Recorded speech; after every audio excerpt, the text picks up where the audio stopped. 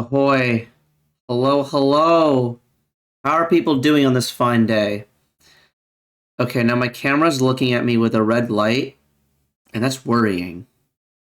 We're gonna try something. Oh boy. That's a great face. Oh my god. All right, it's gonna be like this today, huh? Even after I somehow ran a fix. Hi, yeah, I'm not that pissed off. I might be a little tired because I had a pretty busy week last week, and I probably also need a haircut. But yeah, hello, welcome. I need to put on the other music as well. Let's not just have silence while I speak. We're gonna also lower the volume so I can talk over it. But yeah, I hope people are doing well today. I wanted to take today's stream to show off all the stuff I got from AX. I did one of these last year after AX, and it was a lot of fun. Yeah, I got a lot.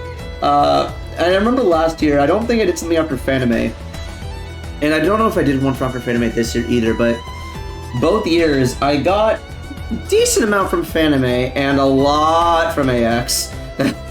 But yeah, okay, I say a lot, but it wasn't that much because I'm not actually rich.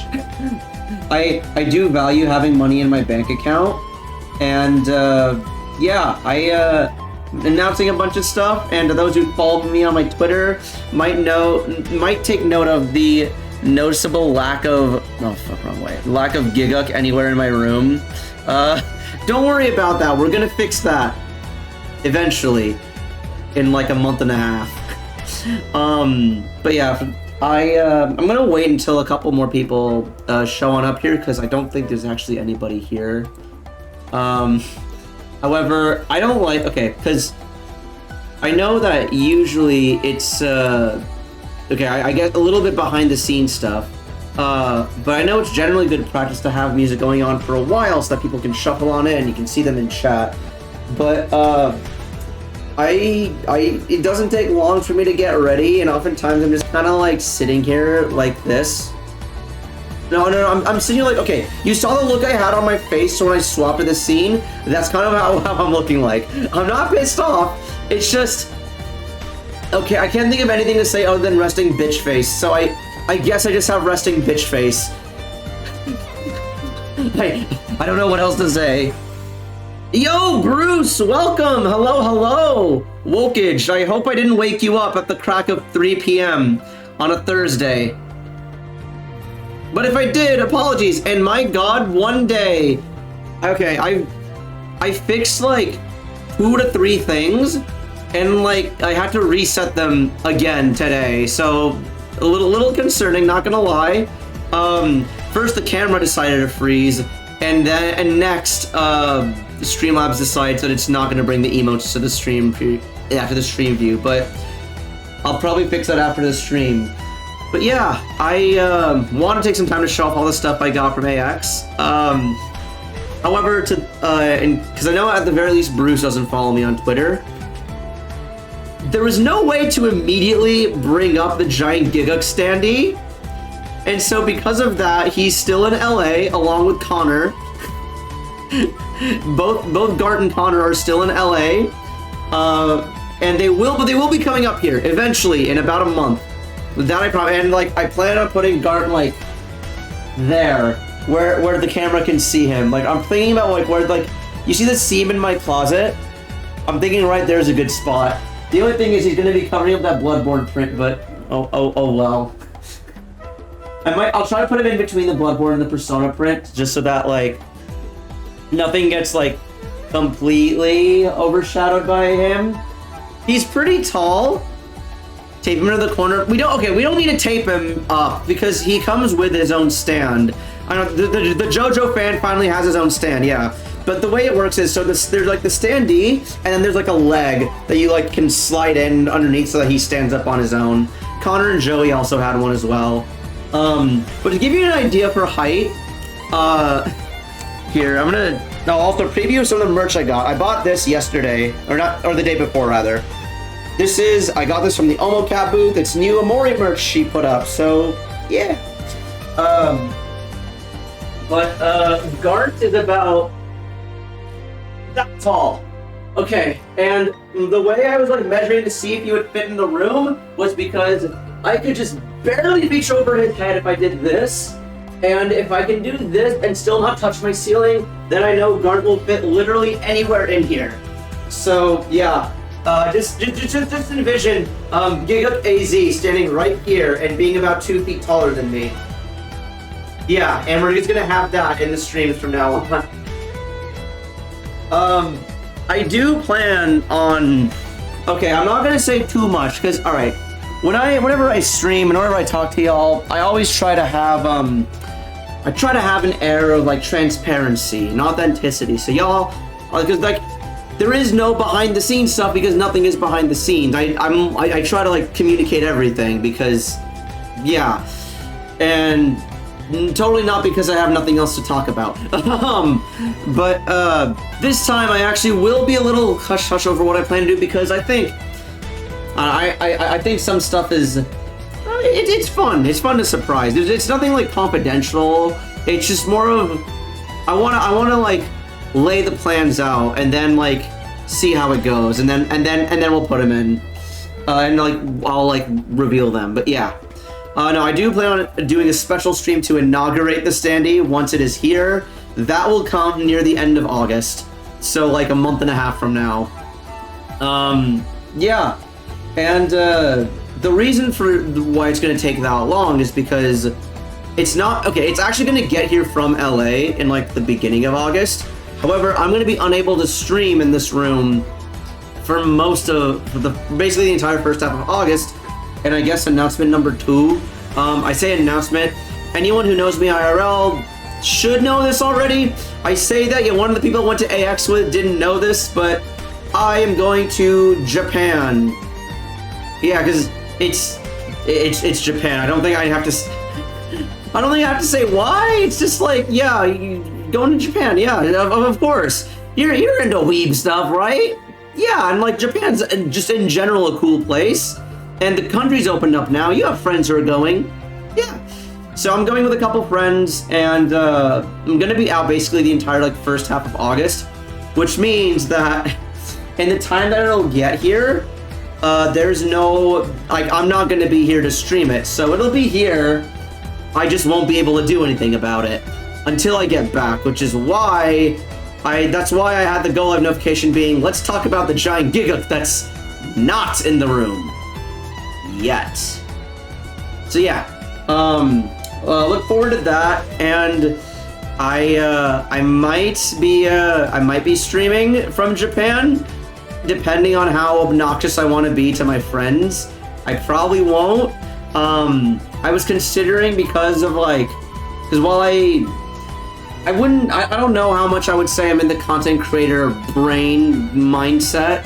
Of like, oh, well, let's turn anything into content, because I do think that even though I do want to like pursue more content creation, I do believe in having a healthy balance between living your life as just for yourself and just doing your own thing versus making content out of whatever you can because it's content.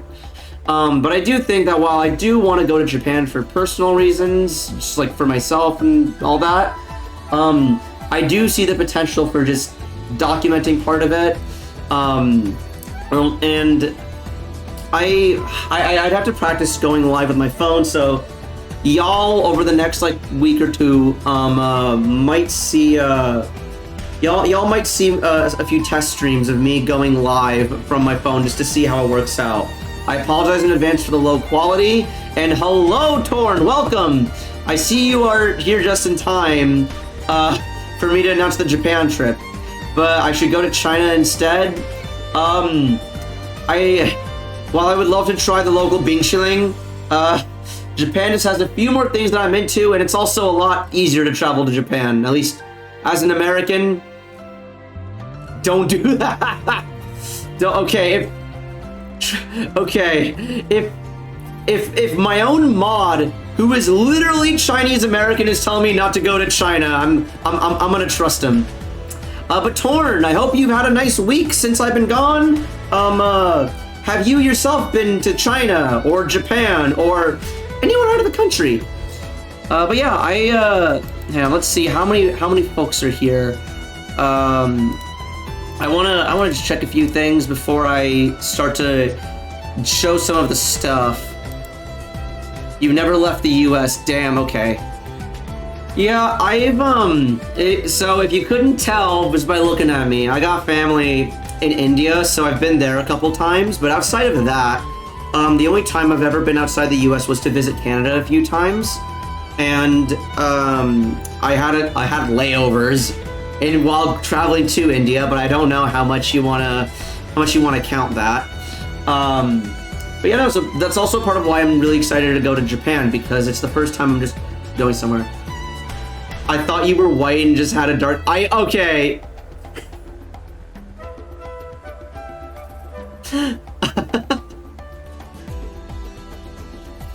I have no idea if that's a joke or not. I know we've specifically talked about race before.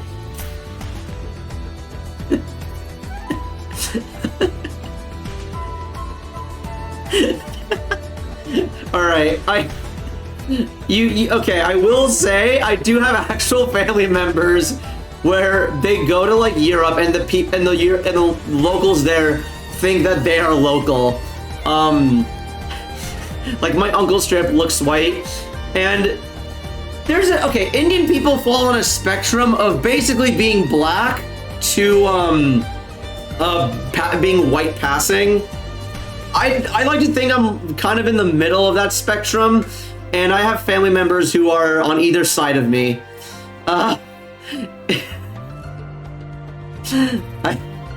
Okay. You were not white passing at all? Yeah. I know I'm not white passing, but I have family members who are. Congrats, you've unlocked gray. Yeah. Oh, yeah, wait, hang on. The way I said that was... I guess, yeah, gray is right in between black and white.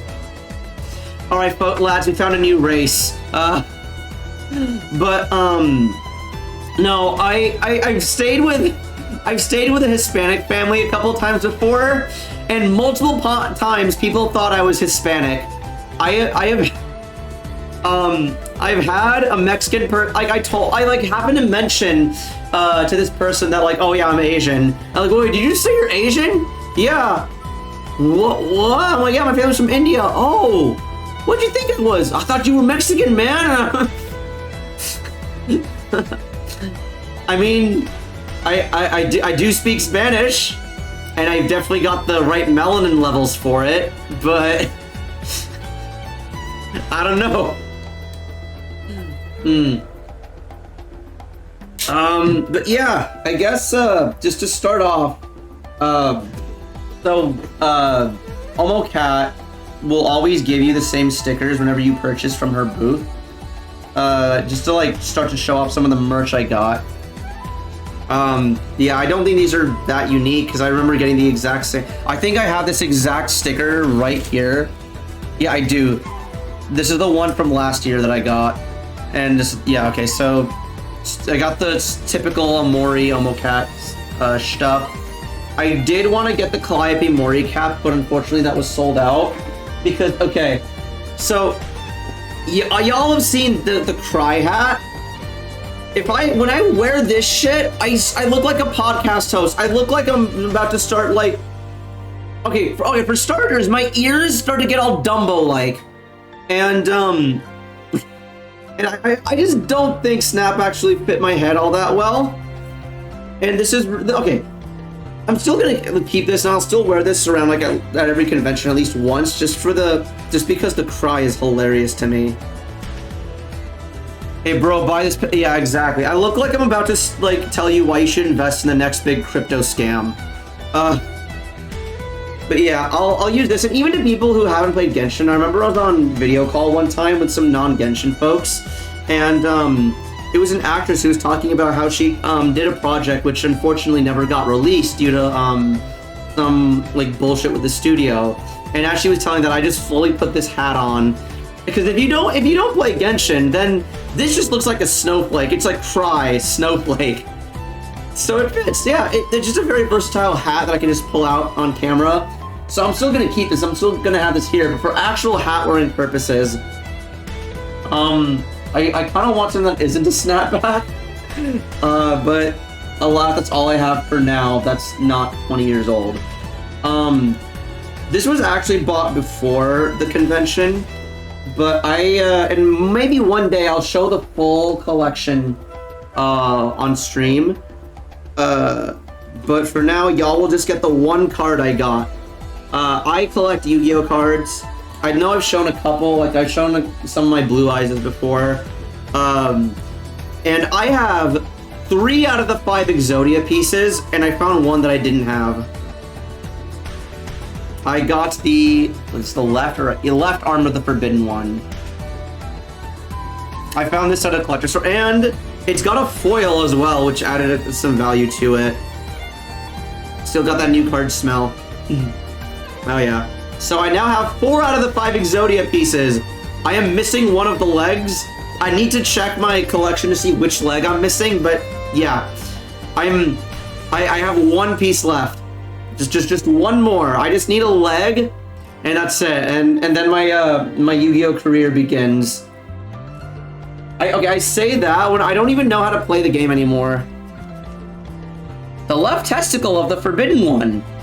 No. Okay, the way you do it is you like put the Exodia piece together. You get the head up here. You got the arms here. You got the legs here. Then you put small d in the middle.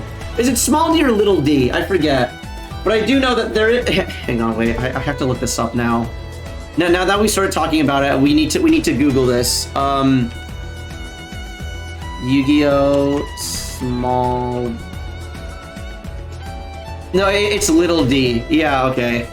Yeah, it's just a T-Rex with the name Little D.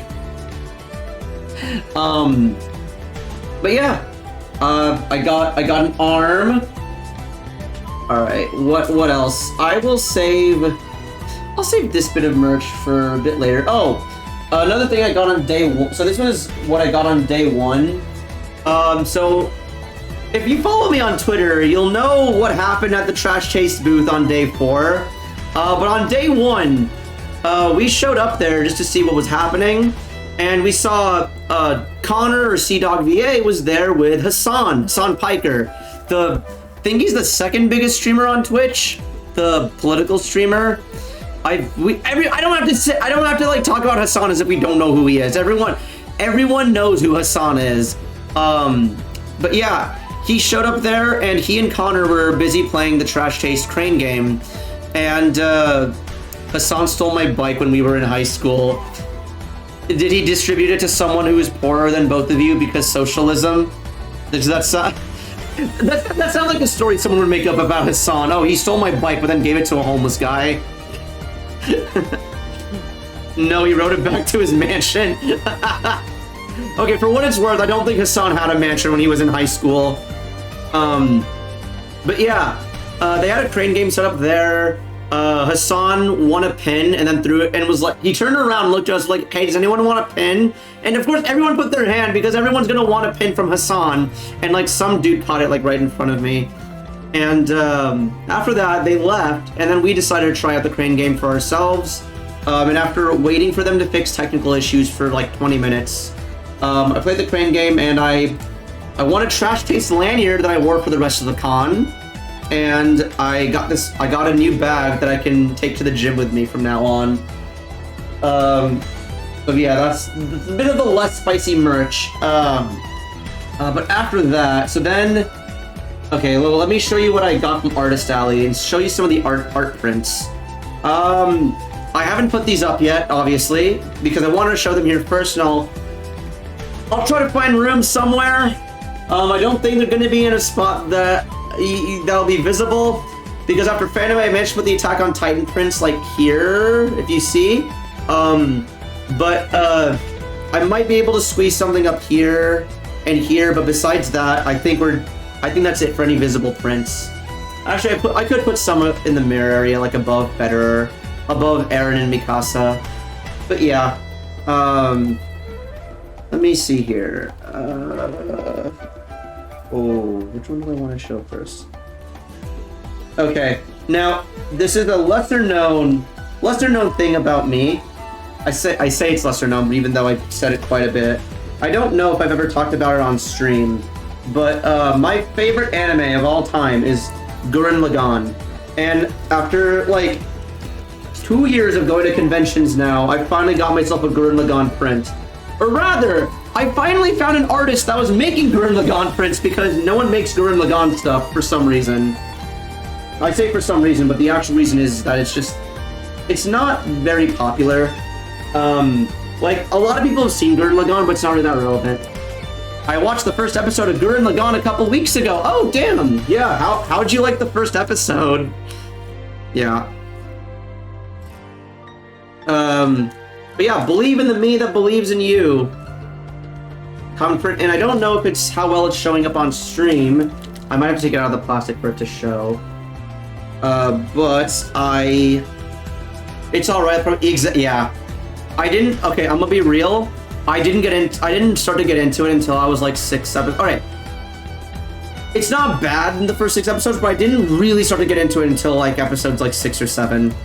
Because stuff happens. Oh, okay, wait. Also, Horn, it's like episode like 5 or 4, where depending on which site you watch it on, the episode is censored. And the censored episode, I've heard it's kind of bad. My friend warned me about this, and we saw the uncensored episode, and it was great. Yeah, I don't know what to say without giving stuff away, but well, let me know when you're a few more episodes in, and then we'll find out. But hey, let me turn this light on real quick. Yeah. So it's like you can kind of make out the like sparkliness of the print.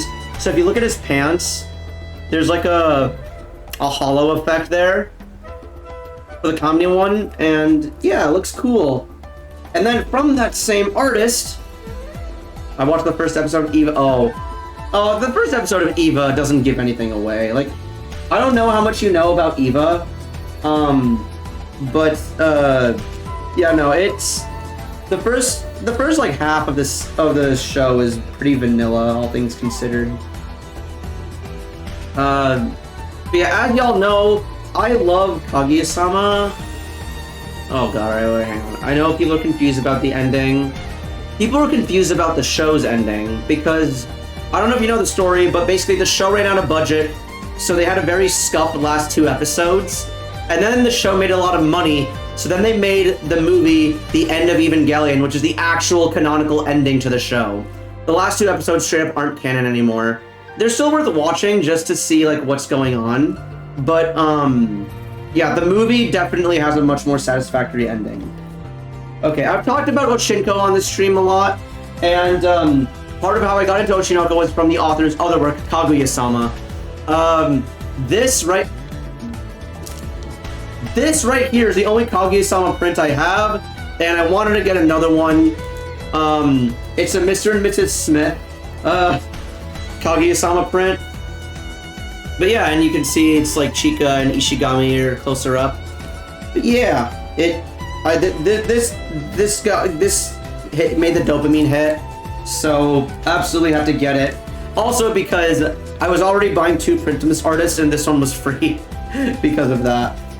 But yeah, and then this is the one of the 2 Oshinoko prints I got. This one, just like the Kamina print, has a hollow effect.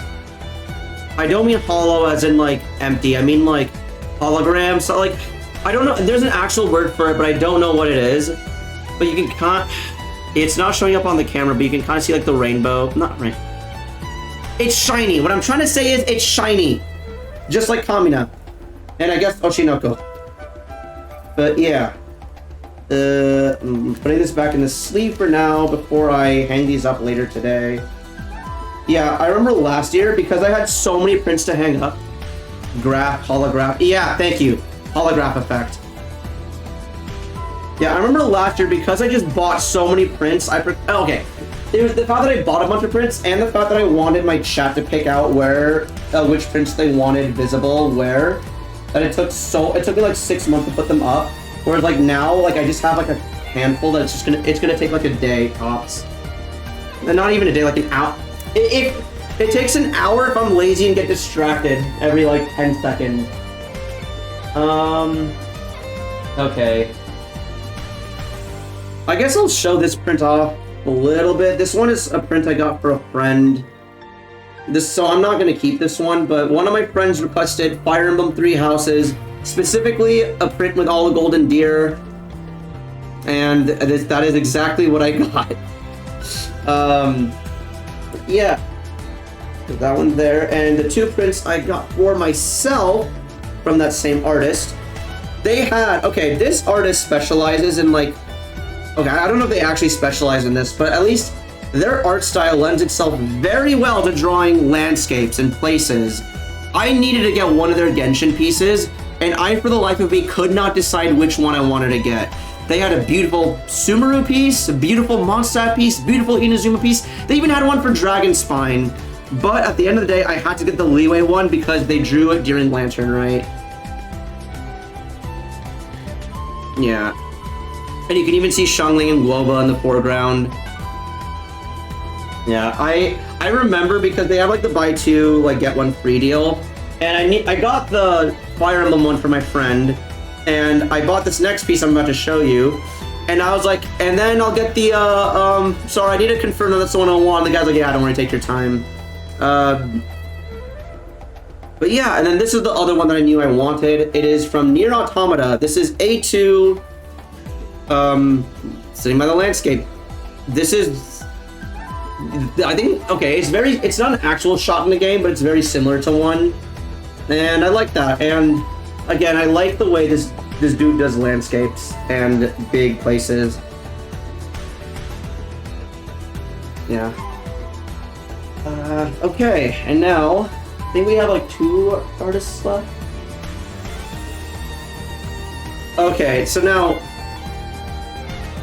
all right, this is one where I was really impressed with the artist's dedication, as much as I was the art itself. So, okay, do I have? I don't know if I have. Oh, I do have their business card here.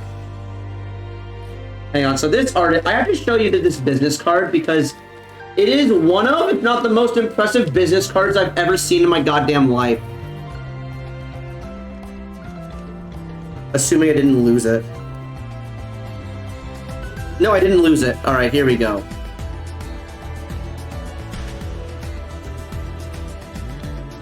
They obviously they drew themselves, but like it's shiny, and like the shine matches where like Millennia is supposed to be. But yeah, I thought that was cool. But the other thing that I thought was really neat. Now, y'all know I love playing Souls games and Souls likes. Y'all probably should know that I'm one of the like 3 people that gives a shit about these games' stories. And that actually, like, you know, try to pay attention and piece it together myself.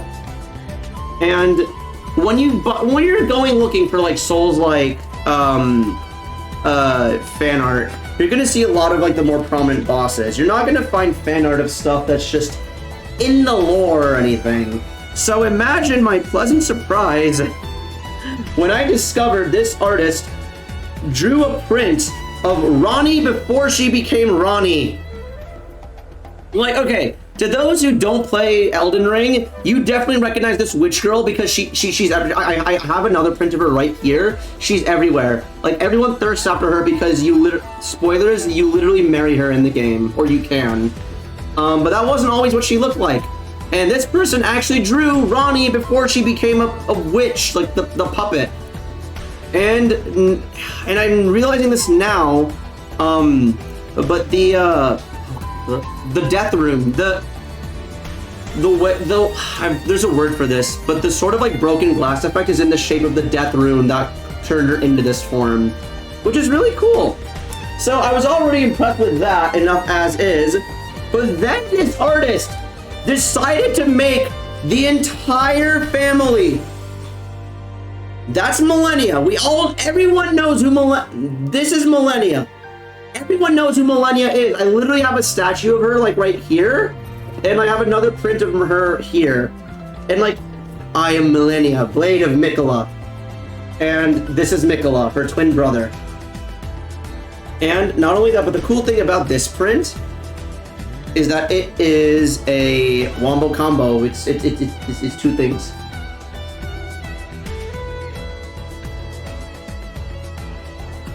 And so this is Rykard. The guy's like, Takada, we shall become gods. Yeah, this is him before he turned into a giant snake. We all know Ronnie. I showed her in the last print. And this is Radon. This is the man who learned Grouty magic to ride his favorite horsey. Through the entire family, as like a family. Like, oh man, this is like, I saw this and I had to. And I went there, so in an effort to save money, what I've done is I have a rule for myself, which is don't buy fan art on day 1 or like day 2, 3. Like, go to Artist Alley twice. Go there once to look and see what art they have.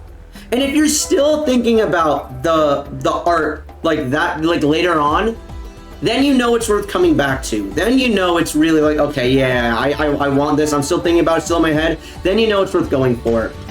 And yeah, that was the case with all the artwork I've shown thus far. But more, not just the art, but also just meeting the artist herself. Because the artist wasn't there the first day I went, and she wasn't there until the second day, and I had to tell her like, oh my god, it warms my heart to see someone who paid attention to the story as much as I did. Okay, and I'm gonna be real, I have no idea who the fuck this is. It's the same artist as the Elden Ring ones. However, she was giving away this print for free. If you bought like some of the, I don't remember what the condition was because it was loud and I didn't hear her. But the way she made it sound like this is another Elden Ring print.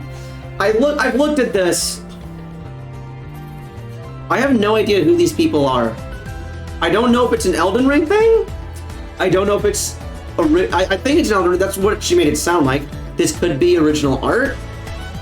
This could be something else entirely. Your guess is as good as mine.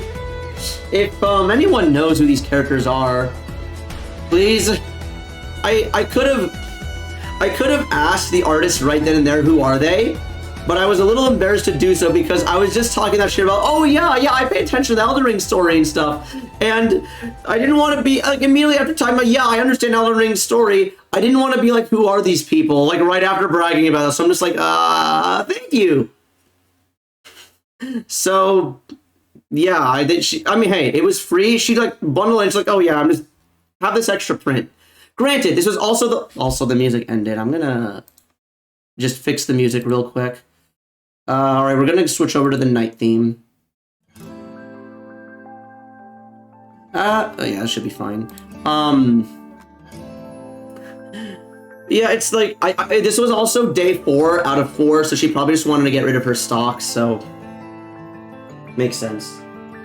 But okay, this is the last print I got, and this is probably my favorite one. I got this print, and after I bought this, I had so many people come up to me and ask me where I got this poster. And when I told them Artist Alley, they were like, wait, what? Look at this Oshinoko print, and tell me this doesn't look like official artwork. This is probably the best Oshinoko fan art I've seen since the anime's come out. Like, it just looks like the show, just straight up. Very impressive. Who are these people? Fan artists at AX. Hang on, I have business cards. Let me see if I can find the one from this artist. Was it you? No, it wasn't you. This was the landscape person. No, it wasn't Space Cat. It wasn't Isiliel. It was not Lily Chen either. Oh fuck, who was it? Was it Kuronakan? Oh fuck. Oh no, hang on, wait, I think... No way did I not get a... No way did I miss getting a business card from this one. This is... Oh man. I was memeing. I meant, who are the characters? Oh. This is the cast of Oshinoko. I don't want to go... These are basically the important characters in the show and manga. I don't want to go too much... It's okay. It's really hard to talk about Oshinoko without spoiling it because even just talking, because, alright, I know it's like, oh, it's the first episode, you can't really spoil it, but, like, it's an experience. Like, going... I paid close attention to Ocean... Oh, okay, so you've seen it. Alright. That's I. That's Aqua. That's Ruby. That's Akane. That's Kana. Okay, alright. I'm making fun of you. Alright, oh. Okay, fair enough, I guess. that is indeed why streamers exist, so fair enough. But yeah. Yeah, I fell in love with this. I saw this, like, okay, because this is the way where this booth was right when you enter at Artist Alley, or like very close to where you enter and exit from. So it's just there. I saw this was like the first thing I saw, and I was like, okay, I need to take a closer look at this, and then I did. I was like, okay, I really want this one, but then we have to like, then it's like, okay, wait a day, come back, and then this was like the first thing I bought, frame one. And then proceeded to have everyone asking me where I got it from. Now, one of my friends also got some good art. There's one artist who was doing VTuber fan art, and my friend got a wall scroll of Nila Inanis. I think that's how you say her name. I've never heard anyone actually say her name out loud. For the record, I've only ever heard people call her Ina. You found it? Wait, Bruce, please post. Please post artist name. Also, there is more merch I got, but, okay, yeah, this is all day 4 stuff. Oh! Another pick in my free time of Godwin and my... Oh, wait a minute!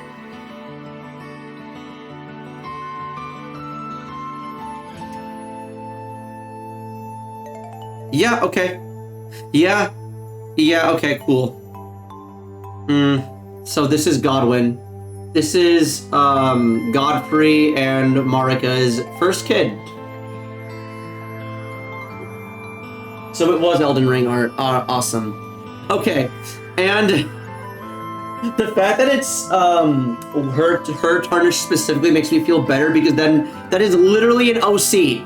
Also, I like how I was like, is this Elden Ring fan art or is it OC? It's both. They made both.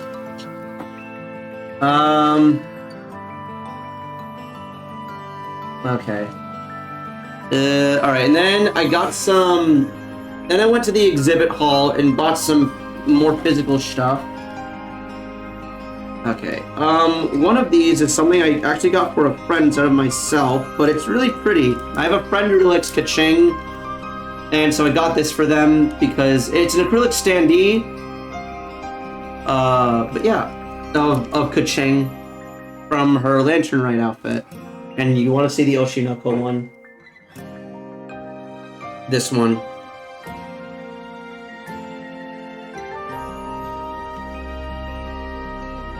They were at, okay, they were C1 at AX. Their booth number was C1 at Anime Expo, if that helps. But I got 2 acrylic standees for myself.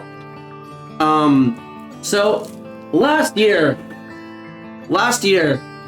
I got KFC Noel. You've seen KFC Noel. So this year, oh boy, I hope y'all are ready for KFC D-Luke. I got the other one. I got the KFC set now. This was sold out last year. So, yeah. Also, I'm being pinged. Oh, I see. Okay, alright. The ping was just Bruce showing me the Elden Ring OC fan art.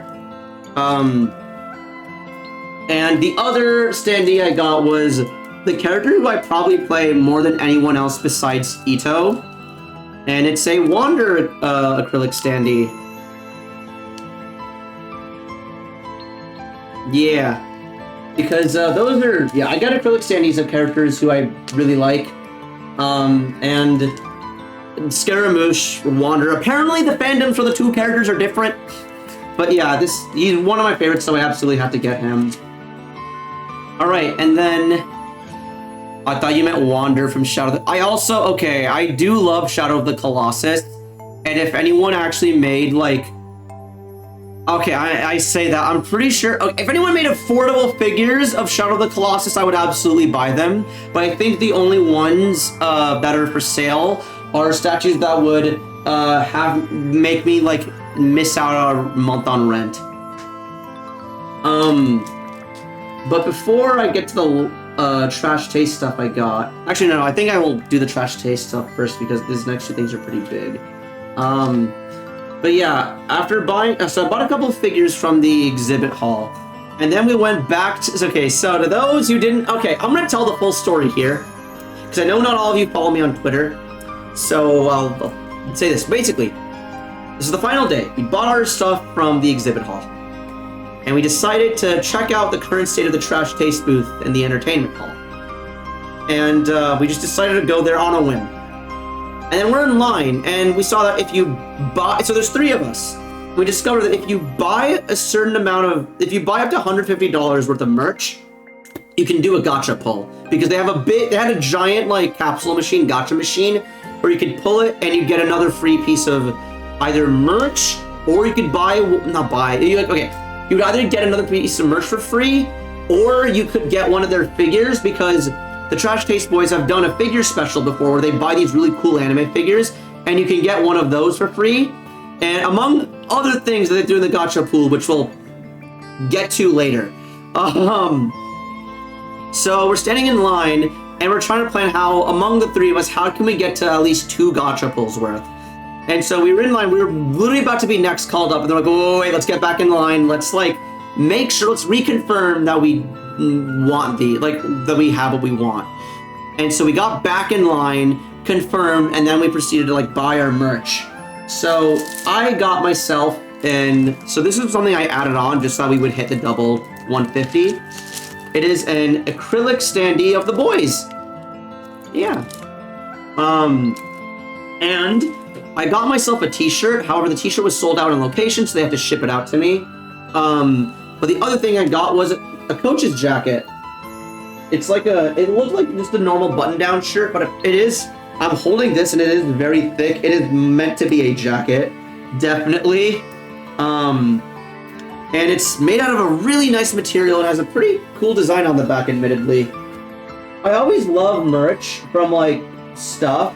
Like, okay, anytime one of my favorite IPs or, like, groups and stuff makes merch for some merch in any way, I always like it where there's enough personal identity to it that if, for those who know, they'll be like, oh, yeah, I know where that's from. But at the same time, in general, it is just a good enough piece of merch that it doesn't overtly scream, oh, I'm a fucking weeb. You know? It's kind of like, y'all have seen my Demon Dice shirt before where it just has her, like, album, like, logo? Or it used to be her profile logo before.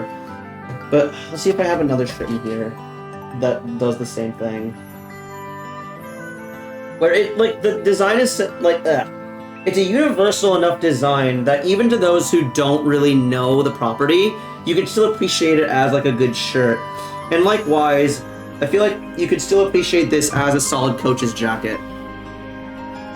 It's like, it is currently July 6th in the Northern Hemisphere, meaning it is indeed summer. So I'm not going to keep this on, but I did want to try it. I haven't put it on yet. Okay, it is pretty cozy, not gonna lie. I might keep this on for longer than I thought, assuming I don't burn first. Yeah. So yeah, those were the, so yeah. That's what I got from the Trash Taste booth. And then I went and I did my gacha pull. So I pulled on the giant machine, and nothing came out. And I was like, I think it's broken. So then they looked at it like, okay, try again. So I pulled again, and a capsule came out, and there was nothing in it. Like the cap, not only was there nothing in it, it was already like open, like it was like half open. Like, oh shoot, hang on. So then they looked in there, and they like crawled up they like looked in the machine and stuff, and they're like, okay, I'll tell you this right now. You want? Oh, sorry. Backing up like 2 seconds. They looked in and told me, okay, you won one of the 3 standees that we have at the booth. Because at the Trash Taste booth, they had a standees of each of the 3 boys that you could take pictures with and stuff. And they're like, yeah, you just won one of them, so pick your favorite and like, you got it. And one thing about each of the standees is that they were all cursed in some way.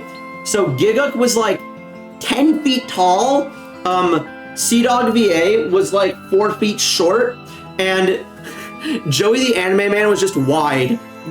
Wide Joey was the most cursed one, but yeah, they were all blurred in some way. Gig.uk, exactly. Yeah. You've heard the jokes. Gig UK.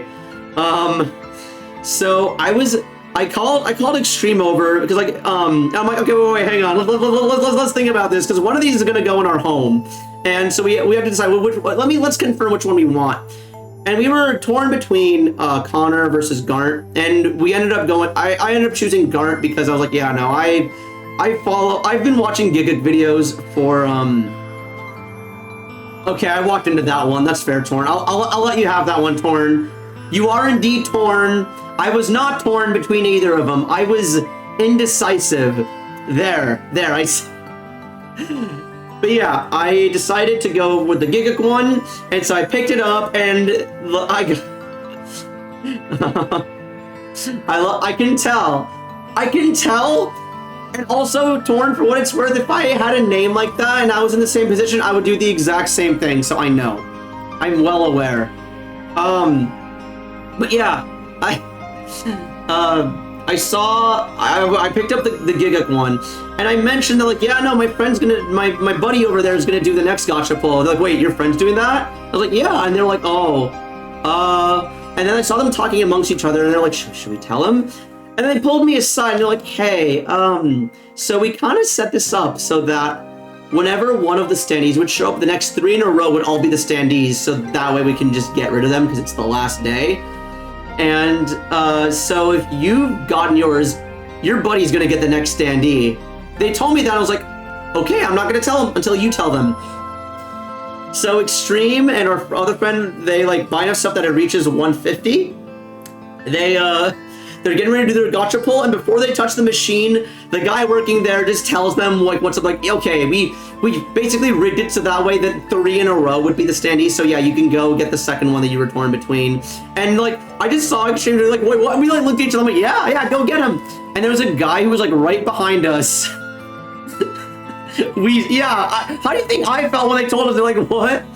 And there was a guy who was right behind us who also got 150, and he got the Joey one because that was the only one left. So yeah, we got Giguk and Sea-Dog VA. We got tall Giguk and short Sea-Dog. And the guy behind us got wide Joey. And so we got them, and then as we're taking them from the booth, people were like getting pictures and stuff, and then they, like every like 2 minutes, we had to stop and explain, no, we did not steal these from the trash taste booth. They gave them to us. We won them. We did not buy them out at an auction, no. But people thought we either stole them or like bought them from like a charity auction. We did neither of those things. All we did was we bought the merch and we pulled the 5-star in the gacha. That was it. That was all we did. Should have gotten a sticker of the thing is that because there's only the thing, okay. With stuff like the helmet, the Elden Ring helmet that you can see here, that you do need a certificate of authenticity, which I've got here, because there are multiple of them, so it's like, okay, they're copies. Because there's only one of each of the standees, it's really easy to keep track of, like, okay, this is the one. Not only that, but they were like, when I picked up Garnt, because the people were still like taking pictures and stuff, and so we let them like, okay, take the last few pictures. Then as I picked it up, like a bunch of there were like 6 people there who like took a photo of me going like, yeah, as I'm like holding Garnt on my arm, like, yeah, let's go. We had to explain that no, it was a gacha pull at their booth, and they added this to the gacha pool.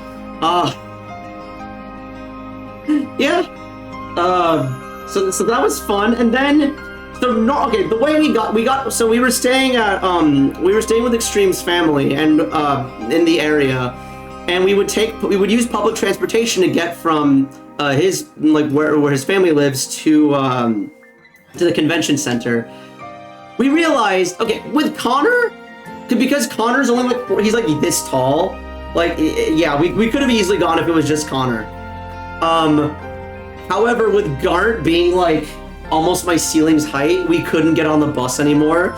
So we had to call, be like, hey, can you bring the biggest car you have? And we had to flatten some of the seats in the back of the car, and we were able to just barely shove Gart in there. And we took Greyhounds to travel between where we are and between like the northern half of California and LA. We're not gonna fit Gart on a Greyhound. No. It just wouldn't work. So because of that, we had to store Connor and Gart there.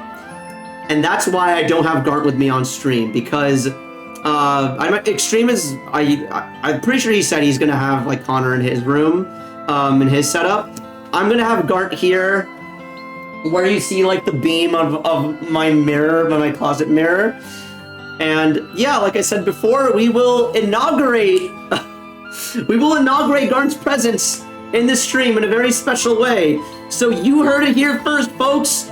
Gold Vortex and Giga collab stream coming soon in late August 2023. I could say it's a collab stream, right? Like if I have tall Giga here behind me, that's basically the same thing as the real deal, right? I can say this is a Giga collab stream. Yeah, I think so. But yeah, that happened. There were other stuff, like crazy things that happened during Anime Expo as well that I kind of like glossed over. Like how we just spontaneously stumbled into an Idol concert, which was really cool, and then discovered that said Idol is actually performing in our area for very cheap in like the coming weeks. And yeah, so there's that. There was also the fact that we got to see the 2-episode premiere of Mushoku Tensei. We also got to see Rascal Does Not Dream of a Sister Venturing Out. If the name sounds cringe, that's because the title is cringe, but the anime is really good, guys, trust me. We got to see the season 5 premiere Bungo Stray Dogs, and I've never seen any of Bungo Stray Dogs until that, yet the season 5 premiere was enough to sell me on the show, not gonna lie. But yeah, the stuff that I skipped over beforehand that I wanted to show is because I wanted to open this on stream.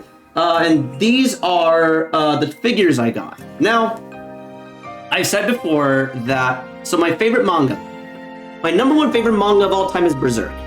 And I have a Berserk figure that Extreme got me for Christmas one year, and it's in my Berserk shrine that's like outside my bedroom. My second favorite manga is Chainsaw Man. And my favorite character from Chainsaw Man is Makima. And I was like, surely, with how popular Chainsaw Man is, surely it shouldn't take too long surely it shouldn't be too difficult to find a Makima figure that isn't just 3D hentai. Surely I could find one that isn't like a Bishoujo one, just like a normal one. You'd be amazed at the lack of Makima figures at Anime Expo. There was nothing. It was like, there were a few Denjis, but I only found 2 booths that were selling Makima figures. And, okay, hang on, I'm getting pinged. Oh shit, wait, yeah, hang on. Yeah, okay, yes! Okay, Bruce found the name of the artist. The name of the artist is, Ziaru? This is the artist of the Oshinoko print. Okay, here, since... Thank you, Bruce, for finding that. Vanya Chong, alright, I have posted their Twitter. Bruce, if you could pin that, so just so people can check them out. I wanna... Actually, yeah, okay, it should be fine. Pin that and then, like, unpin it after a while once we stop talking about AX. But yeah, just a shout out there. But yeah, I managed to, not only did I get a Makima figure the Makima figure was, not only was it not an ecchi one, thank God, but it was also just it was one from a very poignant scene in Chainsaw Man. So, this is Makima holding the sucker out to Denji. If y'all don't remember this scene, because it's a scene that I remember, but I can understand if other folks don't remember it. basically, after Denji has had his first kiss, and it's like fucking awful because the girl threw up in his mouth, he's like bemoaning the fact that his first kiss will always taste like vomit. And then Makima, she's like sucking on the sucker, and then she just puts the sucker in his mouth, and is just like, there, now your first indirect kiss will taste sweet, like a sucker, like candy. And now you'll remember that as your first kiss. And I always found, it's the stuff like that that really, okay, there's a lot of stuff that like, make that I appreciate about Chainsaw Man, but I really appreciate scenes like that because it really builds the sort of just like appreciation for the small things in life that Denji was trying to like find, because Denji just didn't really have a life before the start of the story, and it's like all the little stuff like that he just really wanted to experience that he's getting to for the first time, like his first indirect kiss tasting like literal candy. And Makima was able to give it to him because she just happened to be sucking on that sucker. And there are 3 pieces of tape here. Oh my god.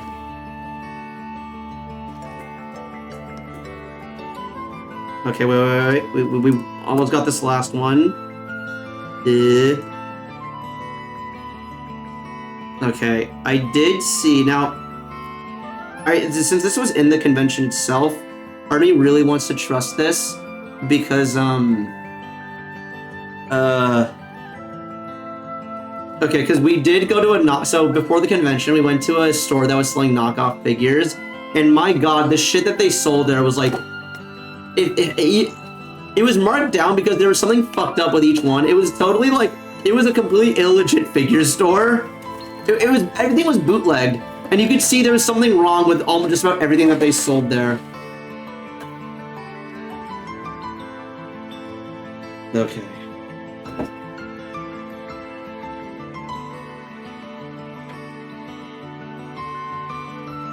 Oh, she's tall. Oh my god, she's tall. Oh. This is a figure that you have to put together, surprisingly enough. The base, the hand, and the body are all separate. Yeah, alright. Here she is, without her hand, so she can't point at anything and blow it up instantly. Okay, I feel like I have to be really careful around, like, here's the thing, there's a lot of, like, stuff that happens late in the story in Chainsaw Man that the community is very aware of, that I even saw cosplays of. However, these are all manga fans who've read the manga and know everything. There are, with the anime out now, there are so many anime onlys that I actually have to give a shit about spoilers now. I'm just glad that, like, there's a lot of folks who also just decided to read the manga after the first season, and yeah, so just so that they don't have to worry about spoilers anymore, and also because the story was good. Okay, I forgot how big this figure actually was. Okay, wait, this may or may not actually fit in my figure shelf, but we'll figure this out eventually, later today. Maybe. Hey, at the very least, she's built. But here she is. She's offering you that sweet, sweet kiss.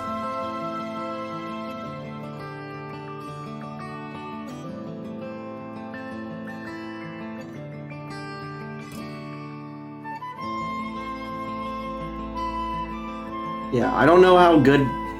I might get a new camera eventually. Eventually I will, but like, maybe sooner, maybe later, depending on how much this one serves me now, but yeah.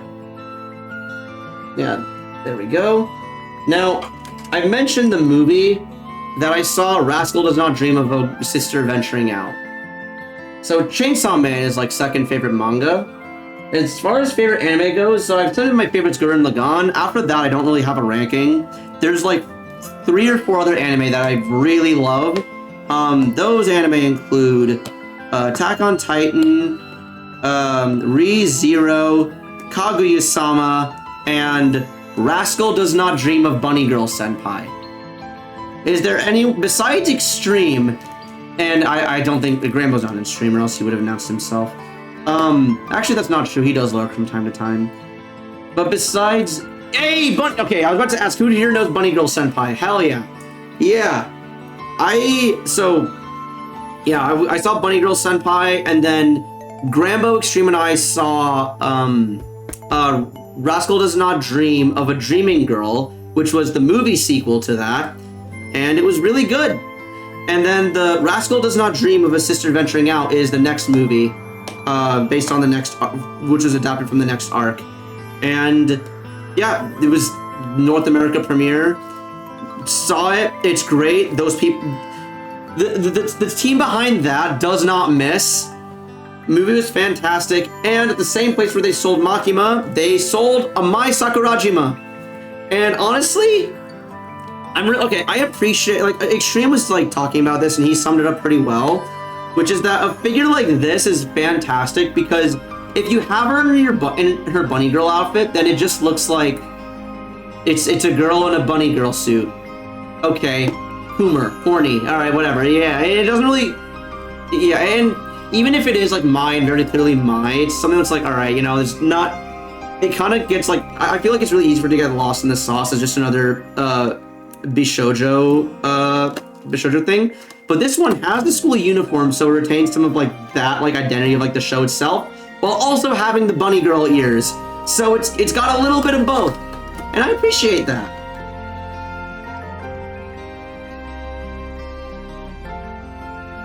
All right. Okay, I took everything from the box, so let's put this one together. This one's also kind of massive, Jesus. But it's not in multiple parts, it is just the figure and the base that are separate. Hang on, what's the name of this company? Okay, no, because these were packaged in like such a similar way, I thought they were the same company, but they're not. So the Makima figure was made by Luminasta, and the My figure is made by Taito.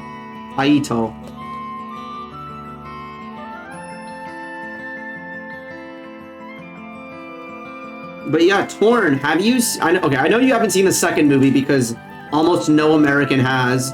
But have you seen the first? Okay, you said you know the show, but have you seen it and or the first movie?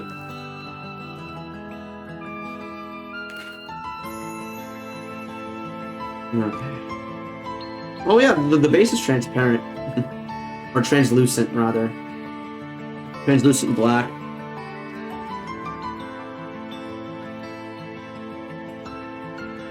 God. Oh, here she is.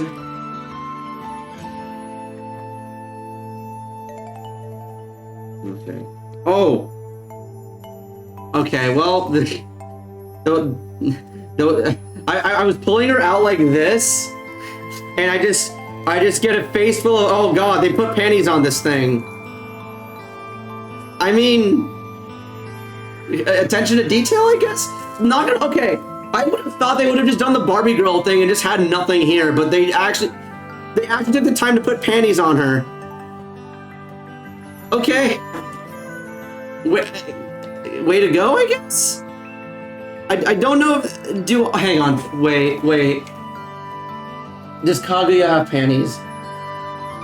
So this is a figure I got last year. Nothing, oh, you can put nothing, hang on.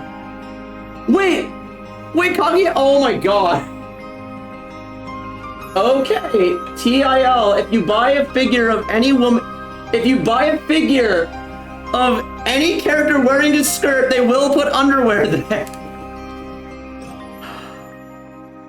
Okay, I'm looking at, okay, so the shoe goes here.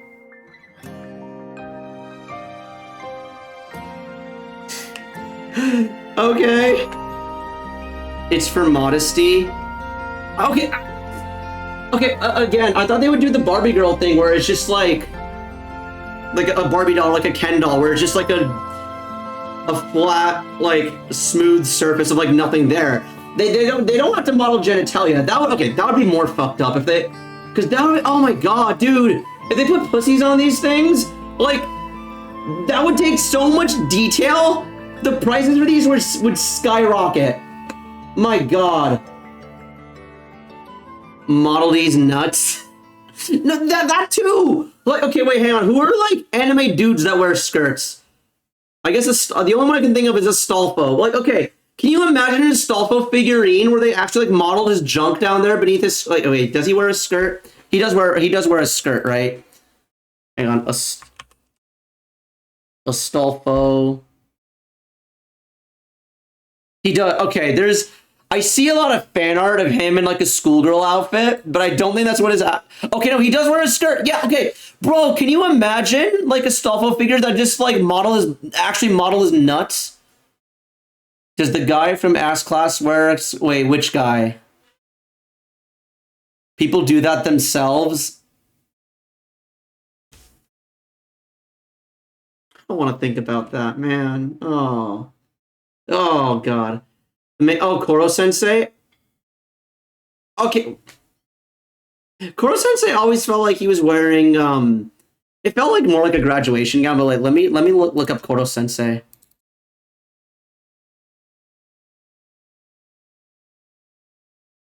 Okay, I guess technically, but like, all right. The thing with Koro Sensei is that the tentacles are all kind of there, and they're all like so thick that you're not gonna like there's no space to see what's in between there, you know. Hang on. Also, let me add more music. Airplanes theme. Oh, I said the name of the next song out loud. Oh, spoilers, I guess. All right, awesome. There we go. Oh, Nagisa. Oh, that's right. He was made. Yeah.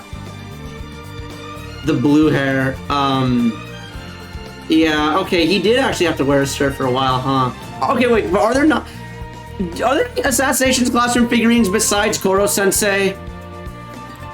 Hang on, I'm gonna look up Nagisa Ass Class.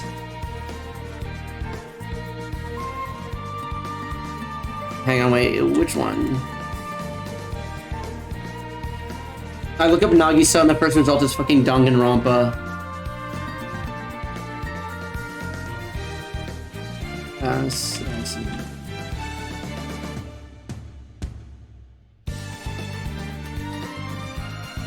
Okay, the figures I've found are all have him wearing pants. I don't see his skirt.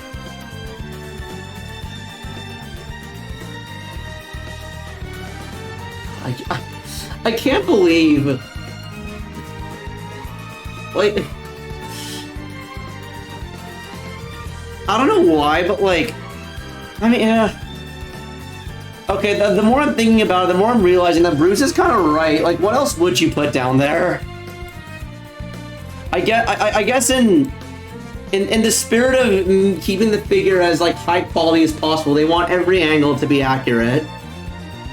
And so having like the Barbie doll Ken doll just having nothing there would be like, okay. I could see people seeing that as like being lazy. So yeah, okay, it does make sense the more I think about it. I just wasn't it. Like I pulled her out like this, and it was just like, whoa. Like, why am I looking at it? No, stop. But yeah, these are my two new figures. Mai Sakurajima and Makima.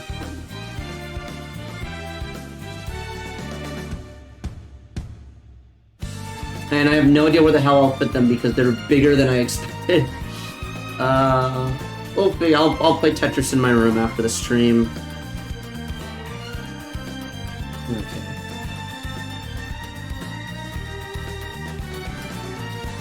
Oh, cool. But yeah, that is my Anime Expo haul. Is Koro Sensei a Tumblr sexy man? Okay, so here's the thing. So Assassination Classroom, as some of y'all might know, was the first anime I ever saw. And after like my friend group, we saw it together and like loved it, and it was like very well known amongst my friends and me. Outside of that, I only see it occasionally. Like, I don't know how big it really is. I see Koro Sensei cosplays all the time, and they're amazing. I don't really see Ass Class brought up all that much, so I don't know if Koro Sensei is really I don't know if he would have been popular enough to reach Tumblr Sexy Man levels, but he's definitely got the makings of a Tumblr Sexy Man, that's for sure. I can see Koro Sensei 100%. If everyone knows about Ass Class, if everyone had seen it and everyone like loved it in the same way that they love Mob Psycho and Undertale, then Koro Sensei is absolutely a Tumblr Sexy Man without a doubt.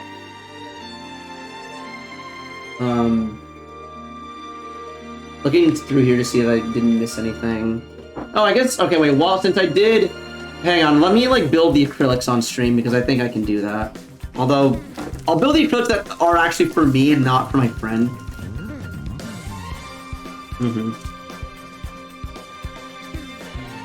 No, wait, they have, like, the... So because of, last year, I've learned the meta strat is don't bother trying to buy official Genshin merch, because you can buy the exact same merch, the exact same quality, just the text might not be in English. They'll be in Japanese or Chinese for like much cheaper. And that's what I did last year, and that's exactly what I did this year. And we didn't waste time walking in circles in front of the Genshin booth like we did last year.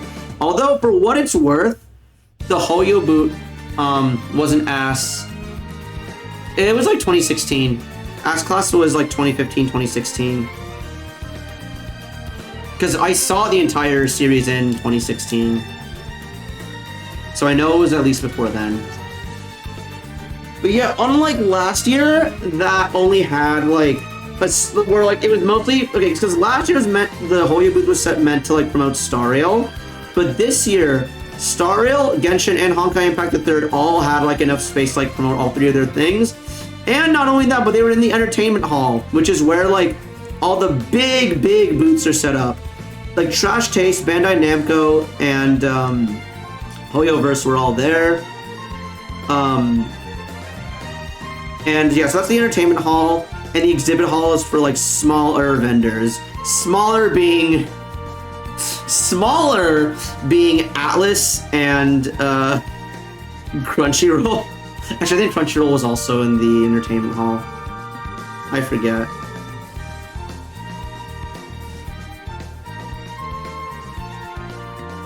Okay, wait, hold on. I remember for some of my previous acrylic blocks, I forgot to remove the plastic, and it made it so much harder getting anything to stick in there.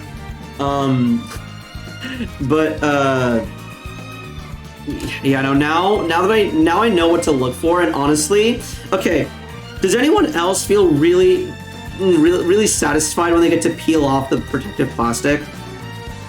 Or is it just me?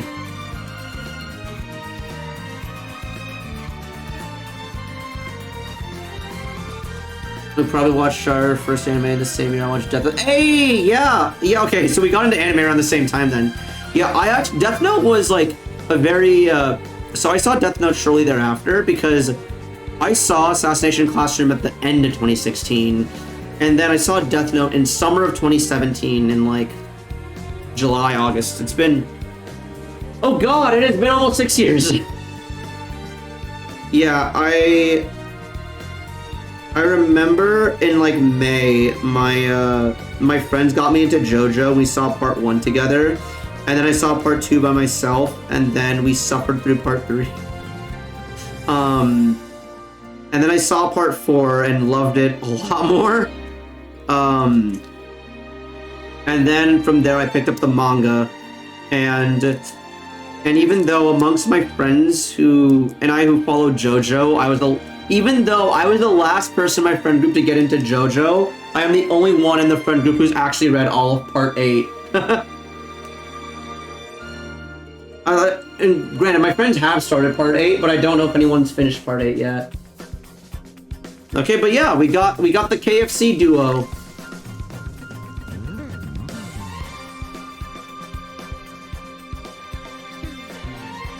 Awesome. Okay, let's see if we can fit the Genshin acrylics all up here. I don't know. I'm a little scared, to be honest, but life finds a way. Alright, and then the next one I have is Scaramouche. Oh god.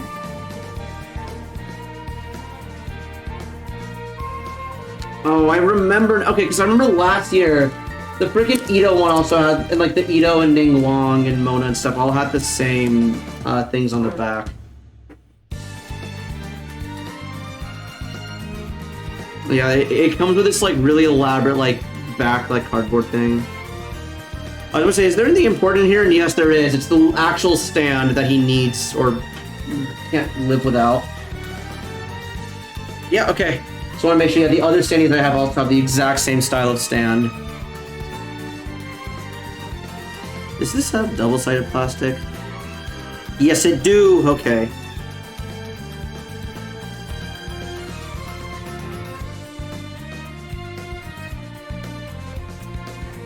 Oh my god, please. Oh god, this... I was about to say the officially packaged stuff is like way more like hardcore, but no, I realized the other one was also officially packaged.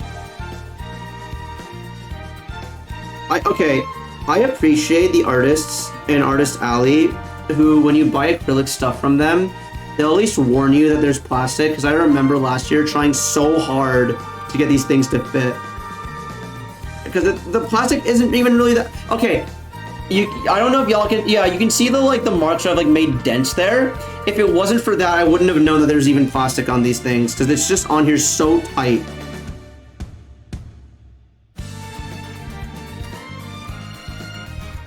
Oh my god, please.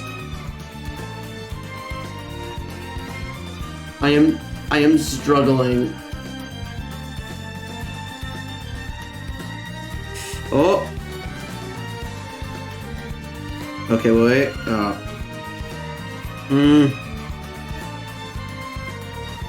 Oh, there we go. Okay, I realize I'm like making these grunts and sounds while my hands are like down here. This must look like a very, very innocent stream. Oh, yeah. Okay, now I'm playing into it. Oh god. Alright, I don't know. Okay, so I've discovered recently that... Okay, so you know how, to anyone who's played Dark Souls 1, if you play as a male character and you get hit, your character moans like he's enjoying it a little too much. Like, and there's 6 distinct sound bites of your character moaning when he gets hit. And because of that, whenever like I'm like stretching or like anytime I have to moan for them, like I just like I subconsciously start to like imitate that moment, like and now okay, I don't want to like spoil it because it's not out for like 99% of people. I'll just say there's a really good moaning moment in the new Bunny Girl Senpai movie. That is all I will reveal. And I'm... If y'all catch me moaning a lot on stream, I promise I'm not being horny. It's just a meme. It's just a meme. It's not real, I swear. Oh, okay, the thing is off. Look up Pufferfish Dark Souls. Am I gonna have to... Oh, Torn, answer me this and answer me honestly. Should I look this up in a private tab?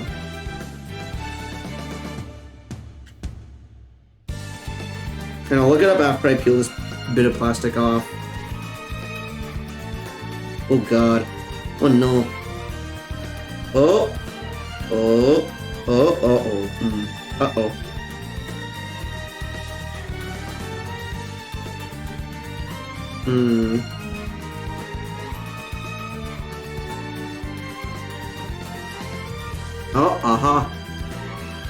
Oh, oh my god. Oh, wait, we got the wooden stick. Alright, wait. Okay, chat, seriously though. Tell me this doesn't look satisfying. No private tab? Okay, awesome.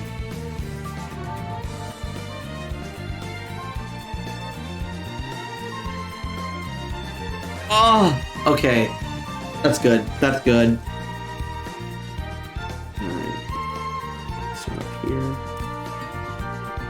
Alright, hang on. Pufferfish Dark Souls. What the hell am I looking up?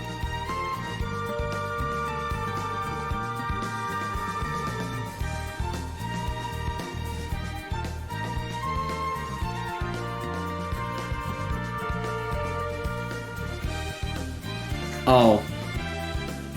Wait, it's a YouTube video.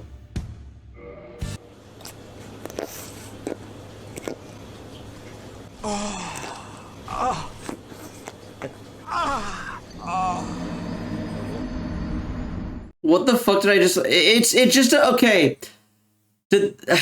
It's not even worth. It's not even worth like showing y'all. It's just a pufferfish eating a carrot with the Dark Souls moans and health bar over it. All right, back to our regularly scheduled programming. Oh no! What the fuck is? Oh no! Oh no! No! No! No! No! What did I?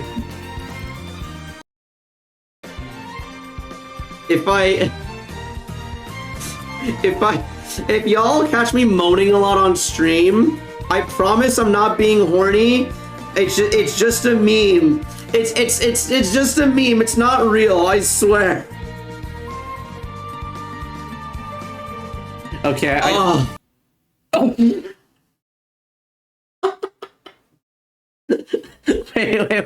Wait.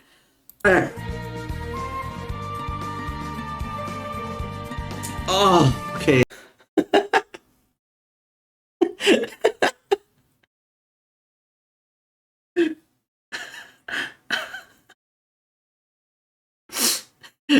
That's an S tier clip, Bruce. Thank you so much for the clip. Have you not? No, I've not seen the original Pufferfish Dark Souls. Also, I'm officially getting too hot for the... Even though, okay, not gonna lie, I've been looking at myself in the stream preview. I think I look pretty fly in this. It's just a shame it's just a little too hot right now. But this is good. This was a good purchase. Barrel Joel indeed. Okay, we put it back here. Alright. Alright, time to unpeel the man himself.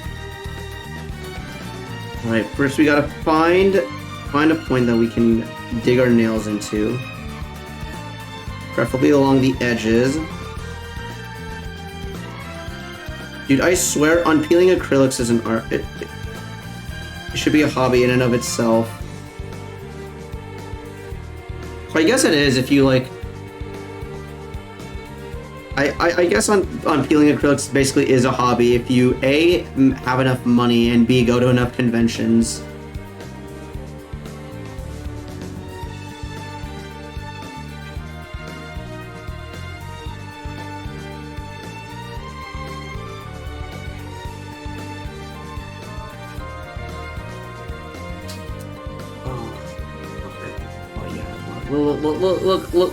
Look at this. Oh man. Like when you know you gotta go, it's like halfway through it just...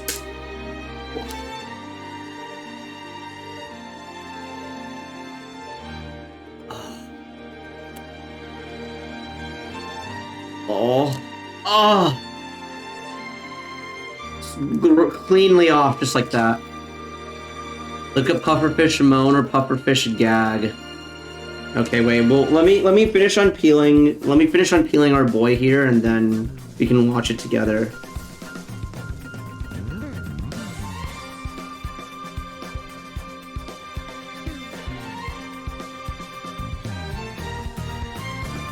Oh, come on.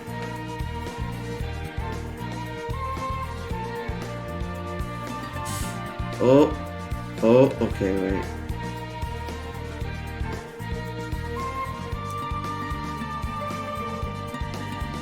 Oh, let's go. All right. We caught a corner, and then instantly just like went this far. Oh yeah.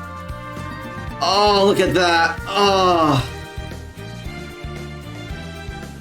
Okay, when it makes a sound, I always get a little worried because I don't want it to damage the actual acrylic itself. Oh, all right.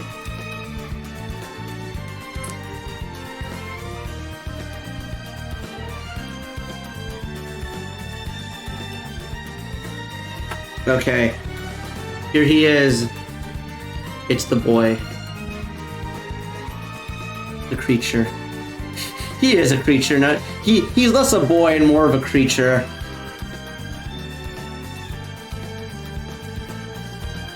Okay.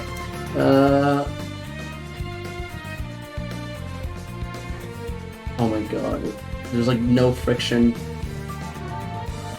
Alright. He's kind of overshadowing some of the other characters, but that's just kind of how... Okay, wait, let's...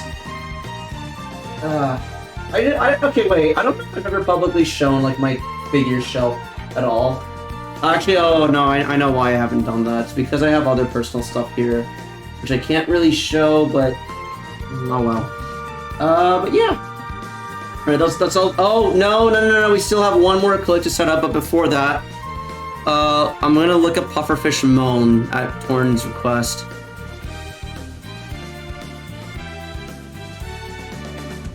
Pufferfish eating carrot meme. Okay, what the fuck is... Hang on. No, let's pause the video.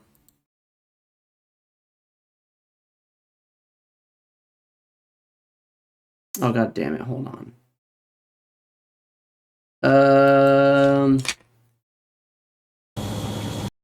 Alright. Theater mode, make this big. Why is there a big wait, why are there so many dislikes on this video? Oh, actually.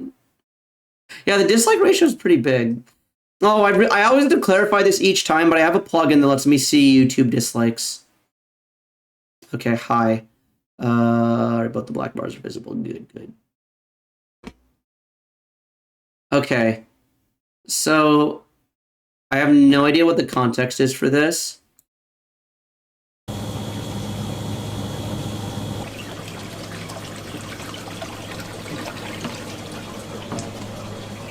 Okay. That almost looks like a catfish, but I guess the pufferfish isn't puff. Yeah. Pufffish, no puff. Oh god, he looks like me with that underbite. I hear these things are like deadly as all hell. Like you can't eat them, or unless at the very least you can't eat them without like properly like. But it's technically true of anything, but you really can't eat these guys.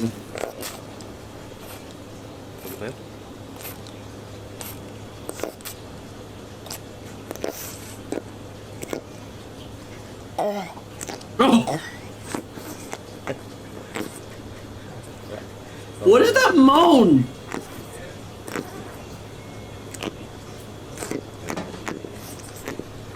It is just moaning.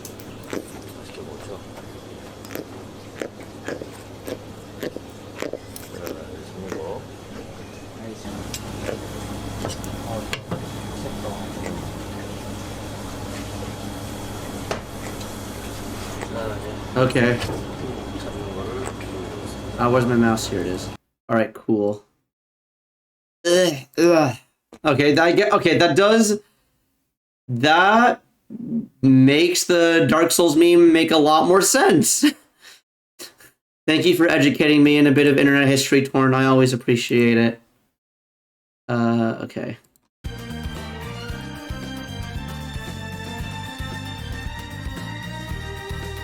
Alright, so the last acrylic we have here is the Trash Taste one. I gotta get the boys in here. Okay, wait, hang on. I might have to look up to see which way Garnt and Joey part their hair, because I have no idea which way's the front and which way's the back. Your guess is as good as mine. Probably better.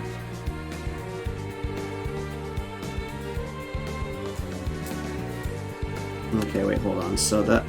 Okay, what's really nice is that one's pre-peeled, so you just get straight into the peeling dopamine. Wait, is there plastic on this or not? Wait, see, now I'm not sure there's plastic on this stand.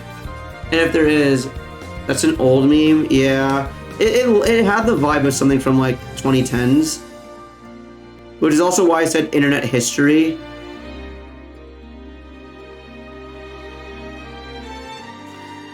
Does anyone else remember hashtag waste his time 2016? Because that was a meme that lasted for all of a week, and then I never saw it again because people realized how dumb it was. The meme was basically just glorifying leading people on. But I don't think anyone wanted that to pick up, because it's like... when you go on like a date with him and like tell him it went great, only to block his number as soon as you leave. Hashtag waste his time 26. Hashtag waste his time 2016. And like the only good use of that meme I saw at 27. No, I remember 2016 because I was still in high school. I remember it was my senior year of high school. And the only good use of that meme I saw was someone made a meme of like Avatar: The Last Airbender. It's like when you tell him you love him and then turn into the moon, waste his time 2016.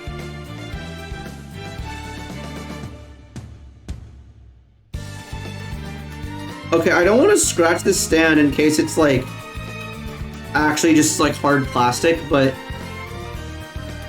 the fact that my fingernails are very easily able to make scratches leads me to suggest that there is a plastic film over this. However, I can't find the edges of said film. Oh wait, hang on. Spoke too soon. Oh, I found it. Oh my god, the stand on this one was... Oh, we got it. Oh, yeah, we got it. Oh! Oh! Oh, hell yeah. For the fish? Wait, are you talking about, like, oh, the Avatar thing?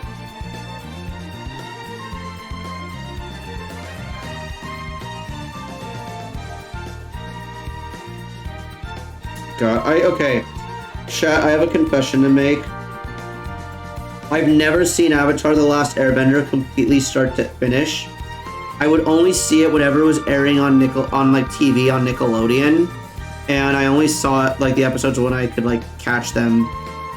However, in doing so, I know the entire story. Like I know it. Like I know how it ends. I know how like I know like how the winners win. I just don't know a lot of the context or like the finer details.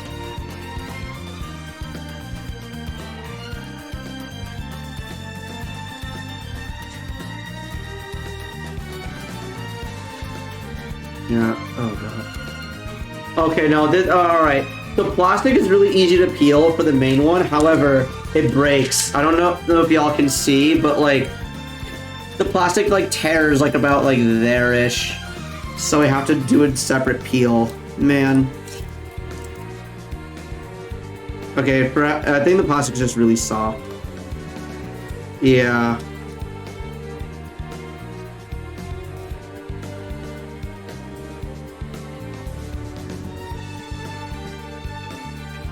Okay.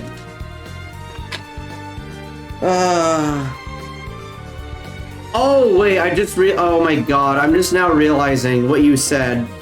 That the old meme, the pufferfish is from 2017. Oh, I get it now. I might be stupid, but I get it. I might be slow and stupid, but I do get it eventually. Maybe after everyone else. Maybe after we've already moved on from that part of the conversation, but I do get it eventually.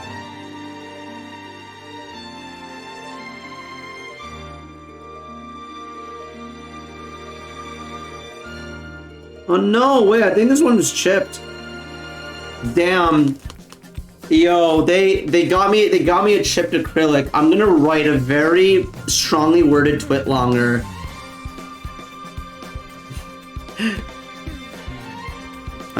Okay, it'd be filthy original. Like if I have nothing to complain. Like even if they did like do shit, like the fact that we got the giant standee kind of invalidates any sort of complaint we would have against like the boys for sending us a mildly chipped acrylic.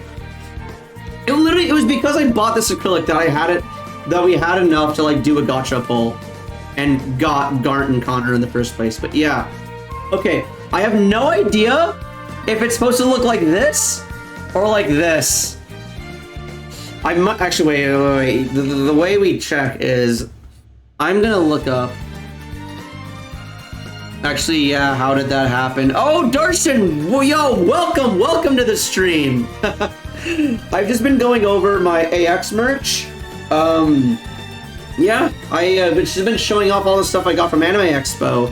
But I hope you're having a good day. Hope you had a good week while I was gone. One second. I need to look up how Giga parts his hair. And what okay, well, he parts it to his right. So like this. Yeah, okay, so this is the correct way. His right. Wait. Oh my god, he's one of the okay, I swear everyone I know always parts their hair to their left. Jesus. I deliberately had a shit week in anticipation of that very statement. Hey, I'm glad I lived in your head rent-free for a whole last week. That's great. But yeah, just a quick recap of the stuff I got. I got a lot of good fan art. Hang on. The thing that I know you'd be interested in is, so I got this. So, Darshan, this is fan art. Does this fan art not look like official art? Be thankful I'm only mental. Yeah. I've never binged it either. Oh, for Avatar, I see. Pretty good, but also the art style isn't that hard. Okay. Darshan, you'd be amazed how, like, okay, even for, like, very simple art styles, because artists will kind of, like, have their own art style and really want to, like, push that, so they'll, like... So, there'll usually be a lot of touch of, like, the artists themselves, which is nice, to be fair. Like, there's a lot of artists who make their own styles look good, like, see Chris Angel up here. But I'm always amazed when they're able to, like, perfectly, or almost perfectly reproduce an official art style, because then it feels like an actual poster. Sorry, I'm gonna take another sip. They've menial, lenient mental landlord, you know? That's a pretty good response to anyone who lets people live in their heads rent-free. But yeah, that was the main thing. I also got the other two big things I want to show. I took these out of the box and set them up here. I got an anime figure of one of my favorite animes. If you know Rascal Does Not Dream of Bunny Girl Senpai. Actually, hang on, there's...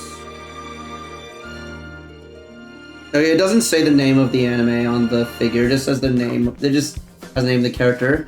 And I got one from my favorite manga, my second favorite manga, Chainsaw Man. Here's Makima.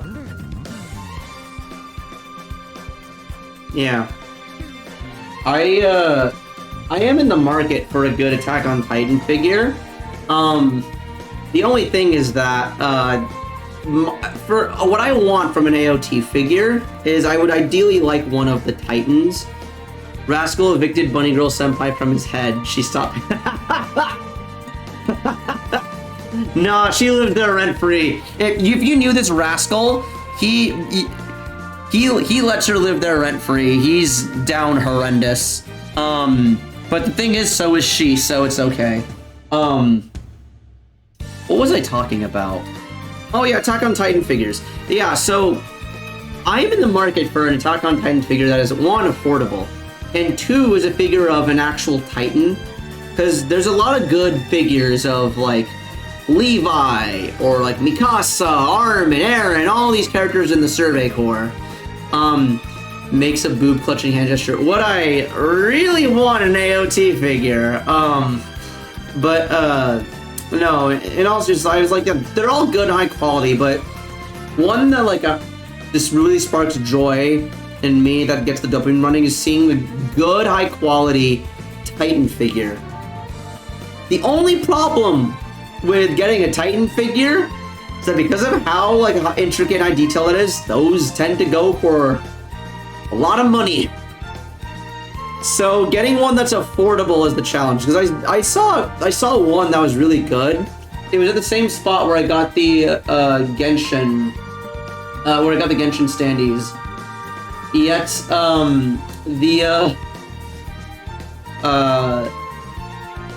the Attack on Titan stuff was going for $250. Also, I'm just now realizing, I know that they're have different heights in game, but why is the Ito standee so much taller than the Scaramouche standee? Mikasa as Tsukasa. I'm sure no one has ever made that joke before, Torn. You are a comedy genius. The Attack on Titan booth is just a hollowed out Oppo phone. The arm and Oppo. Oh yeah, look at this. I know Ito's taller than Scarab, but my god. He just towers over him. I should get a Shao standee. And then we'll see how tall he really is. Okay, so you say that there was actually Darshan, there was a really cool exhibit that had it was basically a bunch of manga panels that were like cut out, but they were like displayed in like a life-sized 3D sort of effect. It's really hard to describe it with just words alone. And even if I had pictures, because as I was taking the pictures, I was like, I don't know if this does justice to it. Yeah, it was basically the way they had it set up was you'd walk in and they would have like actual manga panels blown up and they were cut out so that way everything looked like it was 3D. So for example, they had like the wall, and then behind the wall they had the crack where you could see the wall titan at the end of season 1 was. And yeah, it was really cool. There was a couple other stuff that they did there, but it's easier to describe in pictures, which I can show you later on. They're not short, they're just very far away. I mean, no, okay, I thought about that, which is specifically why I had Scaramouche stand in front of Ito. To show that, I know, it was just, it is just that short. AOT merch that focuses on, yeah. I mean, okay. Some people just like the aesthetic. Some people might just really like the aesthetic of, like, the Survey Corps, the uniforms and stuff. Like, I know a lot of people still like cosplay, and we unfortunately we missed the AOT cosplay gathering, but I do see like photos and stuff of people going like Sasageo while in their uniform. Also, no way the song ended already. Okay, wait, hang on. I'm gonna go on to the next song. All right, night version. Let's go. Oh yeah. Oh yeah. Another thing that happened at AX. We just stumbled into a random VTuber concert, and we got we got stickers from them. I don't remember their names, I'll be very honest with you, but they had some pretty sick tunes, not gonna lie. They're apparently part of a bridge program where they're trying to like connect Chinese and Japanese youth via VTube. Like, I think that because they were singing in one of their songs in Mandarin, another one's in Japanese, and then a bunch of their others were in English. So I think they were part of like a program that's trying to like connect China and Japan culturally through the power of VTubers, I guess. But, you know, they had some good music. It was a fun vibe. Yeah. Trying to think what else happened. Oh, okay, hang on. Talked about trash taste. I mentioned that we went over. Oh, I want a Rhino figure whose hands can be moved to fit all sorts of. Okay, you say that, but like there are a lot of figures that have like movable and interchangeable like sockets and stuff. I don't think that's that hard to find. It might be hard to find affordably though. Hang on. Although, they definitely have one of those for Aaron, but I don't know about Reiner is the thing. Maybe, maybe not. Not sure.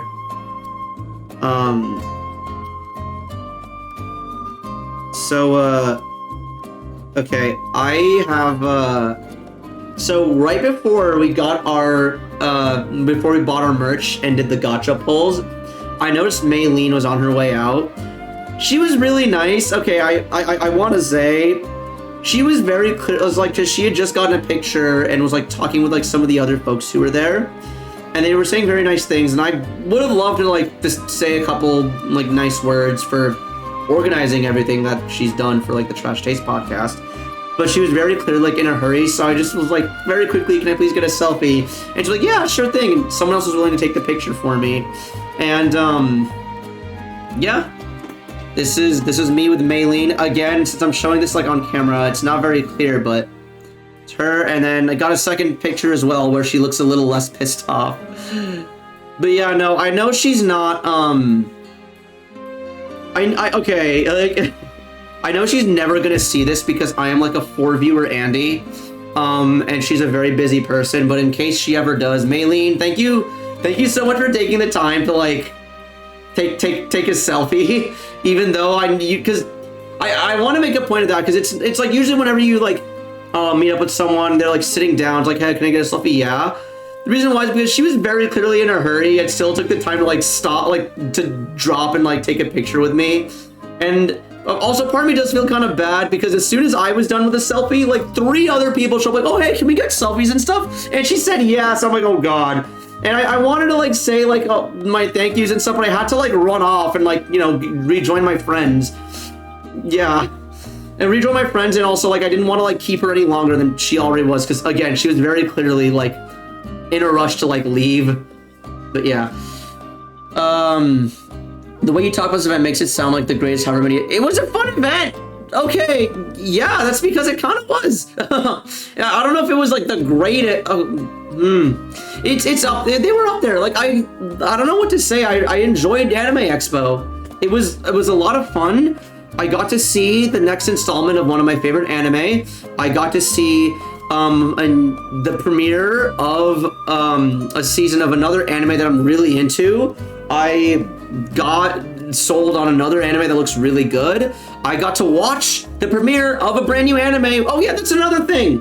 Giga and CDogVA hosted the Kadokawa panel, and we barely made it in, and we actually got to see anime with them. They showed us a bunch of anime trailers, and then we saw the premiere of My Happy Marriage, which, yeah, looks like a really good show. So that was also pretty sick. I saw, I know you're not too fond of him, Darshan, but I met is a strong word for it, but I saw Hassan. While I went to this booth, Hassan was there with CDogVA, and they were playing crane games. And he gave someone a free pin. Isn't it so weird when famous people turn out to be shorter than you? Okay, the thing is, Maylene looks like a short woman. Like, Maylene doesn't look that tall, like, on camera either, so I wasn't really surprised by that. I was surprised at how short Connor was last year when I saw him in person. No, Hassan, okay. Hassan has said that, like, he's, like, giant. Okay, wow, there are 2 people in my chat who do not like Hassan, noted. Hassan has been said to be very tall and big. I know in Japan when he went there, he basically couldn't buy any clothes there because he was just too big for any of the clothes to fit him because he's tall. He was definitely tall when I saw him in person, but he wasn't like the giant that he was hyped up to be. He looked like a normal tall person, I guess. It was sort of the way I would describe it. Yeah. Well, of course I don't like him. He stole my... Oh my god, this shit again. Yeah. I don't watch his content anymore. I personally don't... I used to watch his content daily, and then I stopped watching. And I haven't really got into his content at all yet. I see whenever he does collabs with other content creators, always watch him. I've got nothing against the guy myself. His content doesn't really like appeal to me that much anymore, but I don't personally see anything. Like, I can get why other people don't, while he's not other people's cup of tea, but he's not, I don't have any problems with him myself. And in the 10 minutes that I, in the 10 minutes that I like spent in the same room as him, he seemed like a pretty chill dude. So yeah, I got nothing against Hassan personally. Oh god, what else happened? Oh, I mentioned the Idol concert that just spontaneously happened. Cup of tea. My English influence is already rubbing off on you. I feel like, okay, while yeah, tea is like very British, I feel like the expression "my cup of tea." Oh no, it's a bit. Oh god damn it. Okay, I thought you were generally trying to say that that's like a British expression, more so than an American one. And here I was going to be about, no, I see a lot of Americans use that too, until I realized, oh wait, no, this is just Darshan doing another bit. I'm getting better. I'm getting better at detect. Like my bullshit sensors are better at picking up whenever Darshan's being Darshan. Spill the tea, girl. Too late. Your thought processes have already been colonized. Spoken like a true Brit. Are you happy, Darshan? Hail Britannia. But yeah. Okay, wait, is there any other good... Oh, Oh, I want to link. Oh, okay. Okay, wait. So I should like promote this. So, as we know, we're friends with Grambo in this stream, in this chat. So one of Grambo's friends is Eat Slugs, and she was an artist in Artist Alley at AX. And I mentioned that I won this Trash Taste lanyard from the Trash Taste booth at the Crane game that they had there. And on this lanyard, I have this little pin here that I got from Eat Slugs. Yeah, she shows up in Grambo's chat from time to time. I think she was in my chat one time when Grambo raided me. But yeah, other than that, I haven't had too much interaction with her, but she was very kind because Grambo hasn't been the same since he got famous to be a TBH. Is Grambo famous? I know he pulls in more viewers than me, but is he like famous? Hey, I mean, Grambo still seems the same. He feels like he's always the same to me. He just seems like a little busier because he has a partner now. But yeah, I met Stupid Treasure and I met Eat Slugs, and they're both very nice. Treasures was there to help out. He was there to help out. Yeah, he was there. She was there to help out. Eat Slugs, and so we hung out and spoke with Treasures a lot. We may or may not have been obstructing business, and for that, Slugs, if you're watching this, I'm sorry if we obstructed any business. I wanted to meet my guy's girl. He's entered a dangerous relationship with one of his chatters. Okay, I gotta hear how this relationship is dangerous. You have friends? I know, like, believe it or not, I'm just as surprised as you are, Torn. Somehow, because here's the thing. You can have an amazing personality on Twitch.tv because, like, when you're just talking to the endless void and stuff, it's easy to just, like, keep talking. And, like, every now and then you respond to the text you see on the side.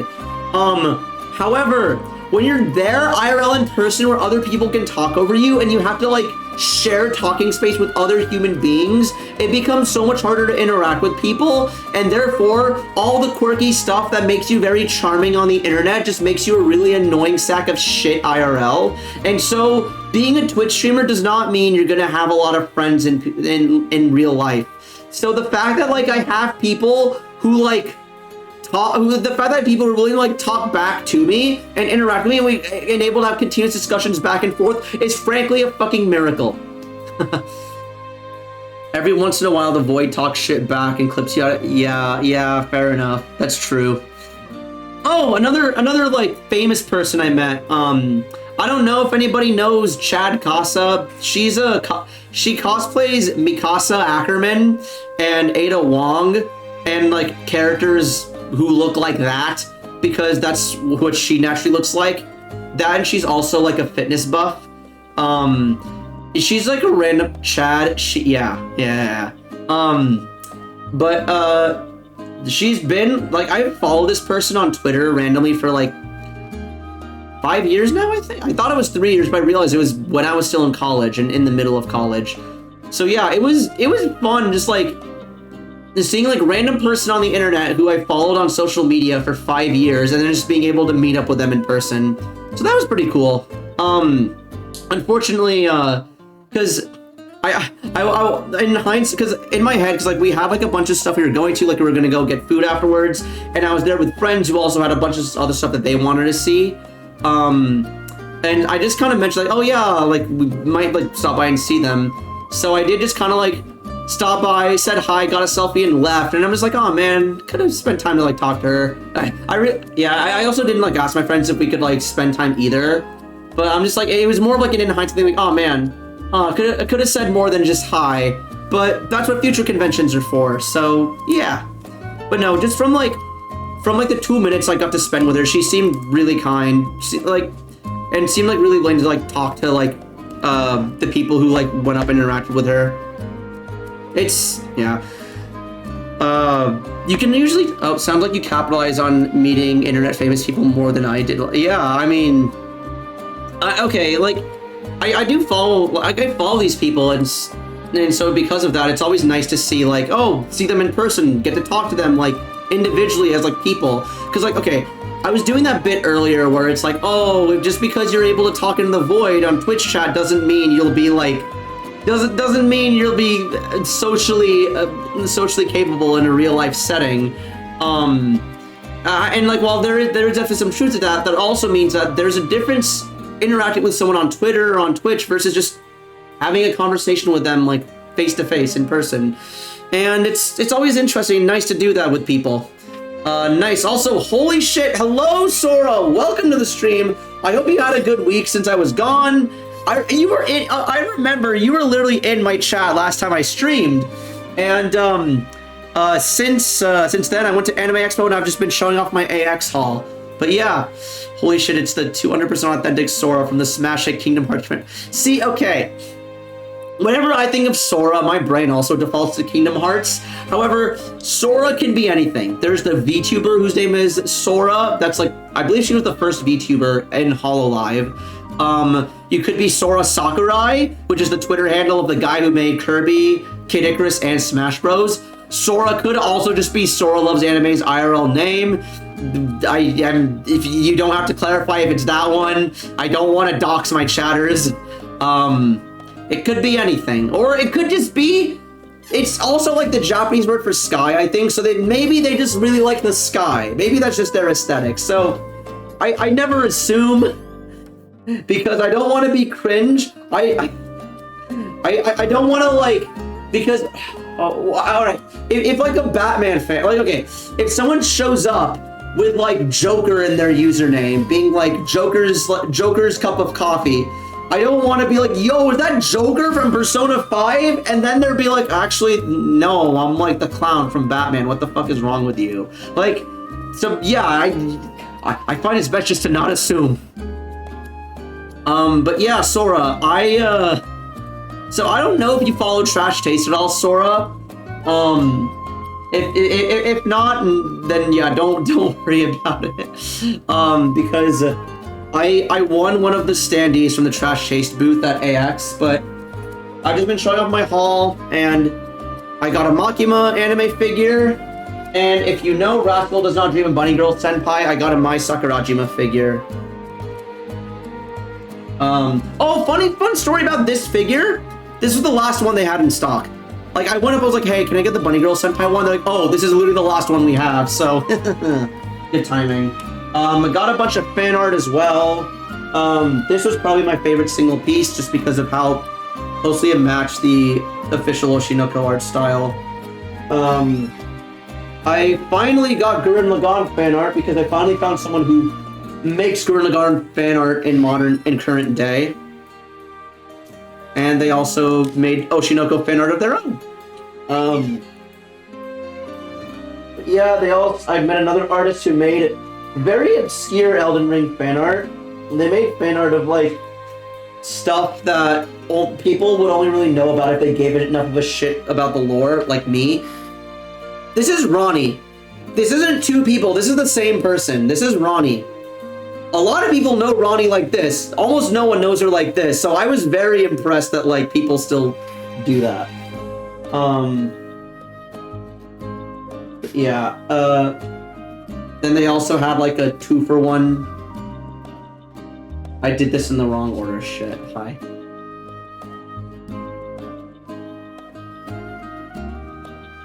I will get this to line up when I put this on my wall. But yeah. And I could not figure out if this was Elden Ring fan art or OC fan art, and it's literally both. What the fuck is this? Can I get the Bunny Girl Senpai one? They're like, oh, this is literally the last one we have, so good timing. Can I get the Bunny Girl Senpai one? Yeah. I mean, okay. I feel like I do like a very cursed laugh pretty frequently, I feel. Okay, I think the number one. Oh wait, Darshan, you didn't see this clip. Here, I'm linking this clip in chat. I think you'd appreciate this clip, Darshan. I am, but a little baby easily amused by funny noises and faces. Oh, I bet you love this, huh? Okay. There we go. Oh, and also the trash chase standee. Yeah. Also, TIL, that any anime figure with a skirt will have panties. Did not know that until I pulled my out, the legs first, was like, wait, what the fuck?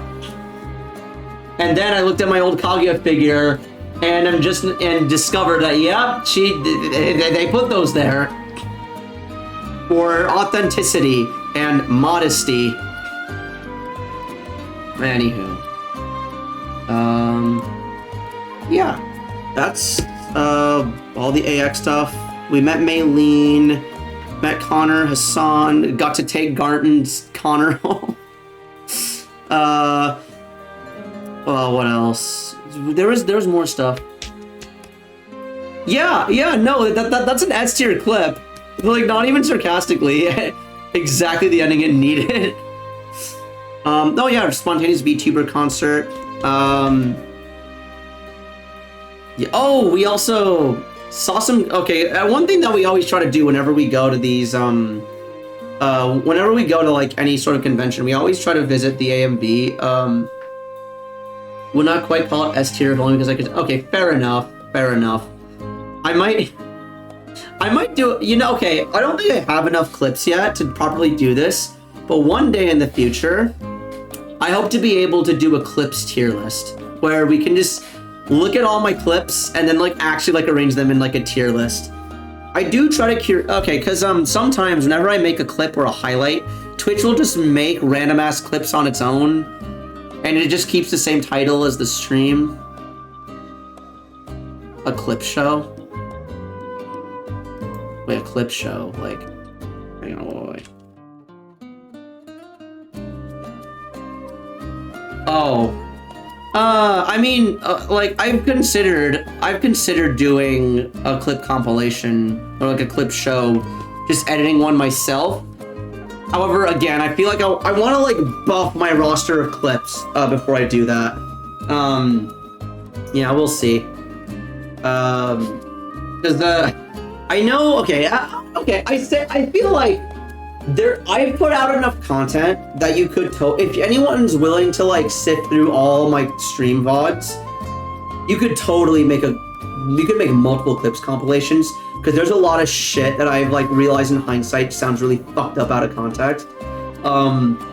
However, not all of it is clipped, because even when I say something sus or scuffed, it doesn't always get clipped. It's like 30-70, like whenever I say or do something like scuffed or fucked, there's like a 1 in 3 chance that someone will actually bother to clip it.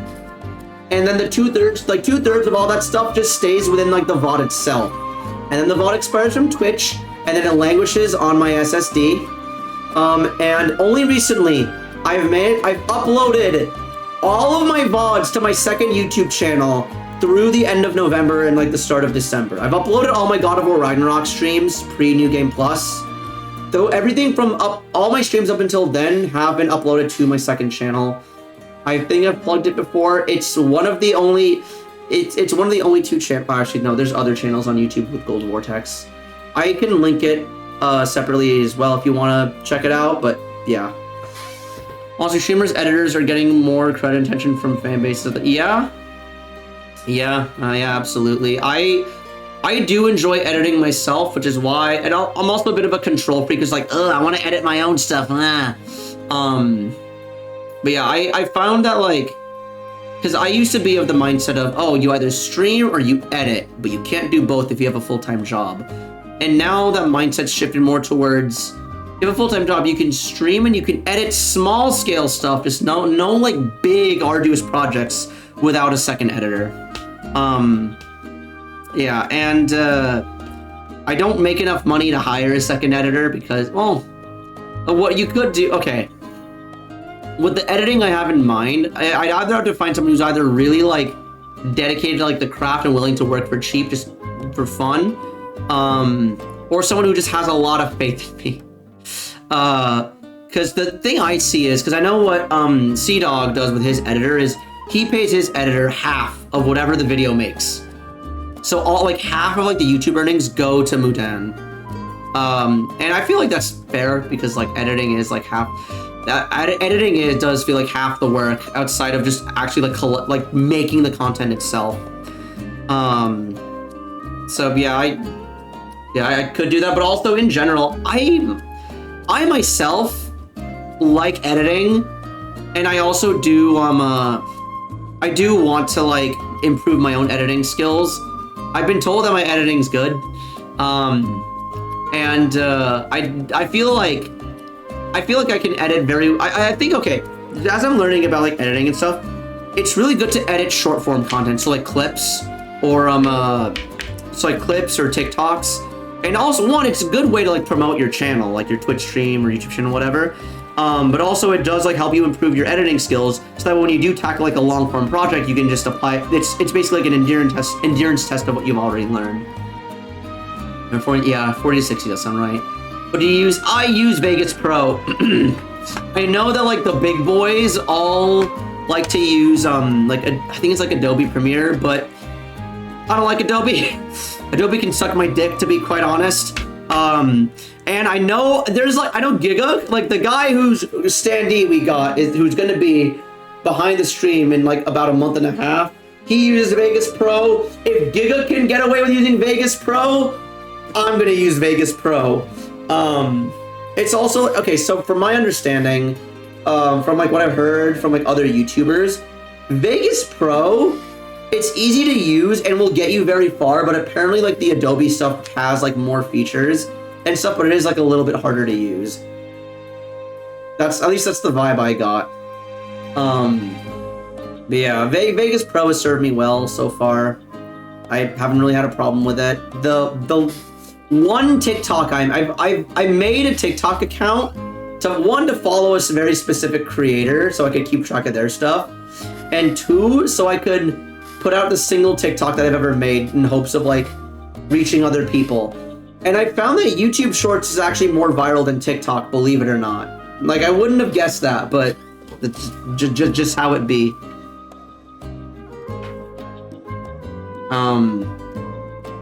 Yeah, I remember like within an hour after posting that short, 200 people saw it. Granted, it plateaued like almost immediately after, but it's there. And it like 200 people saw that like instantly, which just goes to show, it didn't say to me how many engagement. Yeah, oh yeah. I posted this exact same thing on TikTok, and I think it hasn't even gotten 30 views yet.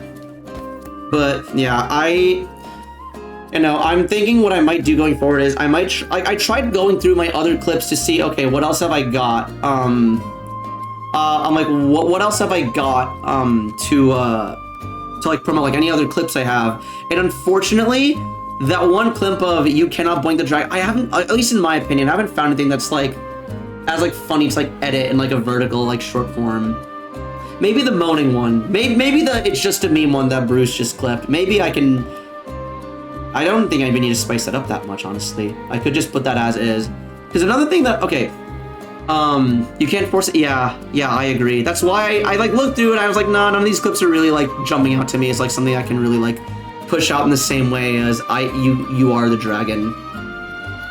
I always thought nothing would ever surpass YouTube or Twitter. Skipping that sort of, yeah, exactly. Yeah. Keep in mind like what sort of fan base you can get. It's like, okay, people will say that like, oh, if you say bad words or say gamer words or slurs and stuff, you'll get canceled and ruin your career. That's not necessarily true. You can very much keep your career, but the sort of people you'd attract are the sort of people who also like believe in that shit. If you want to say the N-word and as part of your content, that won't end your career.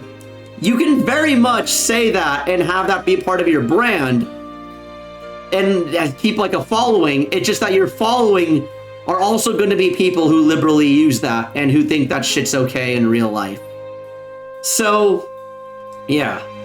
Like when people talk about like getting canceled, like losing the losing their platform and stuff, they're losing their current audience, or like the audience that they would want to get, which are like, people who like respect themselves. Gold Vortex fans, when you tell them yeah. Like if if you say unhinged shit like, oh no, like, if you say like unhinged shit like denying the Holocaust and stuff, then like you're gonna lose a lot of fans, but you're also gonna get a lot of fans who are also Holocaust deniers as well. And for most people, that is just as good as cancellation, because a lot of folks would rather just not have a career than like have a career basically appealing to no one but the Klan. So yeah, basically. Oh my god, what was I gonna... Oh yeah, but the thing I want to talk about with like TikTok, and talking about nothing will ever surpass YouTube or Twitter, the thing about TikTok is it makes very, like, next to no money. Like, you go to TikTok to beg. There's like such a, like... There's like... you're basically gonna be... I say paycheck to paycheck. It's like barely even a paycheck. You make next to no money, but because of how viral it is, it's very good to promote your, like, actual YouTube where you would make money from, or your Twitch stream. And like, while it's really hard to grow and monetize Twitch, that's only if you're staying on Twitch. The strategy for Twitch is you make it big on another platform, then bring all those viewers to Twitch, and then you can like actually like have like something resembling an income. And of course, having a Patreon and stuff helps as well. Definitely, can't discount that. It's an unviable strat nowadays. Oh yeah, just leaning into yeah, but posts get millions of likes and topic to... Yeah, no, exactly. Precisely, no, I agree. And that's why it's real, because of all those views and stuff, that is exposure. Like, being on TikTok is basically being paid in exposure. That's it. Being a TikToker is getting money in exposure. If you're like the 1% of TikTok, then you can actually just then you actually do get paid enough to like, you know, make something out of it. However, I feel like the actual meta strat is do stuff on TikTok to like spread your brand and like awareness of who you are, and then that like brings in people to like your actual Twitch streams. I think a good example of this is, I don't know if anyone here knows Emery Chu. Fuck, I'm forgetting her name. I forget whether it's Emeru or Emery Chu. Not the one who was on Trash Taste. I'm talking, okay. But there's this one streamer who, I've never seen any of her streams, but just like, I just go through YouTube shorts and I keep seeing clips from her channel. I've seen so many of these. They have like so many, like hundreds of thousands, if not millions of views. And she's apparently like one of the, she's like in like, in terms of like view count, she's like top tier, most like viewed streamers on Twitch.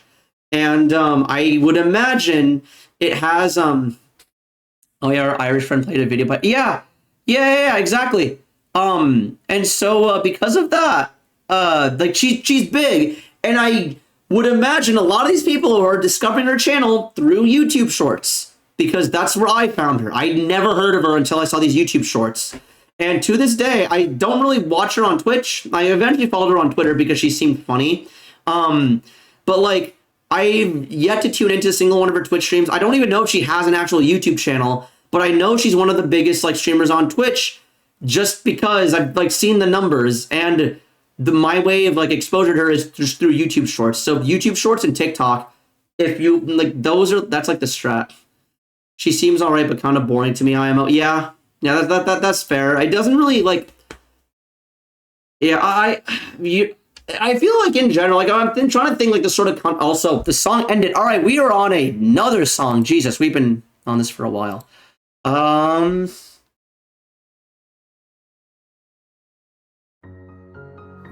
Oh, this song, hell yeah. I guess this is a Xenoblade One Day, huh? Like whenever we talk about like content and such, Darshan, I don't know if I don't know how much like big content creators are. I don't know how much big content creators are really up your alley. At least as far as live streaming goes, because for me at least, part of watching a live stream is the interactive aspect of it, and that's what's nice about being a small streamer, is it's really easy to keep up with chat, so it's really easy to interact with my viewers. If you're at like Hassan levels of like viewer count, no, good luck. You like see like a real like, you just see an endless stream of chat, you pick up one random message, read that, interact with it, and then like can use that as like your like springboard to like talk about stuff, and then you're basically going on like to the next one. There's such little interactivity. When you get too big, your chat just becomes a bunch of, yeah, and like, I feel like no. So one streamer who's reached a level of popularity that personally I would aspire to is the Happy Hob. I've talked about him before, but the Happy Hob is one of my favorite streamers. He was the guy that started this trend of no-hit runs in Souls games.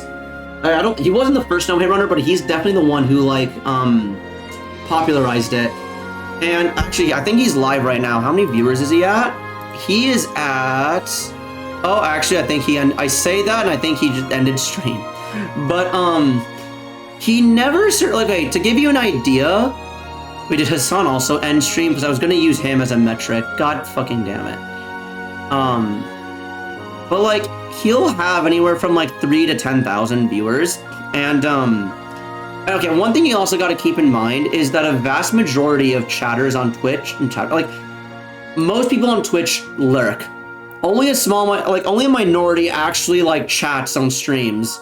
When I see a VOD with chatters going, I was here in hi YouTube. I made a point to never. Yeah, it's fair. Oh fuck, what was I talking about? Oh yeah, but like, when you have that many, like that's enough viewers that you're gonna be pulling in enough subs, and you're gonna be pulling in enough like views and stuff that and like monetization that you're gonna be Twitch partner. Which means you're gonna be pulling in enough money to like viably do this as like a sustainable like solo career. Like you don't need a day job at that point. Like to give you an idea, Hob has a wife and he has multiple children, and he's able to support them through his income. Like it's a viable like financial model. Like you can do that. And as far as like streaming goes, his chat is busy. It is busy that he does have a hard time keeping up with chat, and it's gotten to the point where he can't read every message, but like I've been able to like put messages in there that he's been able to like I've spoken with him through his Twitch chat before. Like I suggested a few ideas for because he had to get a tattoo if he lost a bet, which he did. I don't remember what tattoo I ended up getting, but I actually gave a tattoo idea that and he was able to read it. I even suggested a few games for him to play, which he's read. Maybe what I'm saying is I've actually like had like conversations with him through his chat, despite being very big, because he's reached that like mid-level of like Twitch popularity, where you're big enough that you're able to sustain yourself and still have like an endless stream of like being able to talk to someone, and yet you're also small enough that you can at least you haven't lost yourself and you can still interact with your chat. This is why I keep telling you to watch that Patrick Seeds video on Twitch is failing. It's unsurprisingly a very unbalanced. Yeah, exactly. I mean, I wouldn't say he's the very top either, though. He only gets... Okay, the very top, I say, is reserved for, like, Moist Critical, Pokimane, and, like, Hassan. And I guess XQC, technically. Like, there's, like, that... Like, that's, like, the S tier of, like, big Twitch numbers. I'd say Hob is, like, A or B tier, in terms of, like, metrics. Like, I remember when, like, Twitch got leaked and, like, all the earnings were, like, made, Hob was like nowhere near the top. Like, yeah, you can see the document. At the time, the document said he was pulling in like, it was like 6 figures. It wasn't like he wasn't even a millionaire. Like, which is what a lot of people think. Oh, famous internet man, you must be rich. No, like he's literally the guy who like started the whole Team Hitless thing, and he's like not a millionaire. He's like normal working middle class wage basically. Does he make more? He doesn't do YouTube. No, he only does his stuff on Twitch. So yeah, that's the thing. The only stuff he puts on YouTube. Also, hi Oikari. Hello, welcome to the stream. I hope you're doing well. This is a very chill, just chatting stream, and I'm showing off the stuff I got from Anime Expo. I'll show you some of the brief stuff I got in a bit, but I don't want to lose the stuff. But yeah, Hob doesn't really do stuff because all of his stuff is done live on stream, and the stuff he posts on YouTube are the VODs from the streams where he actually gets the runs. So to give you an idea, Darshan, he was the first person to beat Dark Souls without getting hit. The VOD of him doing that no-hit run is on YouTube. There's also, he just doesn't do a lot of editing, and I guess when you're the guy, and hang on, let me... okay, I'm trying to figure like how to like I'm trying to one, gather my thoughts on this, and two, trying to like articulate this in a way that makes sense. Part of the reason why a lot of streamers will have YouTube channels where like they even have like edited videos is because that's this, like, YouTube's algorithm will constantly push stuff with like low views and low subscriber counts. So it's really good for getting your name out there. Like I mentioned YouTube Shorts and TikTok earlier, even just normal YouTube videos are really good for that. And so that's why you'll have like creators like push out videos like that. With Hob, he was one of the lucky few in that he happened to go viral just from his streams alone because he was doing a challenge that was like big, because you have Dark Souls, a game that's seen as being very impossibly difficult, and then you have, it's like, oh, I'm gonna beat this game without getting hit.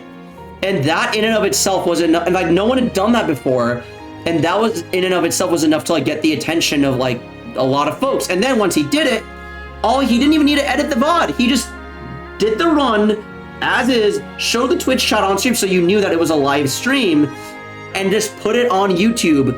And that, yeah, that's usually enough. And then it plugs like, yeah, I'm still streaming to this day. It is nice, yeah. I mean, to be fair, I've also never been hit in Dark Souls. Yeah, people bitch a lot, but I see way more small creators in my recommendations nowadays, so the algos do, yeah. Oh yeah, like YouTube does a lot of stupid shit, but I think it's, okay, I think YouTube's just really afraid of a second adpocalypse. So that's why they're, and also in general, because if you want to make money on YouTube, the #1 way to do that is just center all your content, make your content to be focused, aimed at kids. Because kids are the ones who, like, kids and teenagers watch YouTube the most. That's just a fact. Just make all your stuff family friendly. So, and okay, if you put your stuff as marked for like YouTube Kids, your shit's gonna get promoted way more. You're gonna get way more ads and stuff. However, it's gonna be a lot stricter as to like what sort of content you're allowed in there. So like if you have like a lot of fuck words, if you're dealing with a lot of like mature topics and stuff, then yeah, no, you can definitely get a lot of big views on stuff that isn't necessarily meant for kids. Look at JCS, for example. It's just that it's not as like, it's not as overnight explosive growth. But because of like how much they're making their stuff family friendly, because they're appeasing to like a lot of the advertisers and whatnot, that's why they're doing a lot of stupid shit like, oh, you're not allowed to swear on our platform. If you do, well, kiss your monetization goodbye, bucko. Yeah, it's dumb, but I understand why they're doing it, but that doesn't make it better. At least to me. I want to be able to say fuck in my videos, but with some of the long form content ideas that I have, I don't necessarily need to say the word fuck in order to like make the content appealing. It just feels a bit more authentic to me. And also like I don't want like, okay, I don't mind kids watching my content. It's not really geared towards them either. But yeah, that's also part of the reason why I haven't just gone ahead and like said, oh yeah, my channel's 18+, because I also know that like, one, like minors are where you like pull in like some of the biggest views, and also like in general, I just don't think there's a need for me to like say, oh, this is 18+, because while I do talk about stuff that's like, you know, might be like a bit, well, I could talk about things that are a bit heavier, and I want to open myself to being able to talk about that. I don't think it's like a hard, fast, like thing of, oh, we're only going to talk about like adult stuff here. Because I also want this to be like a light place, you know, it's just like, have fun, talk about whatever. Yeah, and I don't really mind who's in my chat as long as, one, I'm not, in general, I don't think I can show anything that's actually explicit, so that's fine. But as long as, like, you're not being a dick, and I trust common sense to, like, I trust common sense to, like, not have a problem. And so far, I'm a small enough streamer where it hasn't been a problem. That, and if, like, for example, FF16 does have an age warning saying, hey, this is a bit mature, you might not be suitable for all audiences, then I'm like, okay, 18+ stream. Yeah. So yeah, I even like numbers aside, I'm like good if anyone wants to see my stuff. If anything, thank you. Just don't be a dick. That's all I ask. Don't be a dick to the other chatters, other viewers, and if you want to be a dick, if you want to be a dick to me, at least be funny about, like, okay, if you're gonna be a dick to me, at least be funny. That's my criteria, you know? Like, as a Twitch streamer, like, it's kind of like, it's kind of like being like a maybe not circus clown, but like you're kind of like a street performer. You're basically putting yourself out there, and it's like, hey, people can say or do whatever, and you do have to have some degree of like thick-skinnedness, and like, yeah, if people want to like say shit and stuff like that, if you make it funny, then congratulations, you made the stream more entertaining, and you've like helped me out. So like, I'm good with that. Just be funny. Numbus. No! Oh my! I was wondering why you said Numbus. I was wondering why that stood out to you. But like, I remembered the arm and Oppo. The music swelled at the perfect time during that point while clipping. Did it? I could not tell. I'll take your word for it though. I'm glad it was funny. Hey yo. But yeah. Oh yeah, Winkery, I don't know if you're still here. I just kind of like went off and I said hi to you and then went back to what I was saying before. But yeah, trying to think if there's anything in here that you would recognize and appreciate. I didn't get any Star Rail fan art because I just wasn't really feeling any that I saw. Oh, I got some Genshin fan art though. You'd appreciate this. This artist, This artist like specializes in like landscapes and stuff, so I got one of the lantern right, which is cool. Sold Vortex, yo Brodo, welcome to the stream. Thank you for joining. Hope you're having a good day and hope you had a good week. Yeah, I'm just showing off the stuff I got from AX. I showed off everything in detail already, but some of the highlighted stuff, I got a Makima figure right here. It's her with the sucker giving Denji his first indirect kiss. So that way he has so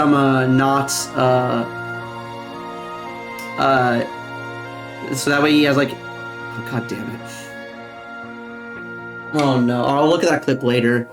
I also got one from my favorite I've actually seen this anime with Grambo. It's Rascal Does Not Dream of Bunny Girl Senpai. This is like a top 5 anime for me. And I got a figure from it at long last. And I got to see the new movie. So yeah, AX had a lot of stuff going on there. And like I said, top 5 anime for me. There's a movie that followed it up. And they screened the second movie, which was awesome. Man, I had this rando first time viewer that was all polite, then proceeded to spoil the— oh no! Oh no! Winkery, I'm so sorry about that. Damn, hopefully, okay, wait. When you say, like, the whole plot, is that including V3? Because I don't know much about the story of V1 and V2, but I saw Grambo play V3. And this was before Grambo was a streamer, fun fact. Yeah, no, he's, V3 I think is my favorite because Danganronpa always seemed a bit campy to me. And V3, if you find Danganronpa to be pretty campy, you'll like V3. If not, then we'll see. You should probably form your own opinion on it. I bought ROR2 now my balls grip. Wait, what's ROR2? I'm thinking of RDR2, Red Dead Redemption. Oh, Risk of Rain. Oh, okay. Woo. Okay. All right. Risk of Rain. Okay. Hell yeah. I heard Risk of Rain's good. Is this figure? Yeah. Yeah. No, that's what I thought. Like, you would imagine that with how popular Chainsaw Man is, they would be selling Makima figures out the ass, but no. This is one of the only 2 in the entire con. Yeah, and the Bunny Girl Senpai figure I got was the last one they had in stock. Whew. It's a long clip, so set some time aside for it. Okay. I appreciate the spelling of time aside, Darshan. My friend went to the expo and for Gridman. Hey, there's a little something for every weeb. Just that one game was good enough. Okay, that's good. The plot twist at 3 is pretty crazy. Again, if you do get to Danganronpa 3, I really want to know what your opinion on it is. It's a good thing Gold bought the figurine with the sucker and not with a— okay, no. I made that exact comment earlier, Brodo. So I was thinking that, you know what, I thought that, you know what, Chainsaw Man is extremely popular. So there's gonna be a lot of Makima figures. However, Chainsaw Man fans have never seen a woman in real life before, and are very touch-starved, and so therefore, they're all gonna be ecchi figurines. So imagine my surprise when there were only 2 Chainsaw Man figures in the entire con, and like both of them were her fully clothed, and like one of them was this. The one that comes with the dog as well, bro. People are weirdos, yeah. I mean, I will say, like, so, okay, when you interact with people on the internet, you're interacting with, like, the most, like, cringe people. They bought all the new ones before. This is true. I was there. I did go there on the last day. I didn't do my shopping until the last day, so fair enough. But I find that, like, in person, all the people I've met at the cons were all very nice and, like, fine. Because...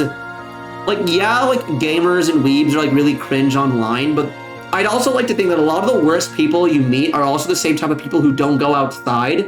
And if you're going to a con, you're only going to meet with the people who go outside because you've literally gone outside. So I've never had, like, any bad experiences with, like, cons, like, the people at cons. And yeah, they've all been, like, pretty fun to chat with, because it's like, you know, shared interest. And if you have enough, like, social capability to go outside and talk to people, you can at least hold a decent conversation with them. But Brodo, you follow Trash Taste, right? Because I don't think you follow me on Twitter, so I don't know if you saw the tweets. If you don't follow Trash Taste, then, like, no worries. Oh, I guess another thing. I got this, no, don't let them, okay, then no worries. Yeah, then I don't have to tell this story again. But I got a sick captain's jacket, which, hang on, let me take the tag off for this. Yeah, basically, TLDR, I won the Giguk standee at the Trash Taste booth, and it was so big I couldn't bring it with me immediately, so in about a month and a half, we're gonna have Giguk join the stream permanently. If you... don't worry, this isn't gonna turn into a Giguk stream at all. If you want to tell the story, go for it, but I have beef with them. Oh god. Oh no. I'll basically do the TLDR version of the story because I said it earlier. At their booth, if you spent enough money in merch, you could do a gacha pull at the giant gacha machine that they had. And they've like advertised that like at their booth they had like 3 standees of them. You had White Joey, Short Connor, and Tall Garnt. And I spent enough that I pulled a gacha and I won one of the standees and I picked Tall Garnt. And then Extreme, my roommate, who's also been in Grambo's chat before, he won he chose Short Connor. And because the Garnt was so massive, and just in general being like a bulky thing, even like with Short Connor, we couldn't get them instantly. So yeah, we're gonna have to wait like a month and a half until we can get them delivered up here. But yeah, no, and I plan on having Tall Giguk behind me towering over my streams. Yeah, I realize it's a little awkward saying that to someone who's like just like, oh yeah, I've got beef with Trash Taste, and me like gushing, guys, I got a Trash Taste thing. But yeah. So given yours and Extreme's actual heights, I appreciated that you chose the correct. Yeah. The mecha's not stuck with me. Even till now, I'll never let down. Gias is the only mecha that cares about their characters. I will force you to watch something other than seasonal anime. Yeah, I mean, okay, I don't know about their takes, but they've had a few, like, okay. Okay, if that's what the beef is, then, like, fair. They do watch, like, other stuff, it's just that they only talk about the seasonal stuff because that's what most people will recognize. Because, like, okay, again, I'll admit that I myself am, despite being a Trash Taste fan, and despite calling myself a weeb, I'm not that far into, like, weebdom. I only, like, yeah, if you like them, go for it, but they're not allowed to talk about okay, alright, fair enough. Okay, if you're a mecha fan and they've, like, said some mecha shit, then no worries, yeah. Like, I wouldn't call, okay, the only 3, I'll be honest, I'm not a huge mecha fan. I've liked all 3 mecha that I've seen, but the genre in general never personally appealed to me. The hottest, like, okay, the 3 mecha I saw are Eva, Attack on Titan, yes, that's a mecha, and that's not up for discussion. and Gurren Lagann. Those are the only 3 mecha I've seen, and I've loved all 3 of them, but not for any normal mecha reasons. Guy who isn't a Muslim asked about their holiest city. What? Okay, I don't want to unpack that. Because I'm not a Muslim, so I don't know if I'm going to say anything offensive if I try to unpack that statement. But yeah, no. Those are the only like, like, and again, I'd imagine like actual like, dude, it's just a shit pun. Oh my god! Oh my fucking god! Yeah, you're right. It is a shitty pun. I just realized what the holy Muslim city is. Bro, never even watched a lesbian Gundam show, SMH. I mean, again, like, okay, like, Gundam and, like, Mecha never, again, it just, like, the aesthetic was never, like, really quite my vibe. I watched Eva because everyone's watched Eva. Anyone who, like, watches anime and wants to, like, watch, like, the, like, most impactful, most major anime watches Eva, so that's why I saw Eva.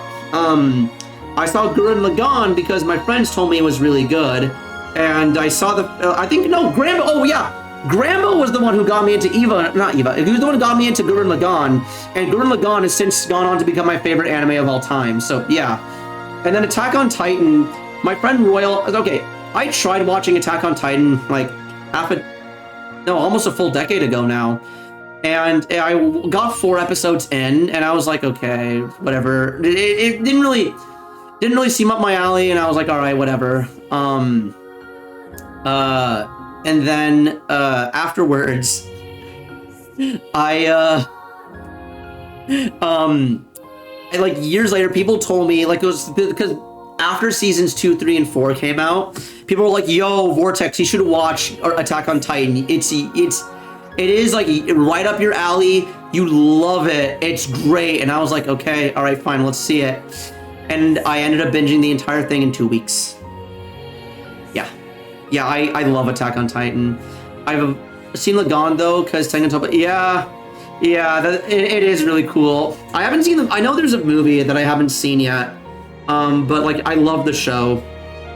I watched almost the entire first season of AOT and didn't like it. Yeah, okay, here's the thing. The thing that I hate about Attack... Okay, I don't hate... Like... Season 1 is the worst season. You can make a case that Season 2 is worse.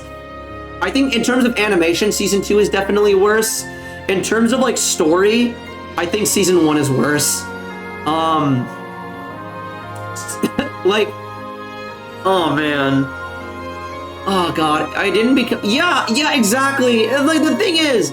Brodo, I realize in me saying this is like, bro, trust me, it gets good after episode 37, blah, blah, blah. Like, I realize that is effectively what I'm saying. If you watched almost a full season and you didn't like it, you gave it a fair shot. You gave it a fair shot. And so because of that, like, I'm not gonna say like, oh, give it another chance. Like, you gave it a fair chance, and it's fair. But I also understand, like, why someone would drop, like, I'm gonna say, you dropped it before it got good, but I also understand why you dropped it, and you're completely well within your rights to do so. I'm not gonna be that annoying fan who's like, oh, bro, you gotta keep watching it, blah, blah, blah. Like, yeah, no. You did a fair shot, yeah. Did you? I don't think you got auto-modded.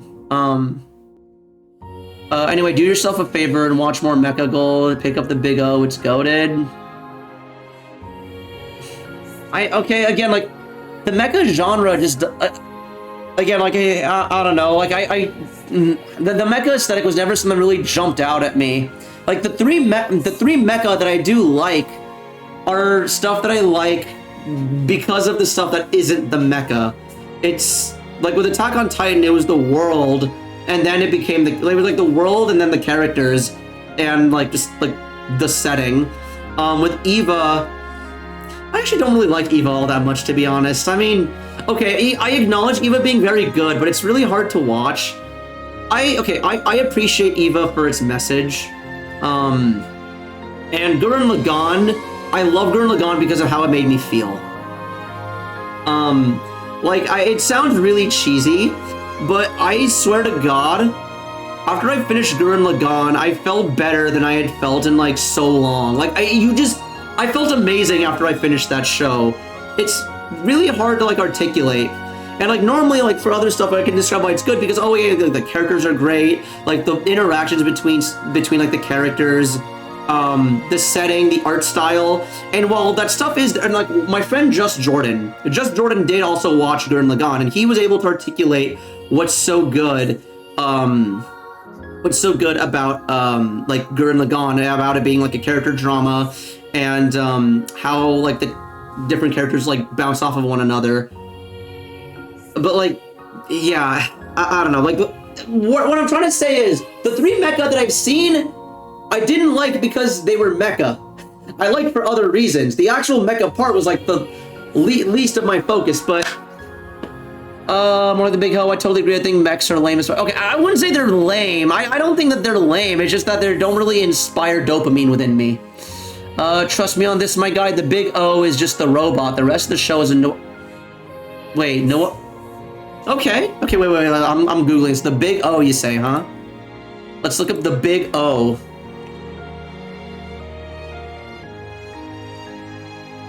Okay, Alright, oh, this is an older one. Okay, this does look like a no. Oh. Okay, you know what? Brodo, I think I might actually like this. I think, yeah, alright. Oh god. You always want to keep in the idea of clips as auto context content tools. I appreciate, thank you for the clip, Darshan. I appreciate whenever my chat makes a clip. The Big O is my friend's favorite anime. Okay. Wonderful dub too. It's got my guy Steve Bloom. Alright. I am very much more of a subs over dubs kind of guy. I don't watch that many dubs to be honest, but I'll keep that in mind. Like, I am one of the 2 people that saw Cowboy Bebop subbed. And it wasn't until I was like I was like 3/4 into Cowboy Bebop until like I heard from everyone, oh, that's like the one you watch dub, and I was like, oh, I'm this far in, I may as well I'm committing. I will say I like Cowboy Bebop enough that I am totally down to watch it again, but dubbed. No, don't give Brodo an inch. I'm still mad that he said Mashal is amazing, that Oshinoko looks Okay, hang on, Brodo. I have read I've kept up with the Oshinoko manga for 2 years. I've kept up for 2 years, the Oshinoko manga, and have been trying so hard to sell this anime and manga to people, but it's really hard to do so because it's really hard to talk about it without spoiling stuff. And it's like, oh, just spoil the first chapter. It's chapter 1. Who cares? Chapter 1 isn't it? Like, I feel, okay, as someone who went in with no spoilers whatsoever, chapter 1 is in and of itself an experience. So it's like, yeah, ADK man, why would I read or watch Oshinoko when Perfect Blue is like, Perfect Blue, no, they're different. They're not the same at all. Perfect Blue, okay, Perfect Blue and like Oshinoko have like barely any overlap. The only overlap is that there's both idols in it. And they're both kind of sad. They're both about idol culture, aren't they? Not yesn't. Not exactly, no. There is so much more to Oshinoko than just being about idol culture. And again, I would say, I would like tell you what is specifically, but I do just watch the first episode. I'll admit, the first episode is kind of long. It's like over an hour. Just watch the first episode. And if it still looks boring, you're not interested, that's fair. Like, I remember when I said, like, okay, you gave Attack on Titan a fair shot. Watch the first episode of Oshinoko, then I'll say you've given it a fair shot. Yeah, just watch episode 1, and if you don't like it after that, that's fair. You'll have given it a fair shot, and yeah. But I will defend Oshinoko to anyone who hasn't seen it. Yeah, like, oh, looks like just watch episode 1. That's it. Just watch the first episode. Let's take like an hour. Just sit down, watch episode 1. And if you like it, great. If not, you gave it a fair shot, and I'll give you a thumbs up. I'm dubs over sub. Yeah, Torn, you mentioned that you watched JoJo dub, and I was like, oh goddamn. A Big O is like one of those you gotta watch dub because Cartoon Network is the. Oh, okay, so it's like Dragon Ball in that sense. Okay. Okay, yeah, like okay, that's another. Okay, there are a few exceptions I make to when it comes to like watching anime dubbed over subbed. Oh god damn it, the song ended. Okay, wait, hang on. I'm gonna change the song and then I'll talk about the anime I would watch dubbed. Okay, that's not a background song. Alright, we'll listen to this one. I don't like this one. The song's not as good. Hang on. Near. Oh, hang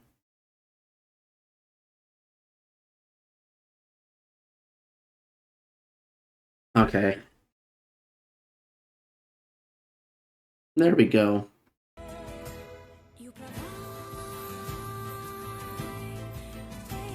Awesome. All right, there we go. That being said, even though Shinoko, I don't know, I'm not a fan of the protag. You don't.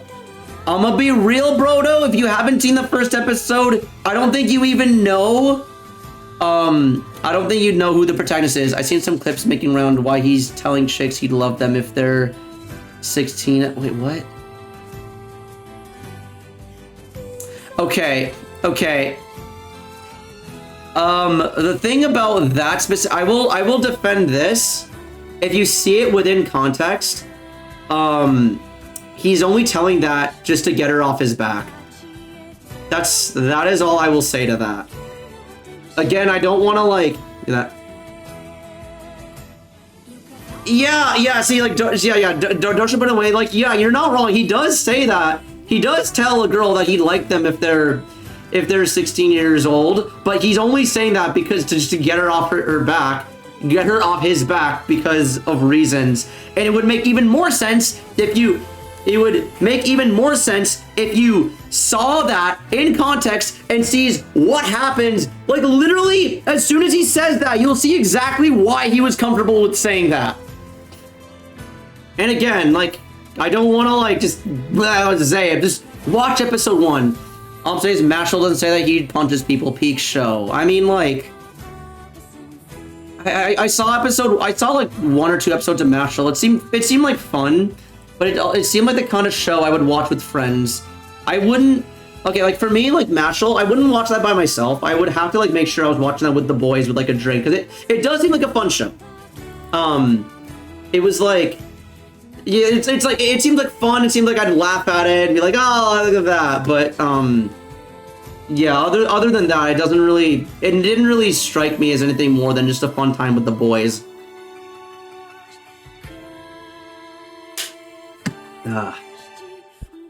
Oh god. Alright, hang on. I kind of want to look at the 3 clips that Darshan's made. Oh god damn it. Alright, wait, hang on. So because the visuals are I don't think the visuals are going to be worth me showing, so I'm not going to bother changing the scene here. Like, oh, I wouldn't call... Okay. What the fuck? Wait, what the... Okay. I've been on Mashal since chapter... Oh, wait, are you a manga reader for Mashal? Oh, shit. I'm already watching the... Okay. Darshan, Brodo stopped watching after season 1. Piek isn't a character... Piek.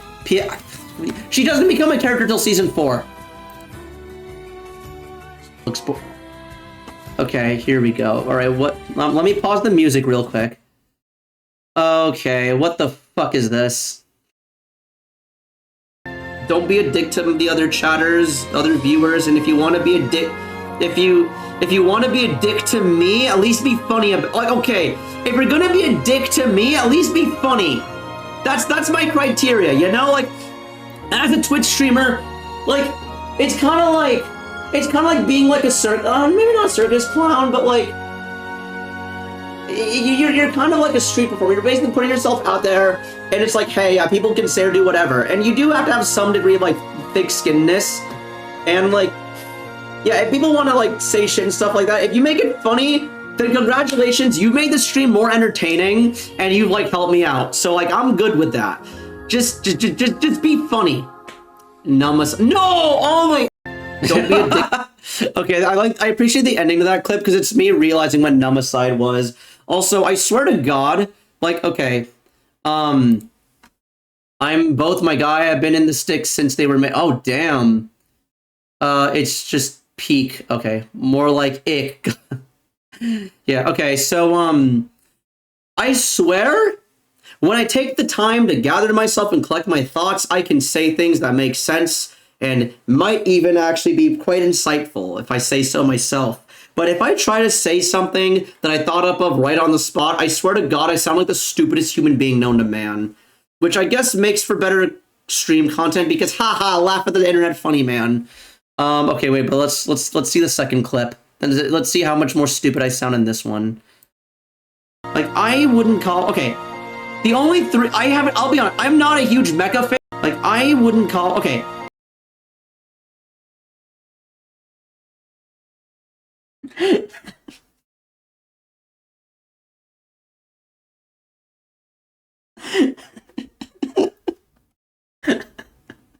Okay, so the title of that clip is Gold Vortex reveals he's not a Muslim.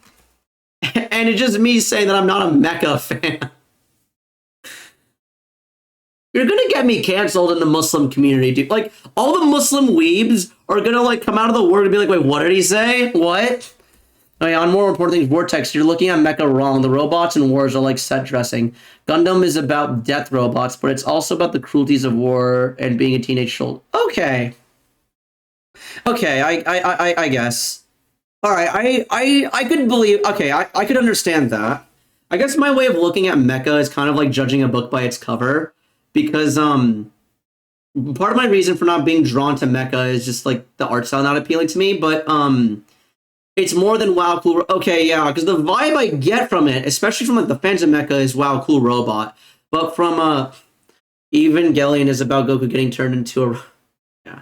No, because I realized the three things, the three mechas I brought up, it's the same principle, where, it, like, Attack on Titan, while it does have the appeal of, oh wow, big people eating little people, and big people, little people inside the big people fighting other big people inside little people, like, again, it becomes, like, the appeal is more than just that.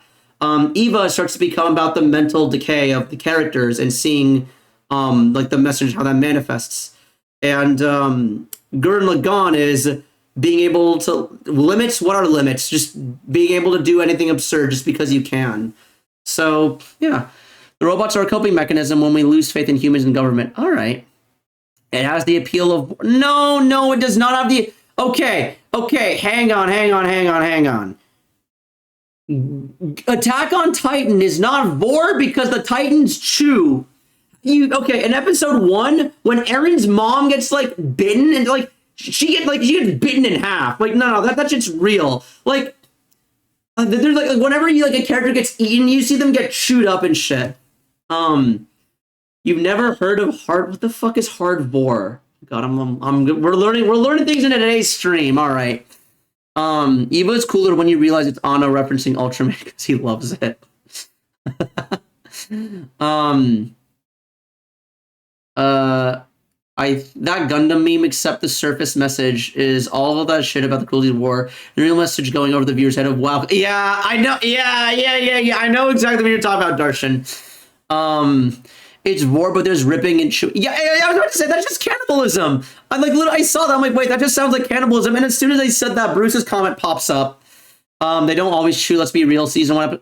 Yo, that's true! Yeah, that one character who, like, they see his entire body. Okay, they don't always chew, but I don't think, Brodo is, I think we're safe to say that Brodo is confidently dropped Attack on Titan season 3, is not going to make it to season 3 of Attack on Titan.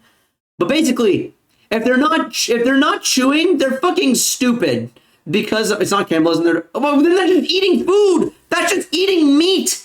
That's just consuming meat. But anyways, if the Titans are just swallowing and like voring each other, then they're stupid because the power of the Titans is transferred via the spinal fluid, and you have to break the spinal cord and drink the spinal fluid in order for the power to transfer. That's why in season 1, when Eren gets swallowed whole by that one like old guy Titan, that's why he didn't inherit Eren's abilities, because Eren's was still intact, which is why he was able to transform from the belly. Like the thing is, because the reason why like other like members of the Nine get eaten and stuff is because they get chewed into and bitten, and they're like, yeah, exactly, yeah, he chewed an arm off, but that was it. His spinal cord was still intact. Not only that, but Eren was still conscious and was able to just actually just transform within the belly, yeah. So like if the pure Titans are going around swallowing like other Eldians whole, then they're fucking stupid, because then they're not gonna get the power. Then all they're doing is they're just gonna get themselves killed. They're just gonna one of the Nine is gonna transform from the inside into like that again. But yeah, anywho,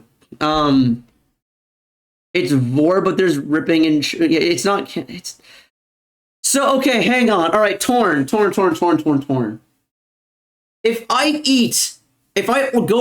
go to Mickey D's and order a 10-piece McNugget, and like I eat the chicken nuggets, is that Vor? Because I'm chewing.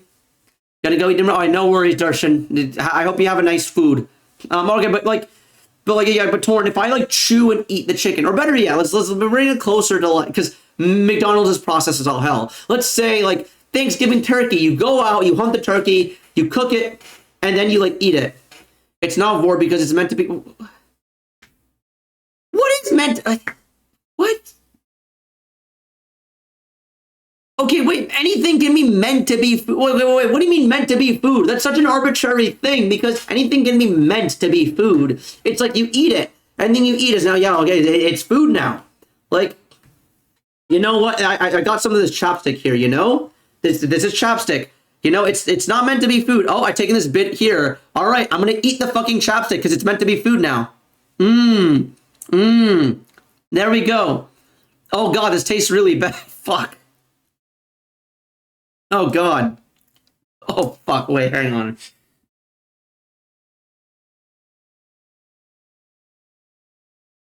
Oh, God. All right, wait. Oh, Vaseline tastes really bad.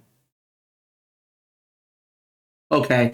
All right, well, there we go. I just ate Vaseline on stream for literally no reason. I'm just telling you what the term is, bozo. I do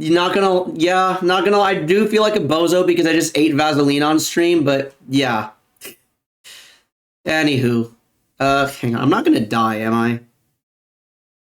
Water resistant, 80 minutes.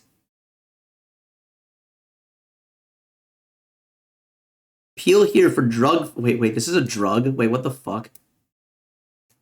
Wait. I'm just gonna Google. You'll be fine. All right, cool. Awesome. Can you eat Vaseline?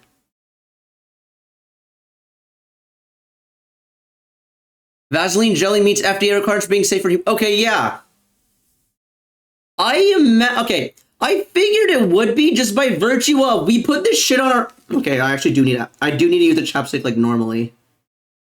Okay, we put this shit on our lips, which means it's very easy for it to get in our mouths and like just naturally ingested. So like, I would imagine that it's safe, but at the same time, toothpaste is also like actually toxic. Which is like you're not allowed to have toothpaste or else you literally die. Okay, well, that's not true, but like it's really bad for you. Like you don't actually eat the toothpaste because it is like toxic. That's why I remember seeing like a bunch of signs on it and stuff. But anyways, we have one more clip. Speed this up. See this one up 4 times and put it in a meme or something. Like what? Can I speed this up? Okay, I'm playing this next clip at double speed. Okay, hang on, Brodo. I've read I've kept up with the Oshinoko manga for 2 years.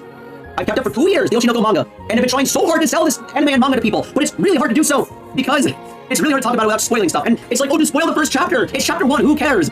Chapter 1 isn't like okay, as someone who went with no spoilers whatsoever, chapter 1 is in and of itself an experience. So it's like, yeah, okay, man, why would I read or watch chapter 1 and Perfect Blue? Perfect Blue, they're different. They're not the same at all. Perfect Blue and like Oshinoko have like barely any overlap. The only overlap is that there's both idols in it. And they're both kind of sad.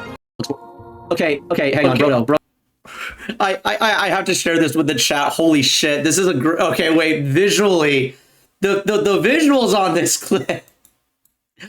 Oh my god.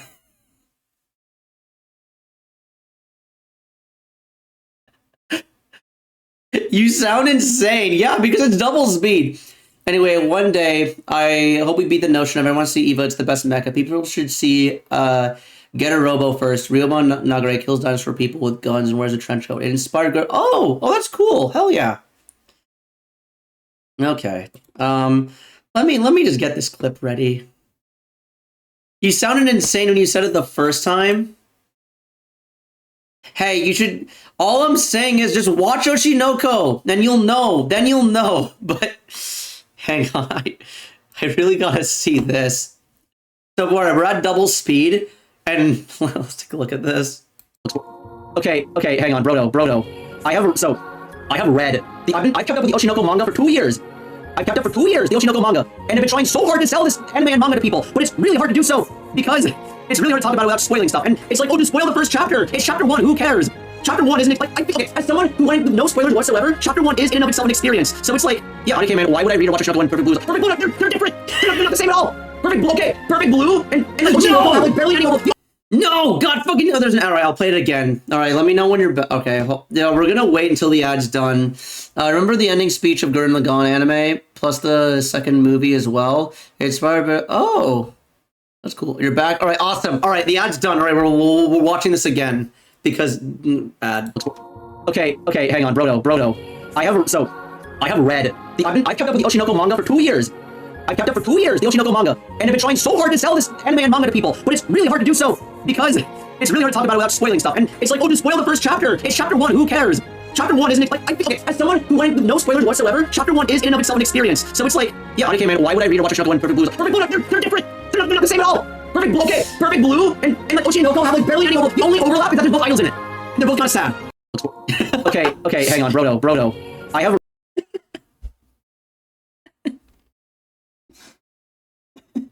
Okay.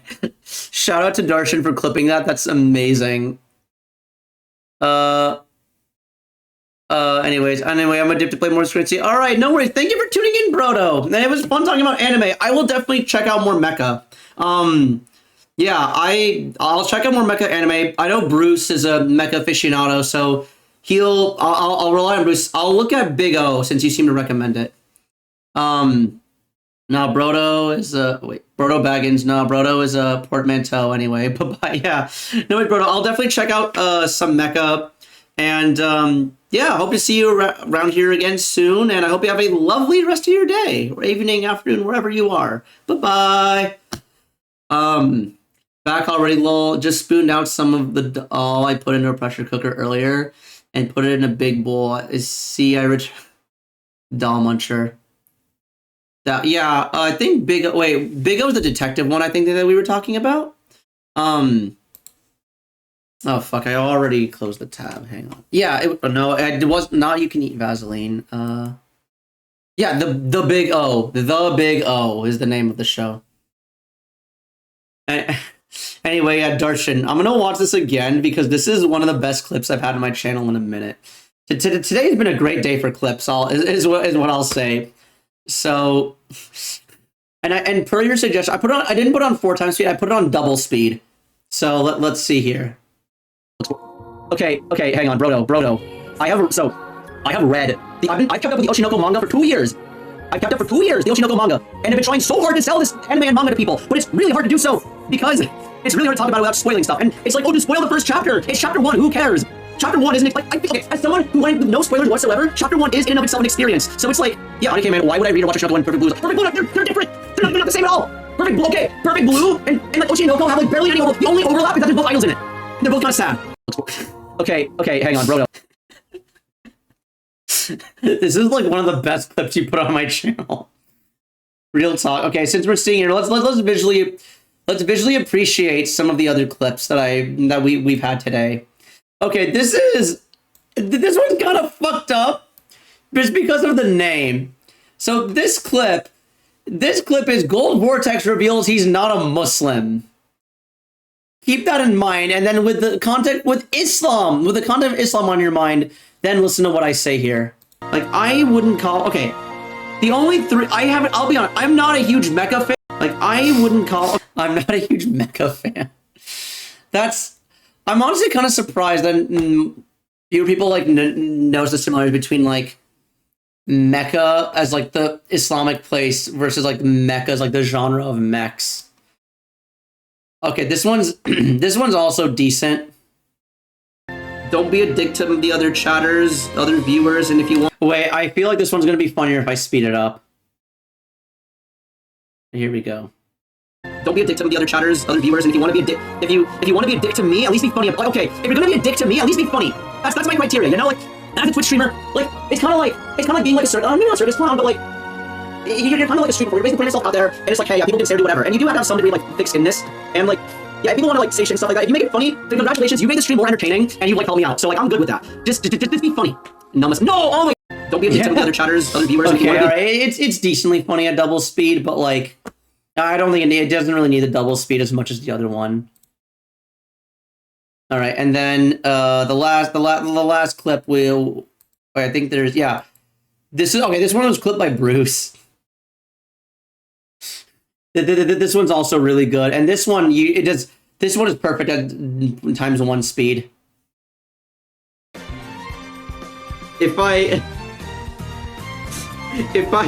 If y'all catch me moaning a lot on stream, I promise I'm not being horny. It's just a meme. It's just a meme. It's not real. I swear. Oh, okay. This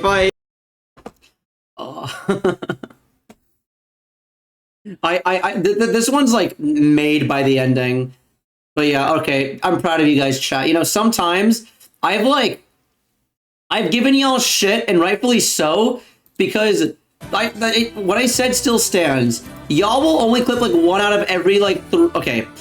Usually, I'll like be streaming and stuff, and like 1 out of every 3 clippable moment will actually get clipped. But today, y'all really came out and like put the clip button to good use. I'm proud of you today, chat. Today was a good day. I'm really glad to see that y'all were so eager to welcome me back after taking a week off. Although it doesn't really feel. I say taking a week off is more of just doing stuff for a week. Oh god! All right, I'm gonna need more water.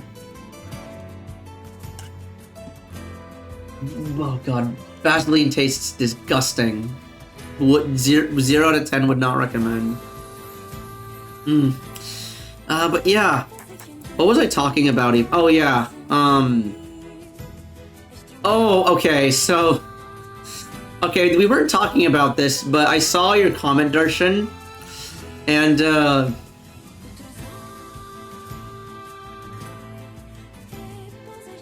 oh, I did. Okay. Okay, I saw, Darshan, I thought you said I should have a channel that forced me to drink anything.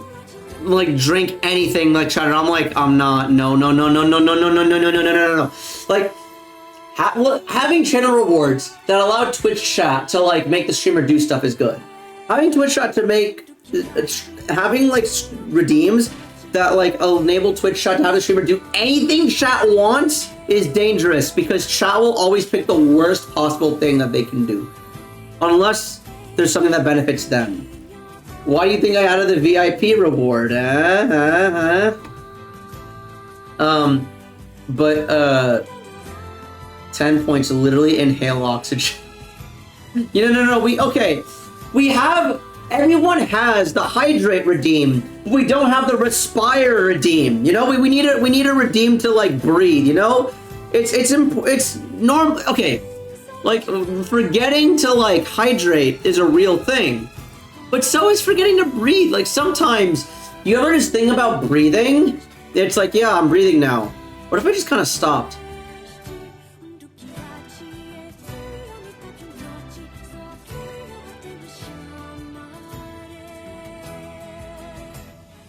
The camera didn't freeze, I just stopped breathing. I guess talking counts as exhaling. Oh, God. Yeah, you see? I need reminders to inhale sometimes. Oh, fuck. Okay, there we go. Okay, I need to catch my breath after that. Watching the streamer convulsed and go still. Ha! Couldn't complete the chat. Yeah, what a loser. Yeah, that sounds like... Wait, that sounds like something like a Mr. Beast will do. Like, yo, I wanted to see how long I could go without breathing in air. I went 50 hours without any oxygen.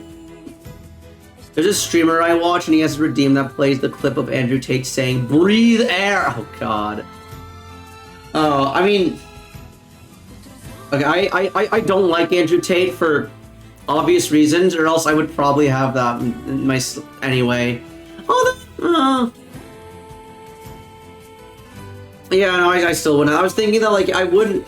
I say that, but, like, if it wasn't toxic, I would actually have, like, low-tier God voice redeems. Because... Oh, my God. No. No, it's not because he's a Muslim. It's because he's bald. Duh. Like, come on. Come on. He was... Obviously, it's because he's bald, Torn. Jesus. That's the reason.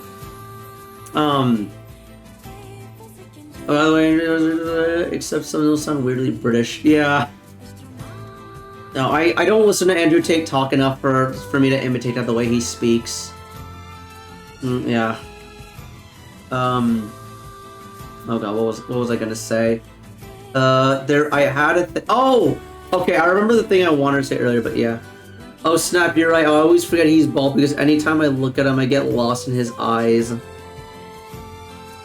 Torn, you sound like the guy who sniffed his seat after he got up. Y'all know the guy I'm talking about, right? Oh no, he doesn't wear sunglasses anymore because he's in prison for human trafficking. Yeah. No, like, Bruce, I would agree with you and make the same point, except he doesn't, he physically can't wear them anymore because he's not allowed to. Unironically, when you read Lost in His Eyes, your own eyes are full of this. Yeah, that's what thinking about Andrew Tate does for me. Now, okay, I'm glad that Andrew Tate doesn't stream on Twitch, because, okay, I don't know if the rule's still there, but I remember reading that there's a rule that, like, if you, like, criticize another Twitch streamer, you can get, like, put away, like, you can get, like, suspended for harassment, and, like, or, like, it's a very gray area, and, like, I get that, like, honestly, like, while it's silly, I actually do understand that, because it gets hard to, like, control, like, where do you draw a line between, like, honest criticism and, like, bullying, harassment? And frankly, criticizing someone else oftentimes isn't really any... Criticism is rarely solicited anyways, and unsolicited criticism is, like...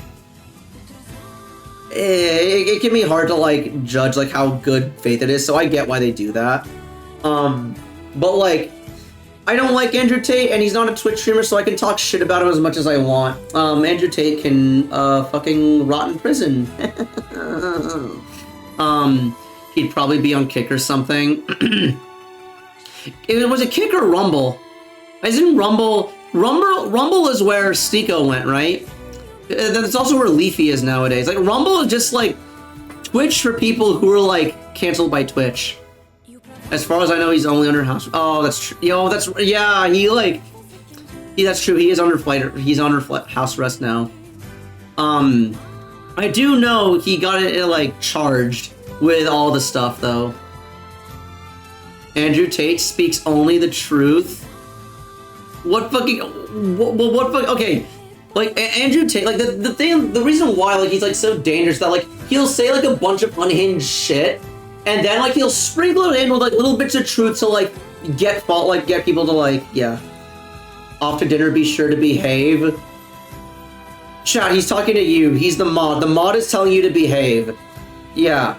But, yeah, no, like, he'll, like, sprinkle in, like, actual, like, true shit. Like, oh, like, men are lonely. Like, society doesn't care about them. Like, yeah, and, like, that's true. But then, like... He'll just, like, start saying, like, some, like, hella, like, unhinged misogynistic shit. And I'm just like, bruh. Like, I'll be honest, other than, like, the men are lonely thing, I don't know anything. I can't think of any quotes he's actually said because I don't listen to him. Yeah, like, well, yeah, I was just addressing that. When he said, me and the baddie I pulled by shedding my skin at an unprecedented rate, I felt... Yeah, okay, wait, hang on. I'm gonna look at Andrew Tate quotes. Uh.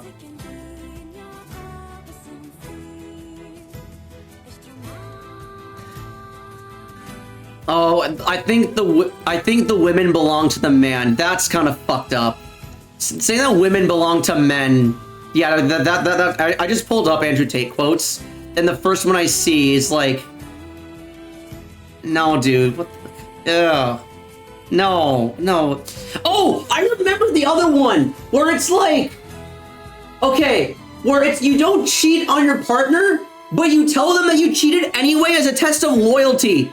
No, fuck that. That's the other one that I remembered. Like, no, fuck that. No, he didn't actually say that, you fucking credulous worm. I made it up for funsies. Okay, kind of base, not gonna lie. Okay, I'm just gonna assume this is an elaborate bit. But like, oh, I remember like, yeah, the thing where it's like, oh, like women should like be staying with their man even if she thinks he's cheating. Like, what? Like, okay, he like writes all this shit. I want to know how much booty he ate in the last year. Like, okay, more than him, I want to know how much booty any of his followers ate in the last year. Because admittedly, he probably does pull just by virtue of having money. And like, also, he wouldn't have like gotten into the human trafficking stuff if he wasn't like obviously getting women to like come out, and if he wasn't flying out women to like be with him. But like, if you listen to any of his advice, no woman is gonna want to be with you. Like, it speaks to something that not a single woman likes him. The human trafficking stuff isn't proven yet. Okay, I mean, okay, that's true. That is fair. I will concede on that point that it hasn't been proven. You're right. And if he actually did not traffic any human beings, then I hope the charges are dropped if like he indeed is innocent. And if he is proven innocent, then yeah, I hope it's dropped and that he doesn't stay under house arrest stuff, because yeah, you know, it's going to prison for something you didn't do is awful no matter who you are. Okay, like yeah, like, I get that. That is like the one thing I'll concede on. But all of his like takes on women, saying that like they belong to men. What the actual fuck?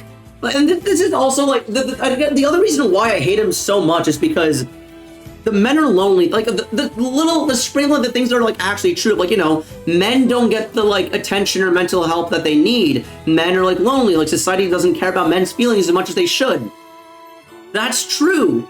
And I do think that the idea of like in a vacuum, the idea of like a men's rights activist to like, you know, focus on issues like that is like, you know, good and important. But the thing is, he's turned the idea of like men's activism into just straight up misogyny. And now you've like if you're someone who like does like care about like, you know, making sure men get like the proper mental health and mental help that they need, you're just going to be seen as someone who hates women, and it's like because of him.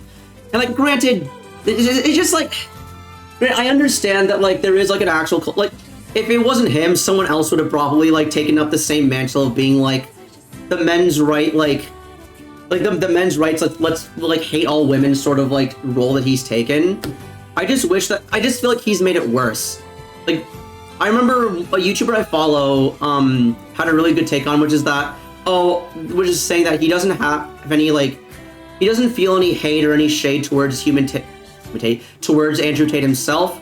He just more despises the environment that created someone like Andrew Tate, which I think is a very fair take. But that being said, I feel like Tate kind of just made it worse. People are still falling for the red pill tactic of couching hilarious bullshit in semi-vague truths and or just yeah, exactly. Like,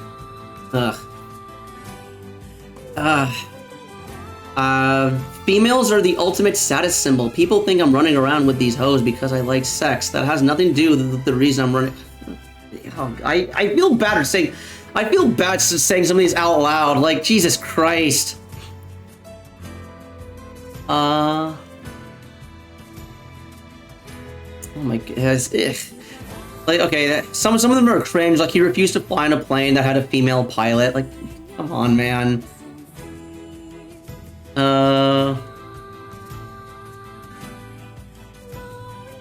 He refused to. Okay. All right. Okay. This one right here, I have a personal anecdote that I can tell. Who cares if it's offensive so long as it's based as fuck? Okay, I think my base, if it's like, if you're like listening for like comment, like for like funny values, it's funny in the sense of like, if you don't like, if you assume that these aren't real people and this is like a fictional thing, then it's like, okay, I can see where you'd like get a laugh out of this, especially if it's not real. But like the thing that really bothers me about this is that this is a real person, this is what he actually believes, and that there's people who follow him that also like believe this shit, and it's like, dude, like, no, like, and the thing is, a lot of these men who follow him are men who've like never had sex. Like, let's be real. Like the only people who follow Andrew Tate are actual virgins. Like, yeah. And if you're to like follow this shit, you're just gonna stay a virgin. Like, those are the only people who like follow Andrew Tate. But like hang on, I don't know about that. I would be very like, unless you're like rich and like just have a lot of money to like attract gold diggers. That's like the only like, no, like no woman. Either that, or if you like Andrew Tate, but like don't act like, if you like him for like comedy value, but don't actually like follow any of his advice for getting women, then I can kind of see. But like, just yeah. Anyways, I remember when Jordan Peterson said that Russia's invasion of Ukraine was justified to protect. What the fuck? Oh my god. Okay. Anyone who unironically uses the term woke is like. Okay, on both sides, anyone who's like says that like, oh, wake up people, stay woke, that's an instant block in my head. And anyone who says that the Western culture and social media is being taken over by wokeness, either side, if I hear that shit, it's an instant no, just shut the fuck up. Shut the fuck up, please. Based is when I purposely spread misinformation. Yeah, okay, if we're talking about that kind of based, if we're talking about that kind of base where it's like, oh, you just love doing like dubious things that piss people off because they're funny, I get it. The only reason why I'm not a part of it myself is, again, because this does affect real stuff, and it's just a thing that I personally have a problem with. But if you're able to like look past that and just be like, haha, funny thing, more power to you. See also the entire fan bases of shows like Fresh and... I actually don't know Fresh and Fit. I don't actually know that one. Okay,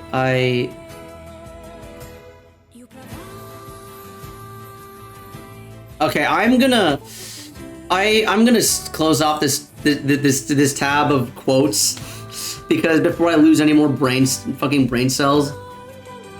Good, don't learn about... Okay, now I'm looking up what the hell is Fresh and Fit.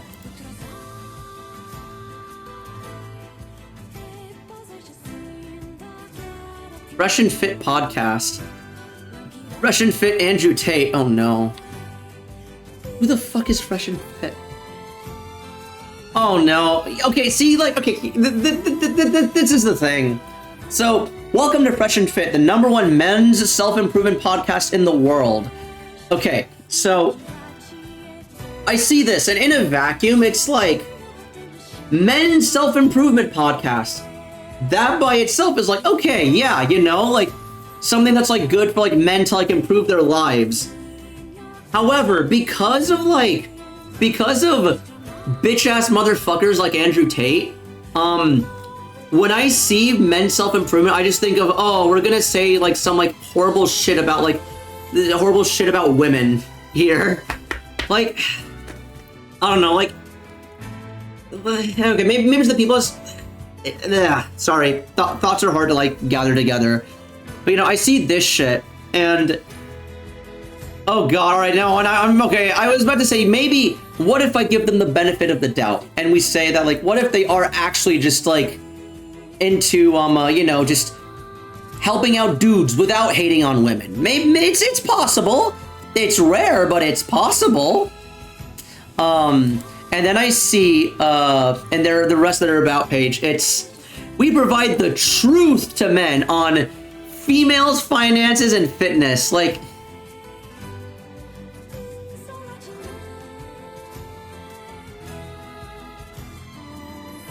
Okay, alright, that's it. That's it, it's done. Oh my god! They have 3 days where there's Money Monday, Womanizer Wednesday, and Fitness Friday.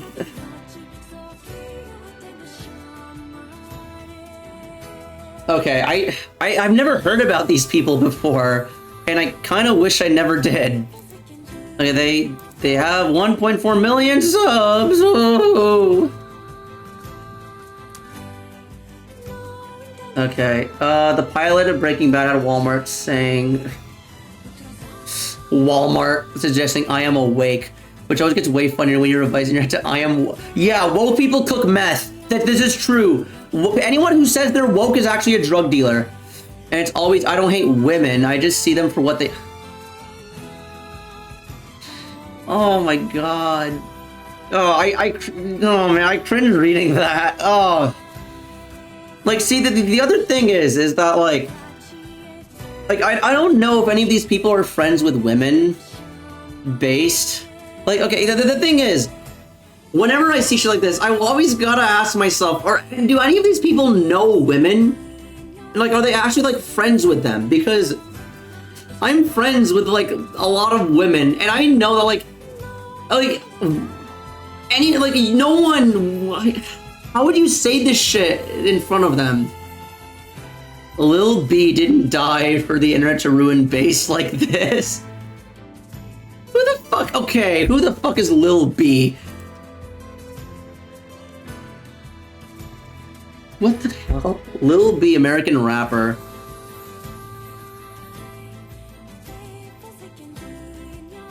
What?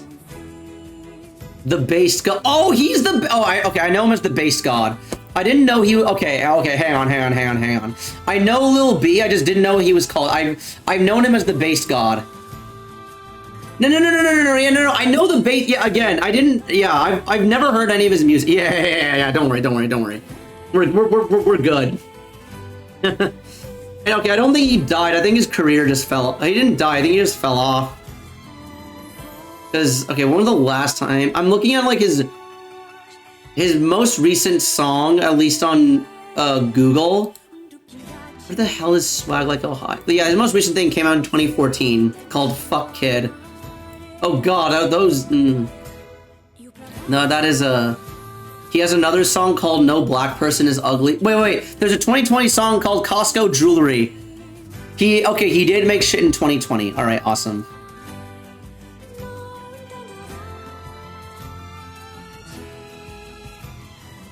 I specifically said he didn't die.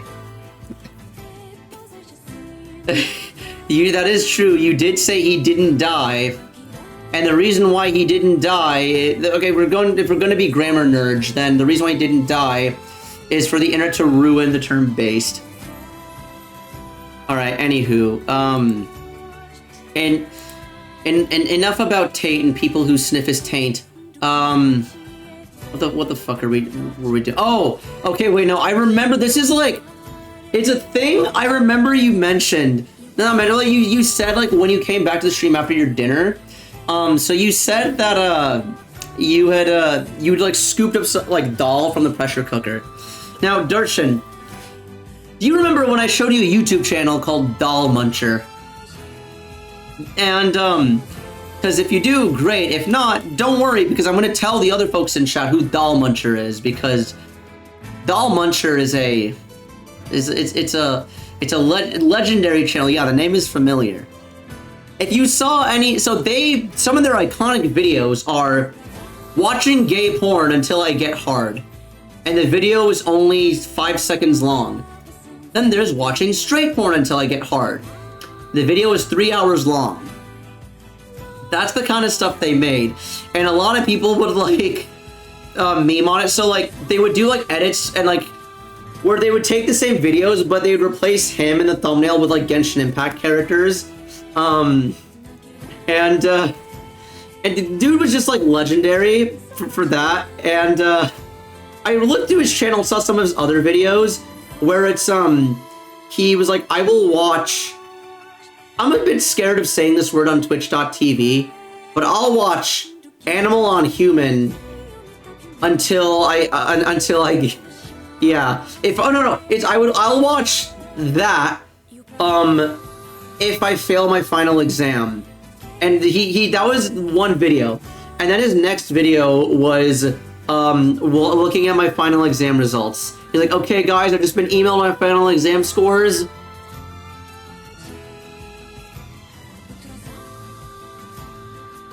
Okay, they're not great. Let's just get this out of the way. And then you just hear a dog barking and the guy looks like he's about to start crying. But yeah, no, I bring that up because I was trying to like show him to like another friend of mine and I found out he deleted his channel. Doll Muncher is no more. Place your bets on the length of watching Gold Vortex, but if he says something funny, the video ends. Hey. If we're gonna make a video like that, then in that case, watch time is very important, Darshan. Okay? Like, rip to a real one. Yeah, indeed. But like, watch time is very important. And so if we have really long ass videos, that just helps the cause. So if a video like that is really long, hey, that means I get more watch time, more exposure, and more eyes will know who Gold Vortex is. And if the video's short, then y'all at least know I did something right. Or okay, either I or my community did something right, because let's be real, I'm able to like bounce off a lot of my humor on like shit chat said. Yeah. Anywho. Okay, but yeah. Doll Muncher was dead. Was there anything else I wanted to show? I think that was all the AX stuff. Oh, wait, no, there's one more. It's been a while since Torn said based. Okay. The word based can mean literally anything. I've been using the regularity of it to sync my clock. Yeah. Oh no, but I wanted to say, sorry, playing Stardew Valley. Yeah, no worries, it's fine. No, Stardew. Oh, with the furry mod. No. I have a don't ask, don't tell policy on that, so no. Yeah, I was okay. See, here's this leads into my next point. What do we define as based? Because the most common definition I see of the term based is it something that's like universally agreed upon to be like true to life, true to the world, and it's great. Based on facts. No. I'm gonna say no, based purely on some of the shit you've said is based. Oh, you can't say that word normally anymore, huh? But yeah, however, more and more, I see, that's what, the original meaning. Okay, fair enough. Okay, yeah, okay, that's, okay. That's the original meaning. However, I don't think the original meaning really, like, applies. Because, it's kind of like the term incel, right? Like, the original meaning of the term incel is involuntary celibate. Which just means anyone who wants to be in a relationship or really wants to have sex but can't get it. And like, you can classify a lot of people in that. But like technically like, a lot of men are incels. However, if we're going by like the actual like cultural colloquial definition of incel, it's specifically dudes who can't get any and take it out on everybody except themselves and like are just kind of like bitter and hate women and listen to Andrew Tate. Oh god damn it, we need to stop. But yeah, anywho, that's more of what it means. So it's kind of deviated from the original meaning, which is why like even though based on facts is like the original meaning, I feel like that doesn't represent the way it's most colloquially used anymore. It comes from Lil B owning his status as a based head, if I recall correctly. But I think the fact that he is a god is based on the fact that he is a god, which is why he's the based god, and things are based. Also, why am I getting pinged? Ah. Oh, okay. Never mind. I'm getting pinged because for something that's not critical. And okay, never mind. I saw something really sussy in the server I was pinged in. Yeah, no, we're looking at that later. Ugh. Anywho. Moist critical. What about moist critical? My point is that based on facts, which actually makes sense, but is not the actual meaning. Okay. Yeah, I mean, oh, fuck, what was I gonna say? No,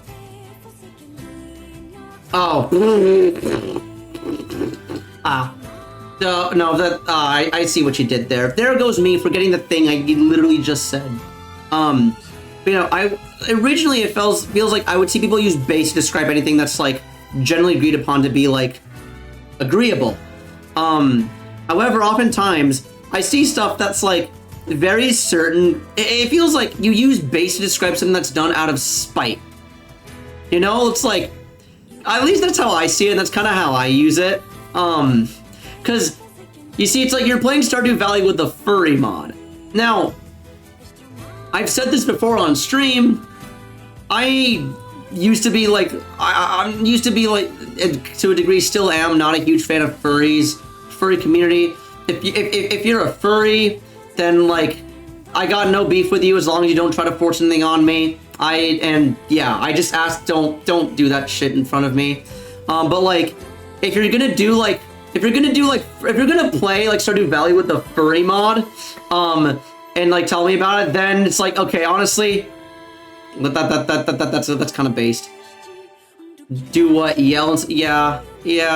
Like, okay, here, no, okay, I'll tell you something that's based, and like, that's based out of spite, right? Now, the voice actor for one of the Genshin, so there is an voice actor who voices a Genshin character, D-Luke, and I believe he's a furry. I met him, really nice guy in person and all that, and I remember people kept asking, he also voices Rivali in Breath of the Wild, and people kept asking him to make a D-Luke print for his shop so that he can autograph it. And so what he did was, because people kept harassing him to like commission a D-Luke print, he commissioned D-Luke, but he's a furry, because they kept like harassing him to get one, so it's like, fuck you, if I get it, I'm gonna make him a furry, and that's exactly what he did. As someone who doesn't really like the furries or furry culture at all, that's fucking based. I salute you, Sean. And yeah, it's great. That's the sort of shit that I think is based. It's like, it's very like, something that's very like commendable, but also done out of, with a certain degree of spite. Have I told you about the Kobold mod for Deep? You might have. Sean Murphy, the surgeon. I am a surgeon. I am a surgeon. I am a surgeon, Dr. Han. Every time I hear that, one, I just think of him going off in the same way I just did. But I also think about the video I saw of I am a surgeon, but the word surgeon is replaced with metal pipes falling.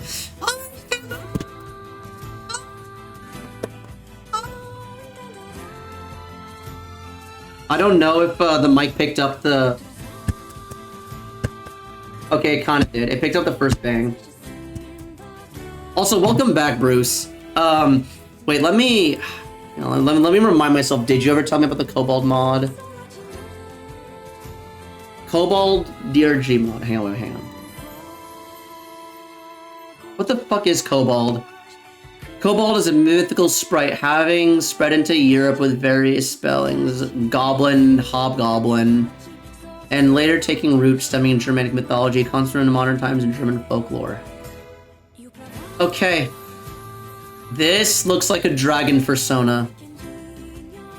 Oh god, I don't know if I'm gonna be real. I don't know if I want to know about this mod, Bruce. Surgeon cells seething over Dr. Pill.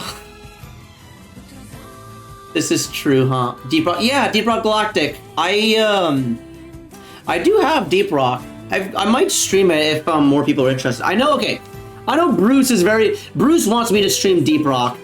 I did. If other people are interested in me, oh fuck! I should have written this down. I had a decent content idea for Deep Rock. Also, not gonna lie, looking at the stream preview of me wearing the coach's jacket, I kind of dig it. Like, I really dig the look. I'm gonna try to wear this on stream more often.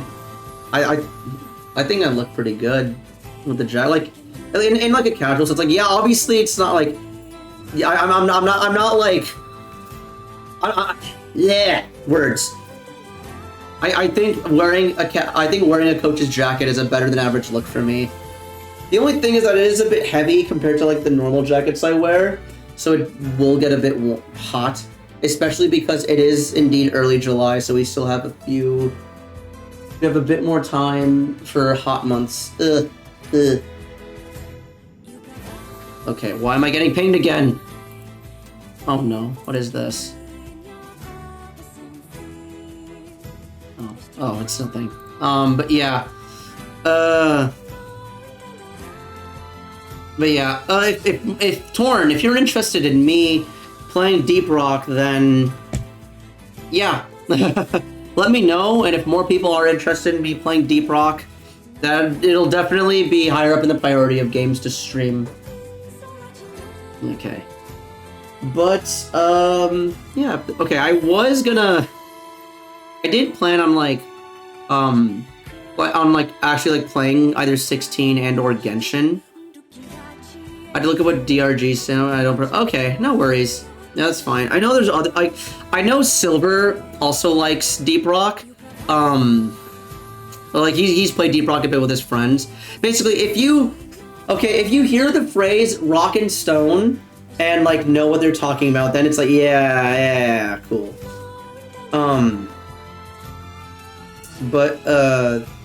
Yeah, I did plan. I didn't expect to like just sit here chatting and vibing for as long as I did, and honestly, I'm glad for it. Because I mentioned this on my birthday stream, but I do appreciate like the vibing process, because that is indeed why I would do things and not if I just wanted to play video games without people, I wouldn't stream. I can just play on my own. So yeah. I have been up for almost 4 hours though. If we want, we could I could just end stream after just doing a glorify. I don't mind having a just chatting stream and calling it there. I could also play a video.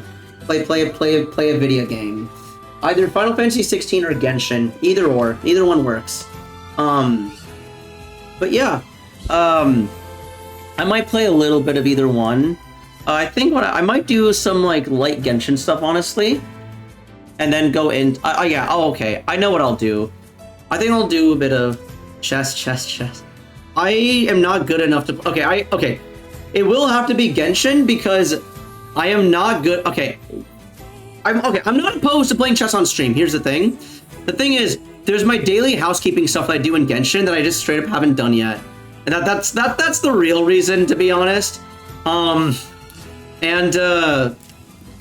nice about doing like the housekeeping stuff in Genshin is that it's menial enough that I can still very much like keep like a normal conversation and still talk about anything really while playing it. Because when it comes to like streaming Genshin, it's like a tightrope. On one hand, I tend to stream a lot of the story stuff because that's like that's the moments where the game itself is like actually interesting. And then there's me doing my daily commissions, spending resin, which is like the more like day-to-day things of playing Genshin. And while the gameplay itself isn't really that exciting, especially for people who already play Genshin, it does allow me to like talk over it and talk about literally anything. Yeah, and because ideally, even if I am playing a game, I'd like for it to always have the same vibe as a just chatting stream would, to be honest. But yeah, we'll do at least a little bit of Genshin, and if people want to see more Genshin, we can do that. If people, if I still feel like streaming, and if Darshan's still here, I might actually do a chess stream. But one thing that is, I do actually need to do my dailies though, because I realize my resin is about to cap soon. If it how close is my resin to capping? 1v1 me chess. You'll probably beat you will probably beat my ass because I know how to play chess. I know the rules of chess, but I do not know any of like the strats or anything. Okay, let me swap the game to Genshin Impact. Awesome. But yeah, if you're good at the game, cool. You can 1v1 me and checkmate me in 3, I guess. If you're like a novice like me, then it might be a fun game. I'm really like, here's the thing. Like I've seen Gotham Chess's. Oh, hang on. It should be. All right, awesome. Stream info updated successfully. Hell yeah. Like I've seen Gotham Chess's videos mostly because Darshan's been showing me them. But even still, like I can't really see like he even paused the video to be like, oh, can you tell like where you can find like mate and mate in 3? And it's like I can't. You have to tell me, my guy. Like this is literally why I'll watch your channel. It's because I can't do it by myself. Okay, how far into this video we got 42 minutes in the hour-long music video. God damn. But yeah, I'm not that good either. Yeah, I feel like I've hang on, wait one second. Let me change the stream title. Genshin.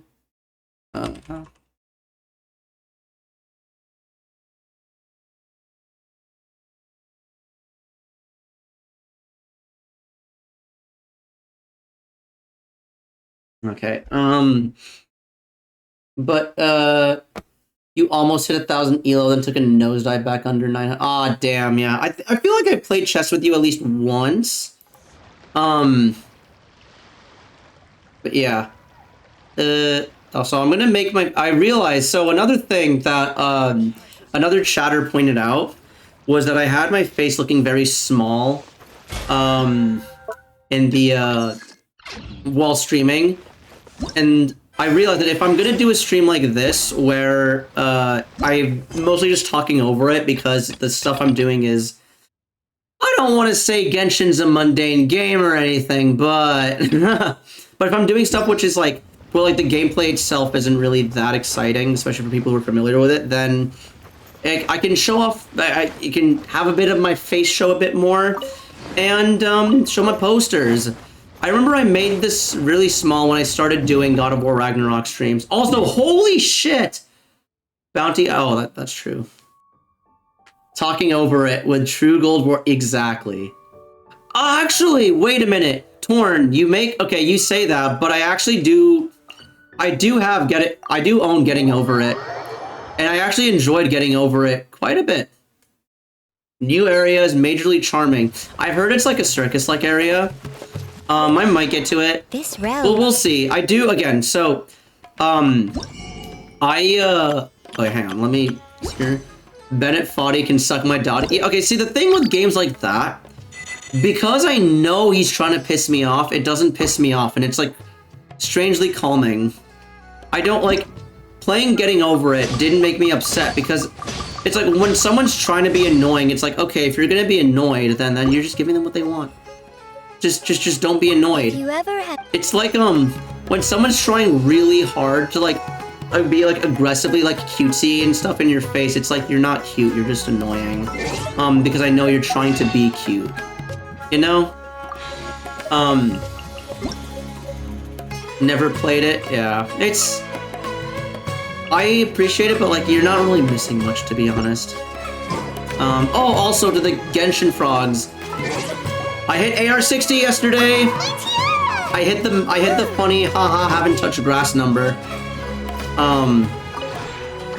I reached 60, and then the day before that I reached Trailblaze 60 and Star Rail. Both are pretty, so it was pretty fun. But yeah, okay, hang on. I don't think there's anyone here besides Bruce who already knows this, but also, actually, okay, is Wankery still here? If Wankery's still here, I'll, like, make a big deal about this, but if not, then I'll just keep playing. But yeah. Yeah, no, getting over it seemed fun. Jump King seems really hard. I might try that one. I also, so there's Boxman Struggle, which is just getting over it, but without the guy in the pot. I saw there's a VTuber who I follow who played that. Add Astra. Maybe I'll do that game. Oh fuck! Wait, hang on. Stop drifting. No. Okay, there we go. Oh my god! Wait. We just have to wait 1 minute and Cookie's back. All right. Well, I guess in that 1 minute we can go claim our forged items. But yeah, I saw, like, I've seen videos, like, people who, like, got all the way to the top. And, Cookie Masterson. Wait a minute, is that a Jackbox reference? Is that a Jackbox reference? Because I know Cookie Masterson. Have the patience to mount. Yeah, I had a feeling. I like you don't know Jack. You don't know Jack, it's like Tom Gottlieb moment, yeah. My friends and I made a tier list of all the Jackbox games, and you don't know Jack is, it's not like it's not S tier or anything, but it is very underappreciated. I appreciate You Don't Know Jack quite a bit. That being said, as far as the trivia games go, my friends and I agree that Trivia Murder Party 2 is just so good. Okay, we have a bounty to catch, so let's do this. Yeah, one of my personal favorite Jackbox game is winning as audiences okay, to those who don't know, watching Lil Board, the video ends with the first time he knows Jack. Yeah, okay. All right, hang on. So there was no one in my chat when this stream happened. I did a collab stream with a bunch of VTubers. And we played Jackbox. And we played Trivia Murder Party 2. And we let the chat join in as the audience. Bruce was the only audience member who decided to play. And Bruce beat all of us.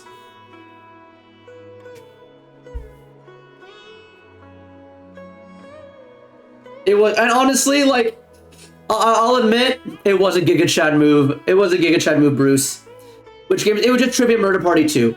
It was just Trivia Murder Party 2. And it helped. Okay, the thing is, in general, I know Bruce. Bruce knows enough random trivia that, like, if he was, like, playing normally, he could have just won that way. And he had the benefit of being the only audience member so that he could actually just, like, basically play the game as normal. Because the thing is, if there were more audience members, I swear they would have brought him down, because I know Bruce's, like, trivia knowledge is, like, solid. Okay. Let's see how quickly we can clear out these bounties. Yeah, oh, absolutely, he does. Make yourselves at home. I'll settle this. Let me read you a verse. Okay. Rain outlines your fate. Also, wait, hang on, I just realized the game must be really fucking loud, so I'm gonna turn that down. Yeah, I have the game volume turned way down on my end. And also, you know what? Alright, game volume is gonna go down even more. And I'm gonna continue playing the background music, because the background music's nice.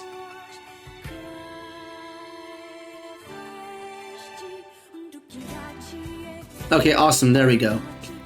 I go to bar trivia with some friends every week, and it always...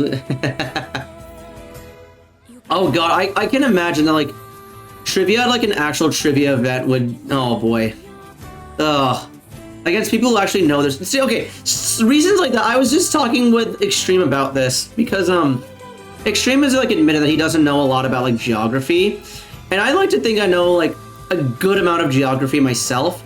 However, I would hesitate to call myself anything remotely resembling a geography nerd, because, like, I know that there's people out there who know way more about geography than I do. And, those are the people who know, like, some of the most obscure shit about, like, the countries you've never heard of and would never go to. And those are the people I would say are the actual geography nerds. For me, I know all, I don't think I really know much more than the average person. It's just that I remember all of it and I know all of it at the same time. Like, the average person will probably hear, like, you're like level 1 beginner geography, but then they'll forget like a decent chunk of it. I think my advantage is that I actually remember all of it, and that's where my geography knowledge comes from. Geography is one of your semi-specialties, thankfully. Hell yeah. You know, geography, okay. People who ID places by the grass on GeoGuessrs scare me.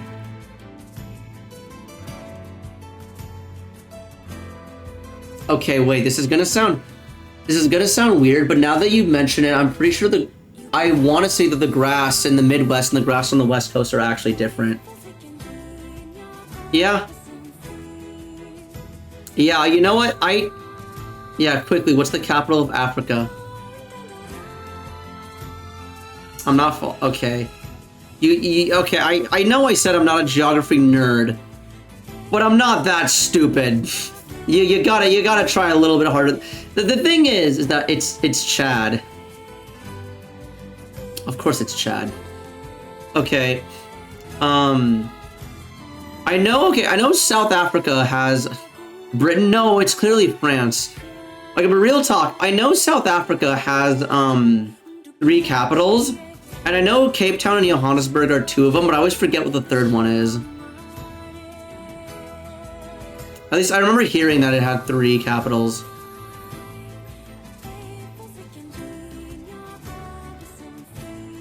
Pretoria, okay, I see.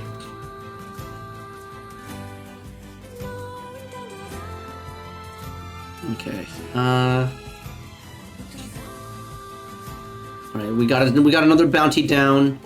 Oh boy, Cookie's back from her expedition. Alright, we gotta bring her back.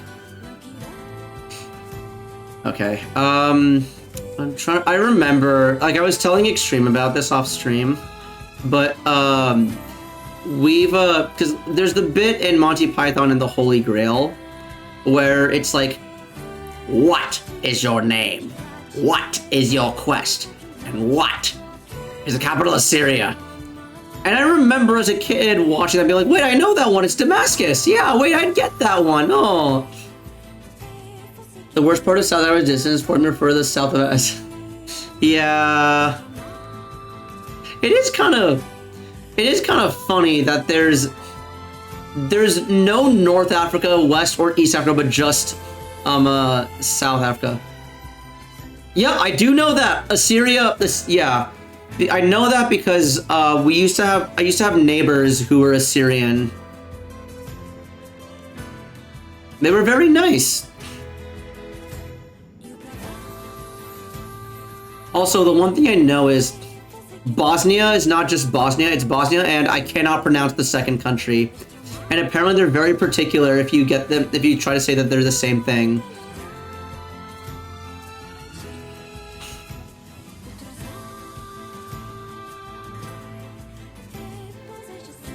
Okay. Yeah, Herzegovina. Am I saying that right? Hang on. Herzegovina. Alright, yeah. Herzegovina. Herzegovina? Because I normally pronounce it Herzegovina, but the I there makes me feel like I should pronounce it. Herzegovina. Bosnia and Herzegovina.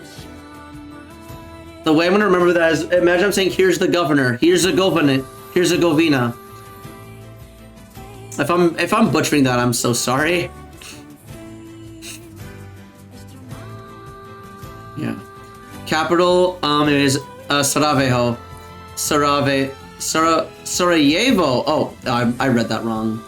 Sarajevo, which is where Franz Ferdinand was assassinated. Oh. Okay, wait, question. Is Sarajevo the capital of both Bosnia and Herzegovina? Or is it just the capital of the Herzegovina half?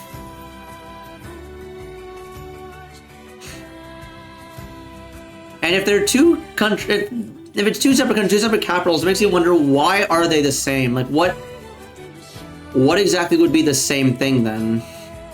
That they felt the need to be one country, not just be two.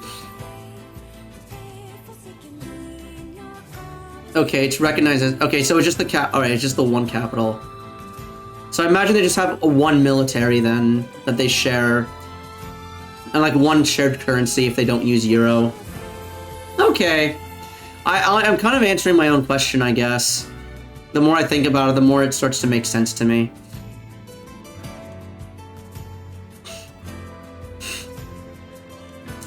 Hang on, I feel like this is interesting. The main political border within isn't even that. Really? Wait, what's in between then? What? Wait. What is the main political border in that case?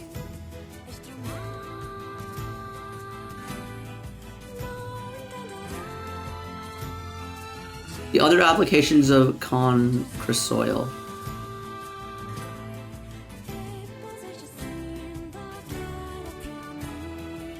Okay, I'm making sure that I don't have, this isn't, hang on, I'm making sure that there isn't like a daily that I am missing. Also, apparently I have 933 out of 956 achievements in the game. Holy shit. Okay, wow.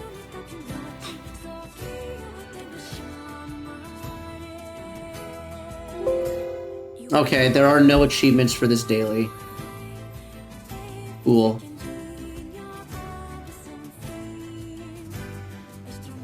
E. Torn, you sound like you're trying to summon my roommate. Extreme's tag and a lot of stuff is just E. Like, Extreme is to E as Gold Vortex is to Edgy Reggie, basically. One half is called the Federation of Bosnia, and Bosnia and Herzegovina, and the other half is something called Republika, oh fuck me, Srpska. Makes one wonder why he dropped the E from Extreme. No, it's like his split. It's like his split username. He has the Extreme without the E as his main tag, but that's because the E goes towards like the in-game tags for everything. Although, okay, hang on.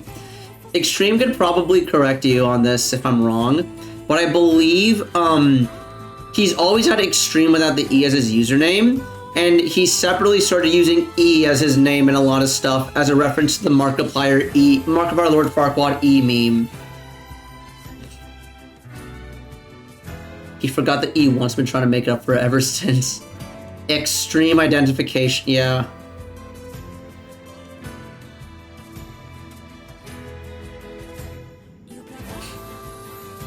Go and retrieve soil. Okay, they are literally having us pick up dirt in this daily. Amazing. All right, but hang on real quick. Let's bring Cookie back and just so we can send her out again.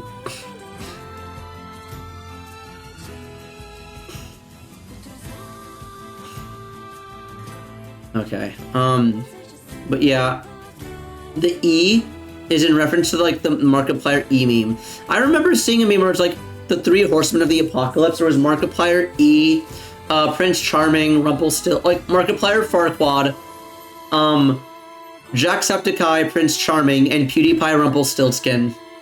And I've never been able to find that ever since the first time I saw that image. It's one of the most blurred things I've ever seen.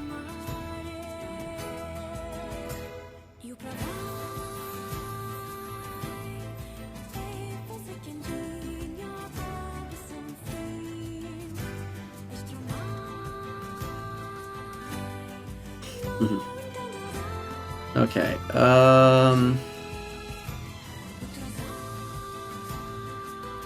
well, I really did just go there to get random food, huh? Recently, I learned that Farquaad's VA was John Lithgow. Who else did John Lithgow voice?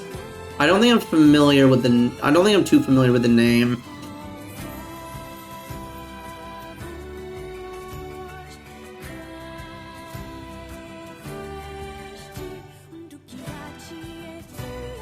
Oh god, alright, where the hell? Okay, wait, come on. I realize I'm not even inside the game's borders. Holy shit. We're very lucid today, fellas. It's also because, alright, hang on. My mind's distracted because I'm also thinking of replacing the song.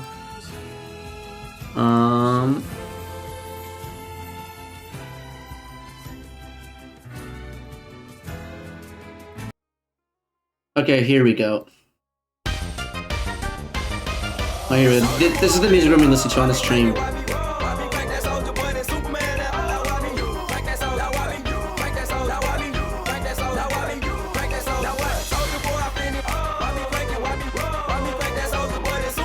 Shout out to Yimpa for having like exquisite music taste, by the way.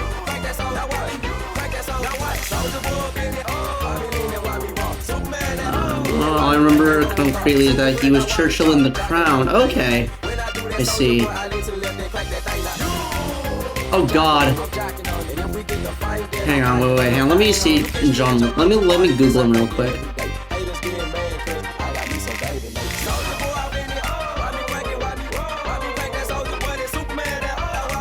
Okay, John Lithgow. Alright, he's in Harry and the Hendersons, Daddy's Home 2, Cliffhanger. He was in the Footloose movie. He was in Bombshell. Rise of the Planet of Apes. He was in Interstellar. He's in Dexter. Okay. He's in Pitch Perfect 3. Oddly specific, but okay. What's another meme song? Come on, give me... Okay, wait, hang on. You know what? This is our strat. I'm gonna go to a Yimpa video, right? And then from the Yimpa video, we're gonna... Videos. And then we're gonna go into the video description, because he has a playlist of the music used.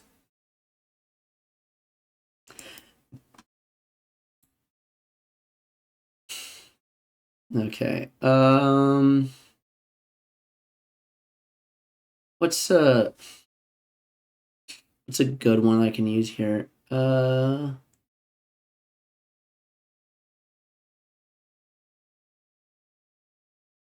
a lot of these are just like actual songs. I'm trying to think, what was the one that had like some of the best music? Oh, there's JoJo music in here, god damn. Okay, wait, hang on. Let's see here. What's 2015 SoundCloud type beat? Yeah, that was a Siva Gunner video. Fun fact. Oh, actually, okay, hang on. The list of music used. There we are. Oh, I accidentally clicked on the thing twice.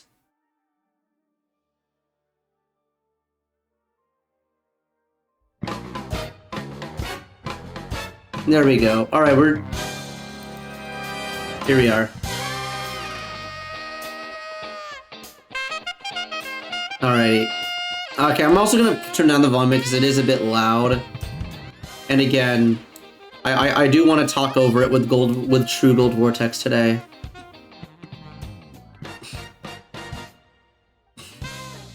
Alrighty.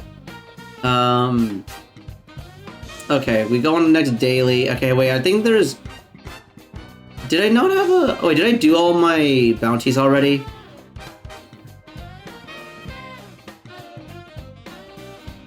I did. Alright, cool.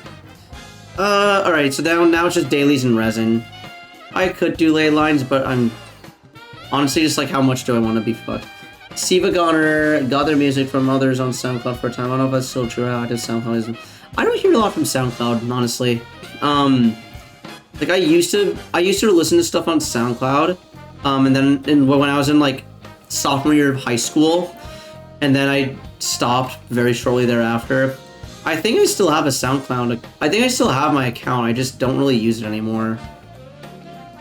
My friend Gimyo-san included me in his family plan of Spotify Premium, and I just use that now.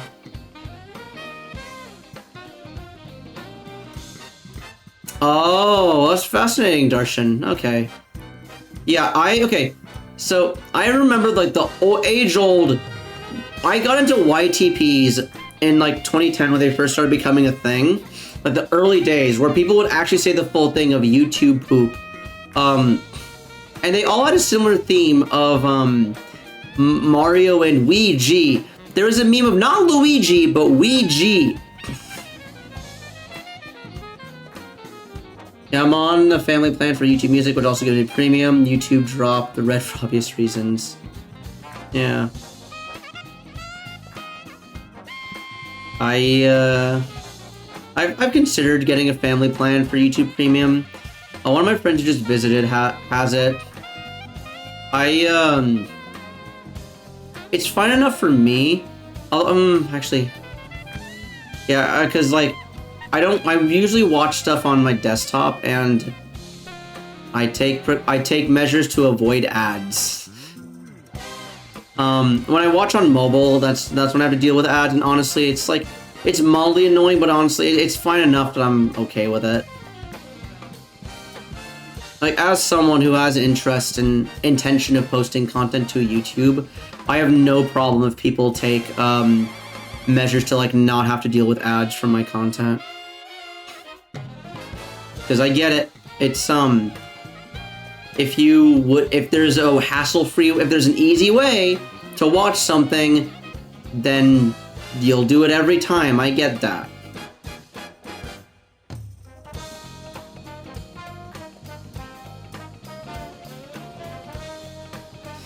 I have a YouTube Music subscription, which also gives me premium. Sounds like I'm more dignified than I literally pay Google to be less annoying. Yeah, I mean, everyone on the internet's less annoying if you give them money.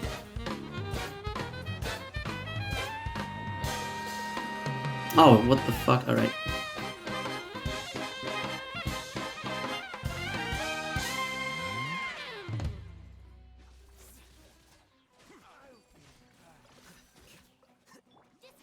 All right, GG. If you'll find that, I think you'll find that if you give me money, I will. Okay, I'm not okay. Services on the internet are less annoying once you give them money. Like, oh, okay. Well, that's why you use like that's why you use a separate email. I get. Oh, I don't know about. Actually, maybe not. Okay.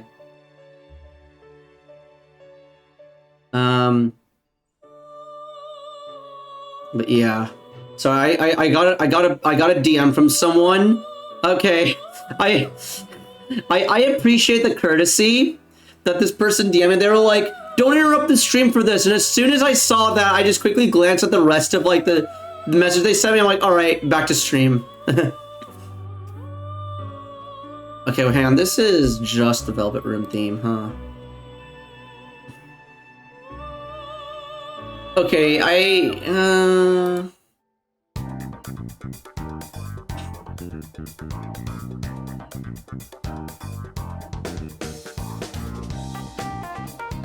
wait.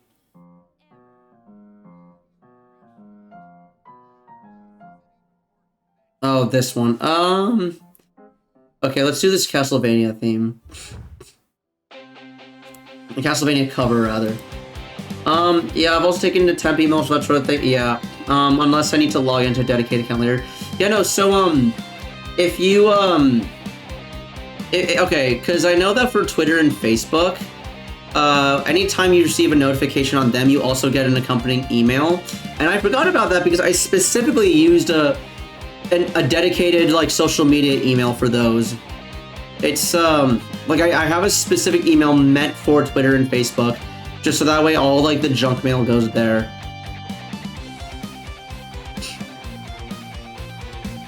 Okay, alright, let's spend some resin. Okay, now, okay, so for the Genshin frogs in chat, which is Bruce and maybe Oinkry, if either of you users still here. So wait, let me check something real quick. But yeah, my plan for pulling, my plan for pulling in the next, banners are Kokomi. Yeah, basically, I want Fish Girl. Also, let me just convert this real quick. So I do want Fish Girl. I have 41 wishes saved up so far, which isn't a lot, but I'm hoping by the time this banner ends, plus with the event, which is gonna give me hefty amounts of primos, hoping that that's like, it's a good solid amount. Because I cock is life. I agree. But with that, I also am hoping to get Faruzan constellations. Now, I am working off of literal zero pity because, once this loads here. So yeah, I did a 10 pull, and in that 10 pull, I got Al. And as far as and I also did pulls on the weapon banner until Freedom Sworn, and then I did a few more afterwards just to see if it would come, and it did not. So yeah, working with that. I feel okay. Also, we also have until the end of her banner as well. Ideally, I'd like to I would like to get her earlier in the patch, opposed to later, just so that way I can like save up for Fontaine. Meanwhile, my ADHD ass, I guaranteed 70. Yeah, Bruce is like 10 pulls away from a banner character. I'm gonna sneeze and get a fish, exactly. Wait a minute. Hang on, chat. Serious question. Should I advertise my Kokomi pulling stream as a fishing stream? Because we are literally trying to catch a fish. That is fishing, is it not? So should I advertise this as a fishing stream? Yeah. Yeah, awesome. So, like, all right, fishing stream 3. I did fishing stream 1 and fishing stream 2. Wait a minute. I think I still have. No, not that. Fuck. Okay, I used to have an image saved. I had an image saved to this used to be a fishing hat. I had the women fear me, fish fear me, women want me cap, and I used to have that on top of where my head is. Unfortunately, I changed it out for this. I think it was because I decided to play TCG on stream against chat, and I used that to cover up my cards. Okay, I kind of wanted to have meme music instead of actual game music, but this song is enough of a banger that I'll keep it. I should add man as a 7 TV emote. Goddamn. Hey, can someone please, Bruce, can you please send Help Me Mr. Lightning Lord in chat? It's a really funny emo and I want to look at it again.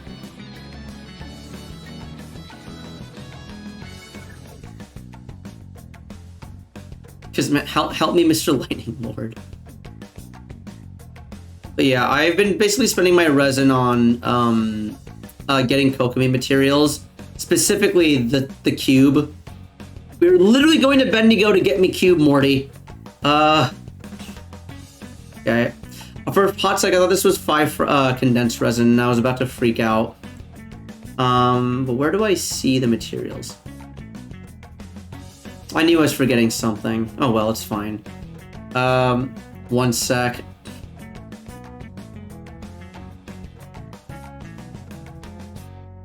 Okay, wait. Oh, are they here? Yeah, they're here. Wait, are they here? Okay, this song is really aggressive for background music. Jesus. Oh, we found another Siva Gunner song.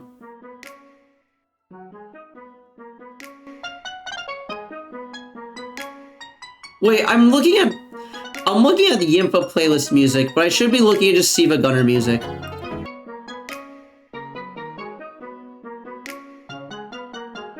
Okay, hang on.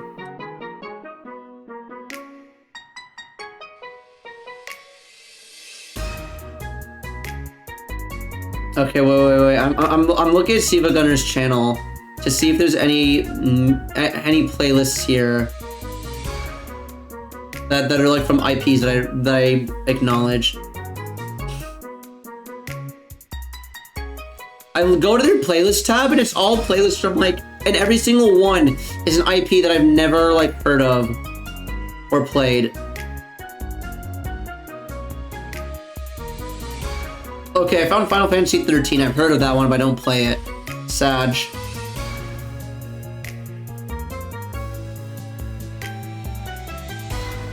No, this is making me giggle uncontrollable. Yeah, that's why. That's kind of like the vibe of the music I'm trying to go for. Rhythm Heaven Final Remix? Okay.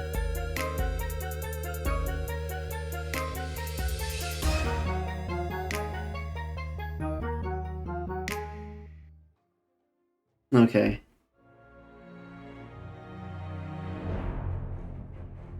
Oh god, this is League of Legends music. No, no, no, no, no, no, no, no, no, no, no, no, no, no. Okay. Final remix.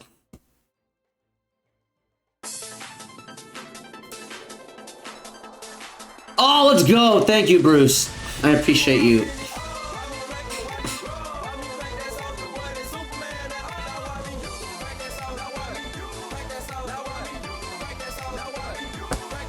And thank you for pinning it, Bruce. Okay, I have 12 down, like 34 more to go.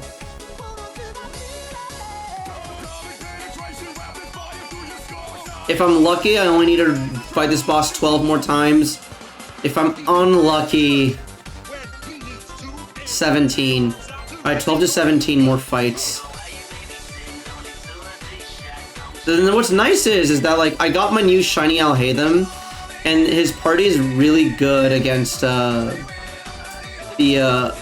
water cube.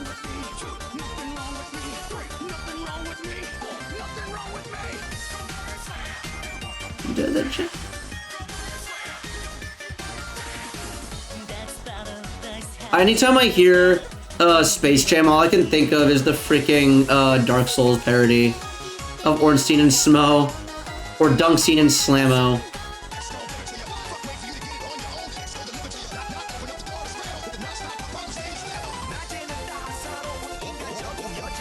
I gotta realize more about the high quality yeah!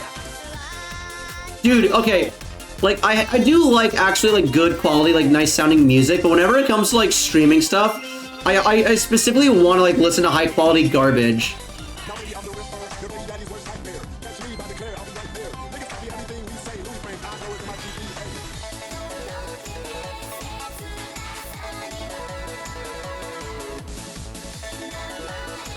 Okay, there we go.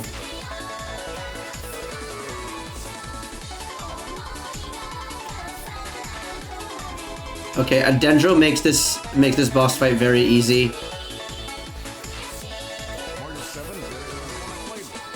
Cool. Alright, we can do this like a couple more times. Oh, let's go! Hell yeah! Oh, badge. Alright, and while we're waiting for this, the Fever Remix 10 one maybe. Okay, I will do that one next. It's fine. Alright, since I have a condensed resin, let's do this here. I'm gonna have to pre-farm for cock. Yeah, I was like, okay, so the reason why I've even started pre-farming for cock is because I finally got Alhaitham on a 4-piece. Yeah, because I'm using Freedom Sworn.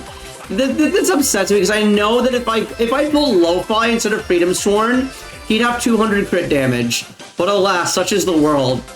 But yeah, Freedom Sworn's still great on him. But yeah, only someone else to use all my transient resin. Yeah, basically. But yeah, I finally got 4-piece, and the reason why I got 4-piece is because I got this circlet, which isn't great. I acknowledge that, but it's the only double crit circlet I have that's on set.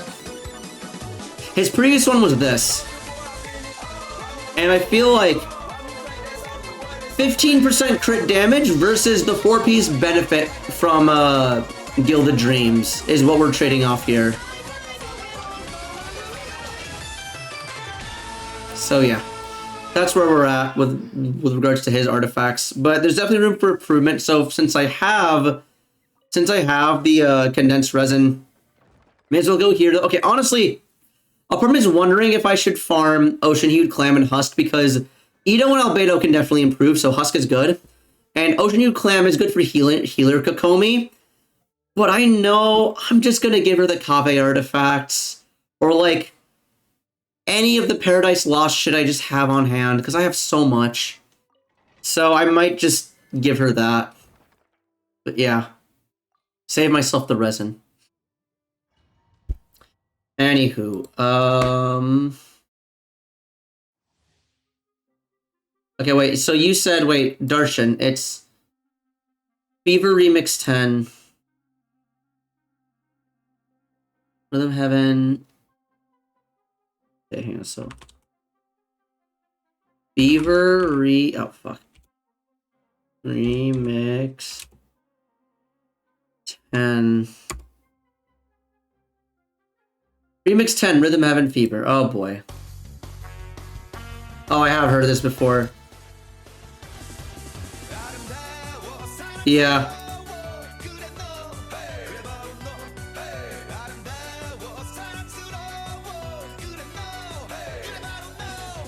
I have like 4 Ocean Hued Clam healing bonus circles I never threw away. Do I?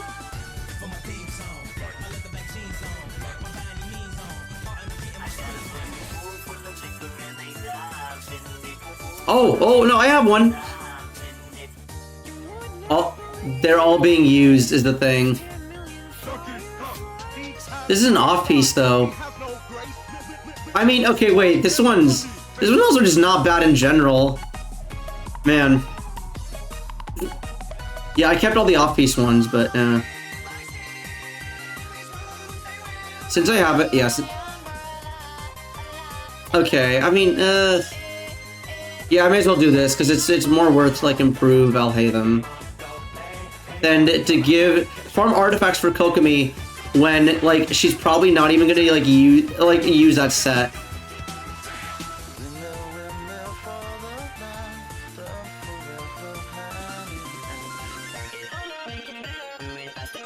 Alright. We'll do this and we'll do another run for Coke. Awesome. Oh, awesome. More garbage. You love to see it. Alright, let's do another run for Coke.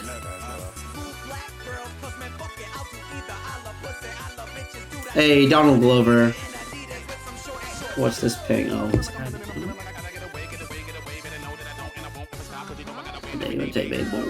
Oh, man. I haven't heard this in such a long time, my god. Going Gilded for Kokomi? No. Going, Paradise Lost, because, well, actually, yeah, no, I will go Paradise Lost. Because, oh, for Alhaitham. Yo, Snail, welcome to the stream. Oh my god, yeah, yeah, I'm back after taking a week off from going to Anime Expo. Yeah, I showed off some of my stuff here on stream, but I can very quickly... I got a bunch of art prints. If you're interested in seeing any of the art, let me know, but, major things I got was, I got this Trash Taste coach's jacket, and I got the two things that are really exciting are the My Sakurajima figure from Rascal Does Not Dream of Bunny Girl Senpai, and I got a figure of Makima from Chainsaw Man.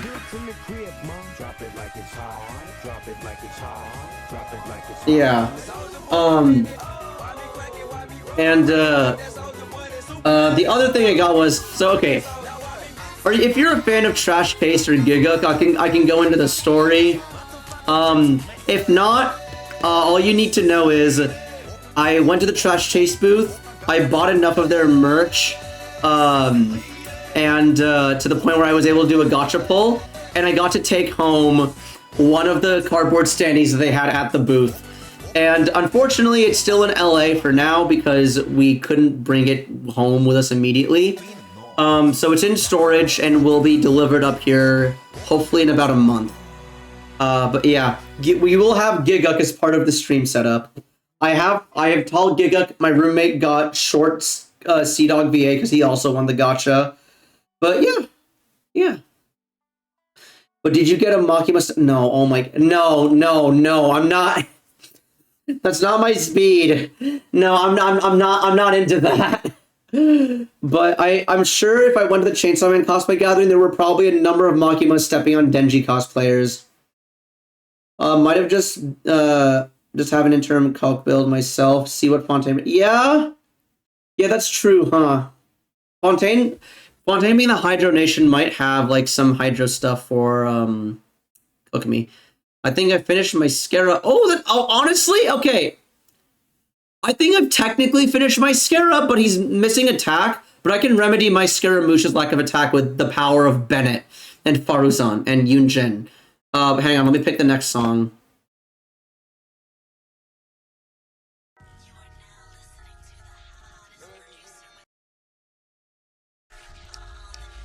Okay. And I don't pull for Forcer, but sheesh, I want that new Chongyun. Wait, why do you want Chongyun? Oh, wait, you mean the Fontaine characters that they revealed? Yeah. I saw the trailer once. I haven't gotten a good look at everyone yet, but yeah, I think of the characters I saw. So I saw Ray Chase is voicing one of them. He looks really cool. So the two I want are the Archon and the guy voiced by Ray Chase. Those two seem really cool. The Feels Craft is that the Hydro Nation is gonna play with healing, health mechanics, but we'll. Oh shit, that's true, huh? Yeah. Yeah. I'm gonna be real, I'm not really feeling this song, so let's...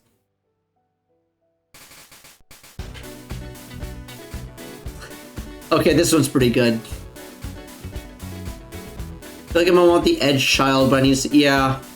No, my criteria for characters is, are they good? Are they fun? And do I like them narratively? And also, are they an Archon? If they're an Archon, then I'm auto-polling for them. But, for that one guy has, like, I'm really, just by virtue of being voiced by Ray Chase, the legend himself. Like, come on, man, like, he's gotta be cool.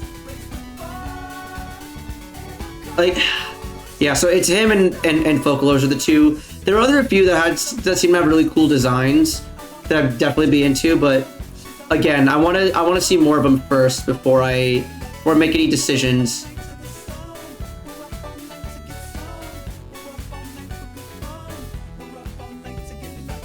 Can't believe there's the secret third sibling.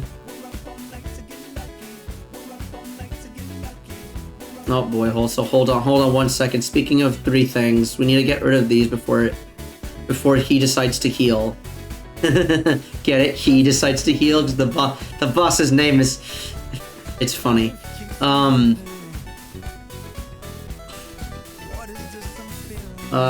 Yeah. Okay, I want to... Oh, now let's go! We got three! Hell yeah! The thing is, so my Scaramouche, so if anyone wants to see my Scaramouche, this is, my Scaramouche is a case study as to why crit isn't always everything. He only has 1500 attack, which is kind of bad. Not gonna lie, that's pretty horrific. I really wish I had a higher base attack. Ideally, okay, hang on. The solution is just pull Lost Prayer to Sacred Winds, 5-head. Just pull on the weapon banner. Except, one, I really want the Fish Lady. Two, Song of Broken Pines is useless because I don't have Eula. And frankly, I don't want Eula.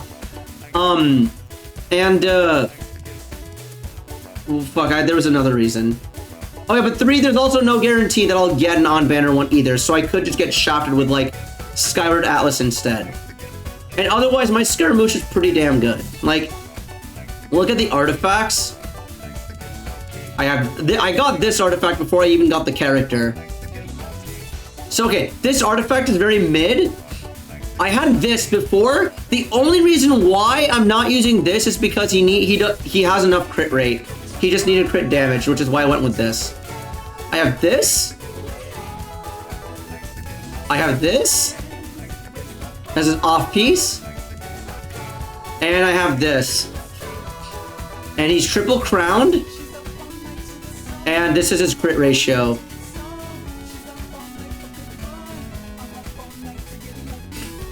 I really want to use Pearl, but I'm over-critting and yeah.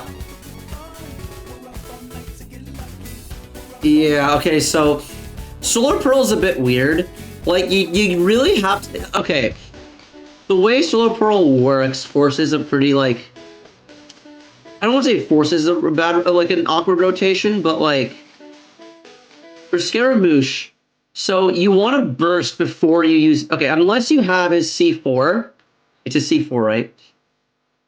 No, it's a C2, I think. Yeah, okay. unless you have C2, then you want to burst before you use his skill. You burst, then you use the skill, and you go to town. The thing is, you actually do a lot more damage with the burst if you normal attack first. So specifically if you're using Solar Pearl, you normal attack, then burst, and then go into his like skill and stuff. My build can't do that. Oh fuck! Oh damn! You're using Shimenawa. Okay, well then, yeah. Yikes. Yeah, okay. I'm gonna lower the volume just a little bit. Oh, actually, no, it should be fine. Okay, wait, hang on, guys. Can you? Am I like? How good is like the music volume versus my volume? Because I don't want to have to like talk. I like him and not have to farm a whole set for him. That's fair. Okay, the thing is, the domain in which you farm his best in slot set is also where you can farm the best bloom and hyper bloom and version artifacts. So, if you have Scara and you like him, you want to farm for him, it's great. A volume kind of equal, background music could stand to be a tad lower. Alright, cool. I don't mess with that though. What don't you mess with?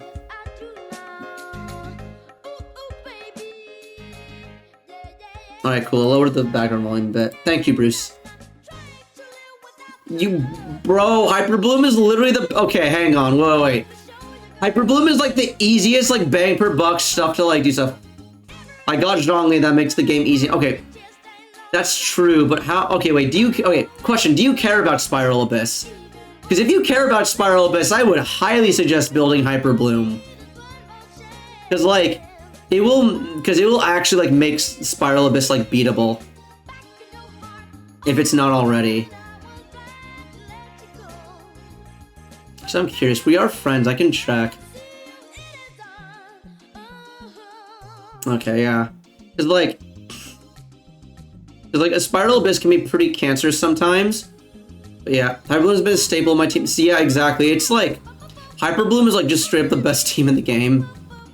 Or none. But however, for stuff that isn't Spiral Abyss, just having Zhongli will take you very far.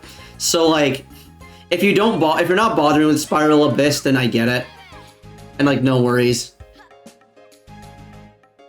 And I actually think after I do this next run of the Cock Boss, I will probably do Spiral Abyss. Wait a minute, I remember Snail, you were the one who like... That's right, you don't have any Dendro characters on your account. Because you didn't bother building the Traveler. And you didn't pull Nahida for... I forget what your reason was. Yeah, you were the one who built like... Oh, you have Tignari. Okay, Tignari is great. Okay, The only... Tignari doesn't do... Tignari is great. He is... I would say, okay... Tignari would be as good as Alhaitham if Tignari could support Hyper Bloom.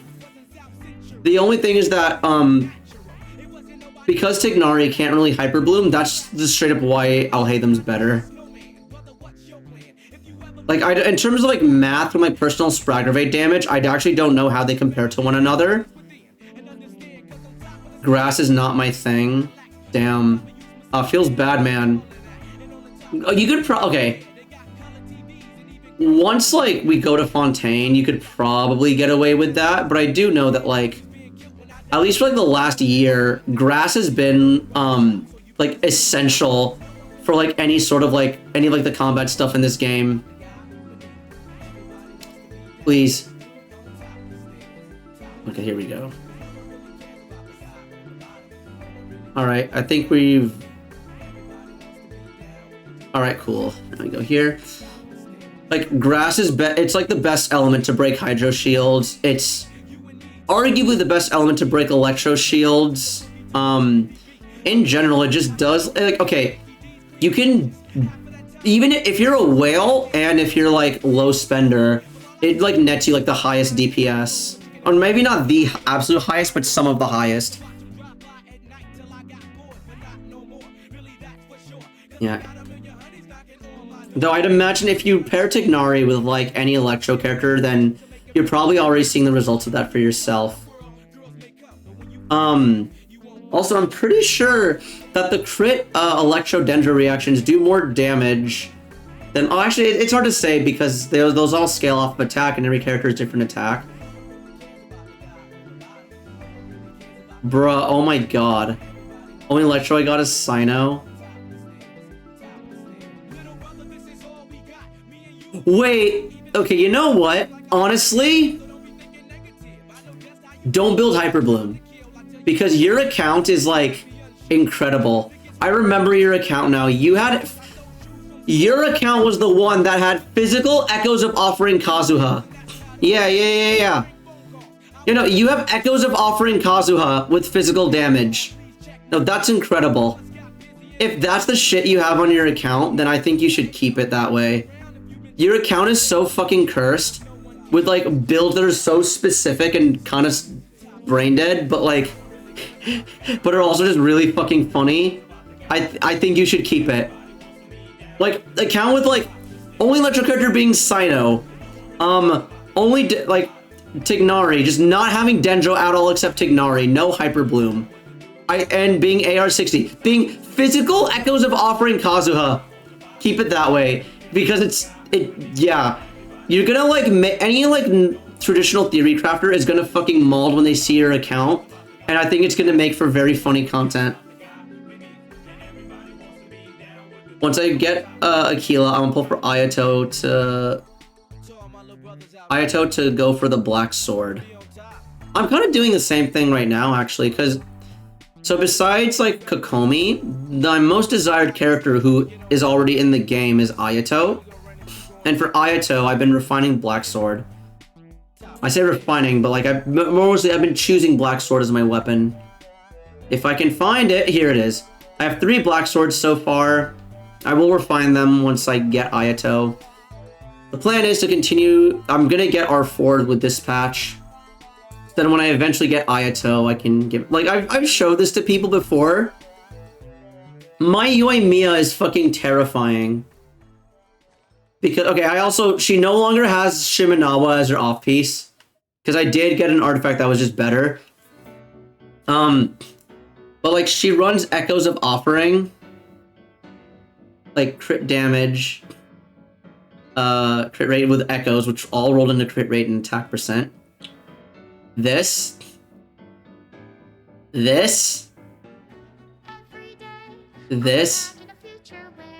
Like, it's nutty. And if we just look at... And so that's the full 4-piece set there. And let's look and see how many Hydro Cups I have. So Yelan and Xingqiu's, there's no sharing there. Those are their artifacts. I rolled this one and it's pretty bad. I'll probably throw this one away, but I have... Okay, that one's only... I have this. I got this. This. I have so many options. Like, I have 9 things I can roll. And that's 4-star that don't count. But yeah. And 2 of these are on set. So, like, if this one rolls crit rate and rolls really well, I can replace this one with, like, a better crit damage circlet. Or something like that. It's insane. Like, if I had Ayato, I'm pretty sure it would be, like, one of the best Ayatos in the world. Alright, but anywho... yeah. I got R5 my Kazuha is made for Aquila. If you're doing a physical sword user, then use Aquila. Like, so okay, I think Aquila Favonia is a little overrated because everyone says like, oh, it's Bennett's best in slot. And I'm over here shilling for our Lord and Savior, the Skyward Blade. Now, you might say, Vortex, you're just coping because you don't have Aquila and you have Skyward Blade. But look at the energy recharge, which is that's why I feel like if you have both weapons, then Aquila is useless because most characters don't really want physical damage. It's just Eula, and like because of that, it's kind of useless on literally everybody else. So yeah, Aquila Favonia is just the cope weapon. However, if you are gonna build a physical sword user, then in that case, you may as well use Aquila. I wish I got the sword or something, but I got another harp recently. That's Arthur. Oh, damn. Yeah. I have 2 Wolf's Gravestones. Yeah, let me show them. I have this one that I gave to my Diluc, and I have this that no one's using. I got this, which is useless. This was, oh damn. I cried tears of joy for another primordial Jadewing and oh, dude. Like, okay. This and this are tied for best spear in the game. Like, you can make a case, you can make a very strong case for either one. But in terms of, like, universal usage, it's, like, pretty 50-50 as to which more characters want. I used to think that Jade Cutter and Mist Splitter were pretty even for best sword in the game. And, I then I like looked through like the effect and saw who does Jade Cutter benefit more versus who does Mist Splitter benefit more, and Mist Splitter just seems to be like the more universal weapon, which is crazy. It helps it, especially if you have C6 Bennett. What the fuck is this song? Whatever. Losing 66 base attack is whatever. We already don't 90 out of 90 him. Bennett? I mean, I 90 out of 90 my Bennett for the base attack. Because, okay, here's the thing with Bennett. Because, like, you don't get a lot of here with Bennett, it's true you don't get a lot of base attack leveling him from 80 to 90. However, keep in mind that his buff, I haven't even crowned it. If you do crown it, which most people do, it's 119%. So you're squeezing out a bit more than, like, the little bit of base attack isn't entirely representative of what you get. My buddies, dude, okay, no. Your account, Snail, your account is beyond saving. We were, like, it's my Benny sitting over here, level 61 with no artifacts and alley. Okay, the thing is, alley flash is actually good. Yeah, alley flash is actually like his best 4-star. Oh, it's one of his best 4-star weapons. Like, it's the highest base attack, so that's not even that cursed. Like, your Bennett just sounds incomplete. Like, the thing with your Kazuha, the reason why that's so cursed is because you've deliberately given him something that he traditionally shouldn't use. Whereas your Bennett, all the stuff you've given him so far is all stuff that makes sense for you to give to Bennett. It's just that you haven't given him everything yet. And see, and that's the other thing that's very blurred about your account, is that of all the characters to work on, you're working on Dia, one of the most, okay, you're working on Dia, who, enough said, okay, real talk though, just so I don't sound like just so that no one ever says that, oh, Gold Vortex is a toxic meta slave. Let it be known that I will say, waifu is better than meta, which is redundant because most of the waifus are meta, but like, build the characters that you love and that you're happy with, that give you the dopamine rush. Don't give you the characters that give you big number. For me, big number equals dopamine rush, so that's why I build those. And don't let anyone tell you that you're trash for building characters like Dia and Chi-Chi just because you love them. Anyway, alright, working on Dia, build something fast. Too. I'm only missing Dia from the build though. Playing a Skyward Pride on Emblem, that doesn't... Yeah, that doesn't sound bad, actually. You might want to consider pulling for Raiden if you want to do main DPS Dia, because Raiden can buff Dia's damage pretty heftily. Also, Kokomi might also be good, because Xingqiu and Yelan won't work with Dia, but just having, like, the jellyfish spout Hydra might not be bad, even if it is all stationary. Okay, wait. Now, I've said this on stream.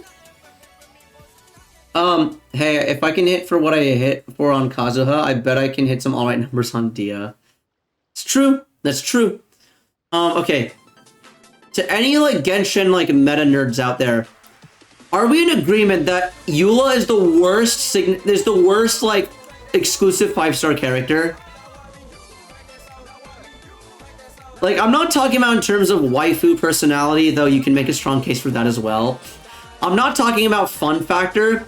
I'm explicitly talking about, like, meta viability stuff. Can we agree that Eula is actually, like, the worst character in the game as far as limited 5-star characters go? Like, I spoke about this with my friends off stream. Of the limited 5-star characters, I think literally every other character in the game is better. Venti is, yes. Yeah, you're better. Yeah. No, okay, if it wasn't for Faruzan, you could make a case that Xiao is like on her level, but with Faruzan, Xiao is just better. Like Mika doesn't enhance Eula as much as Faruzan enhances Xiao.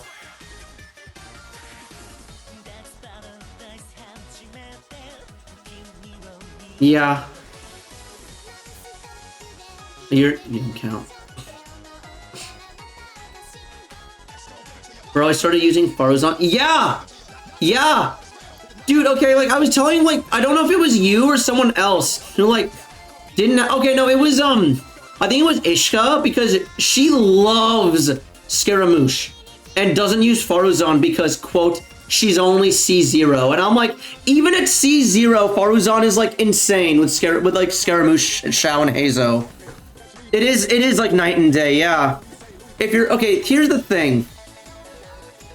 So, like, you have 5-star characters, yeah? Yeah, exactly, 100K's on Xiao. Yeah, you get it. And, like, 50... Yeah! It do be like that. Oh, shit, what was I saying? Okay, so you have, like, 5 stars. But mine do be... Yeah, I figured because my Xiao is, like... one of the... Okay, not to brag, but I'm pretty sure my Xiao is like one of the better, if not best ones out there. Like... 2,000 attack. Yeah, I'm pretty proud of my Xiao, and he's running Vermilion. So, like... Yeah, I am proud of my Xiao. But, like... I have yet to hit 100K on him. I've gotten close. I've gotten like 90K, I think, but I haven't quite broken 100K. But I know if I did, if I had C6, then on Faruzan, she would absolutely, yeah. Wait, Snail, is your Faruzan running Tenacity of the Millilith? Because she uses Tenacity, then she can get even more. But it only works if she's C6, which yours is. Okay. What's your Xiao party look like? Because, so here, let me show you my Xiao party. No, I'm drifting. Okay, there we go.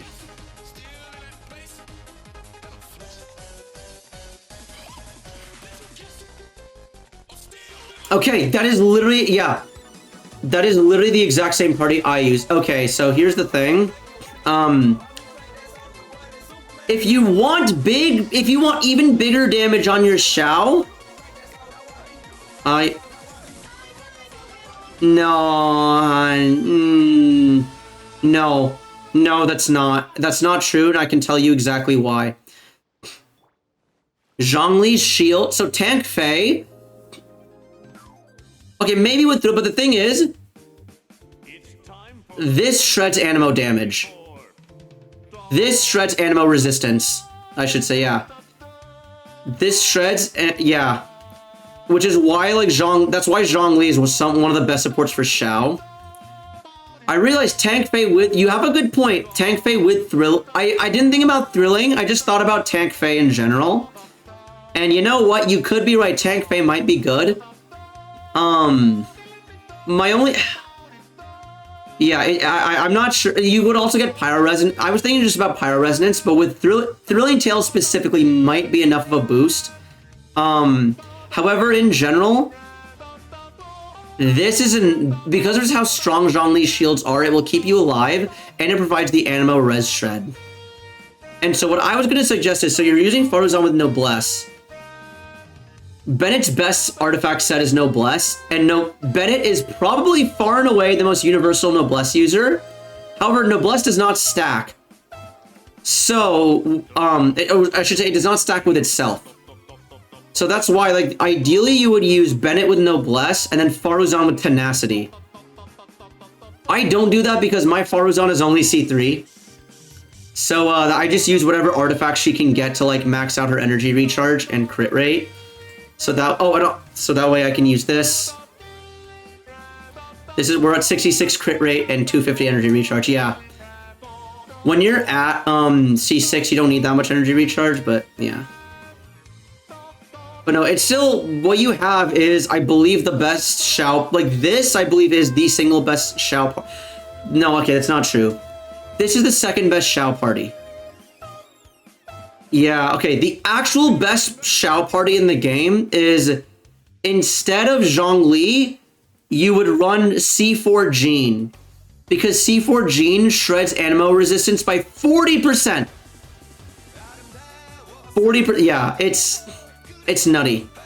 And she heals, and not only that, but she can also like act as a battery for Xiao. So you'll always get his burst up, and you won't need as much energy recharge. And yeah, it's just great. And also, if you have C6 Faruzan and C4 Jean with Bennett and Xiao, is like it's far and away Xiao's best party. Unfortunately, it requires you to lose your 50-50 to Jean 5 times. My own Jean is only C1. Like, my Diluc, hang on, like, I have, my fucking Kaching is C2. And my Diluc, I think, is also C2. Oh, he's C3. He's fucking C3. So, like, yeah. I've been losing the wrong characters. If I lost to Jean more, I would actually... The thing is, I want to lose to Jean because I would build her. But I've only gotten 2 so far. Bro, Jean... Dude, yeah, Jean is good. She is also just... Okay, before Dendro got added, it was a toss-up between Mona and Jean for best standard 5-star. Mona's also, like, fucking crazy as all hell. I think that now with the advent of Dendro, Tignari and Kaching are Tignari's probably the best standard 5-star. And you can make a case for Kaching just because she can aggravate. But after, I'd say Jean and Mona are still strong. Oh, if you pull... Yo, Snail, if you pull one more Jean, you can replace Zhongli. Yeah. Oh, yeah. Yeah. It's so good. The only thing is that, since, I don't know what artifact set you would really run on her, because you would already have, okay, Mona C3, okay. Mona C4 is also good. So, like, okay, this constellation doesn't fucking work. This one is, like, eh. This one's good, because her burst is what you use her for. Actually, yeah, no, this one's cracked. This one's really... Mona C4 is also really good. Chi-Chi's C0. Ayo! Ayo! All my homies have Chi-Chi C0. See, do you look lucky? Yeah. Like, in terms of worst standard 5-star, I'd say it's Chi-Chi. Then Diluc. Then I think... I don't know. It's debatable. Like, I remember my friends ever talking about who's worse, Dia or Diluc. Dia makes, like, certain teams work, like the Burn Melt team, but Diluc's actually, like... I don't know, it's... they're both meh. Chi-Chi's also hi. Yo, hello, TLR. Welcome, welcome. I hope you've had a good week since the last time I streamed. I've been showing off a lot of my stuff from Anime Expo. Oh, wait, hang on. TLR, you're a Trash Taste fan, right? Because if you're a Trash Taste fan, then I should tell you the full story.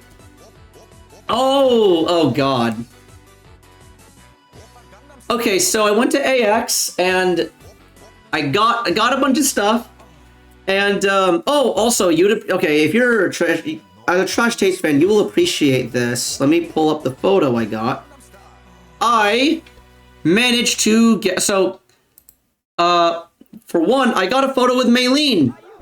I met Maylene and got a selfie with her. She was very nice. She was very much in a hurry to like leave, and she was still kind enough to like take a selfie with me. But I also got to watch. So I went to an event, like a panel at Anime Expo, where it was Garnt and Connor were basically showing us a bunch of anime trailers for a bunch of upcoming anime. Then we saw the first episode of a new anime that hasn't come out yet called My Happy Marriage. And it's really good, but I now get to say that I have seen and I have watched anime with Giga and Sea-Dog VA. So that was pretty cool.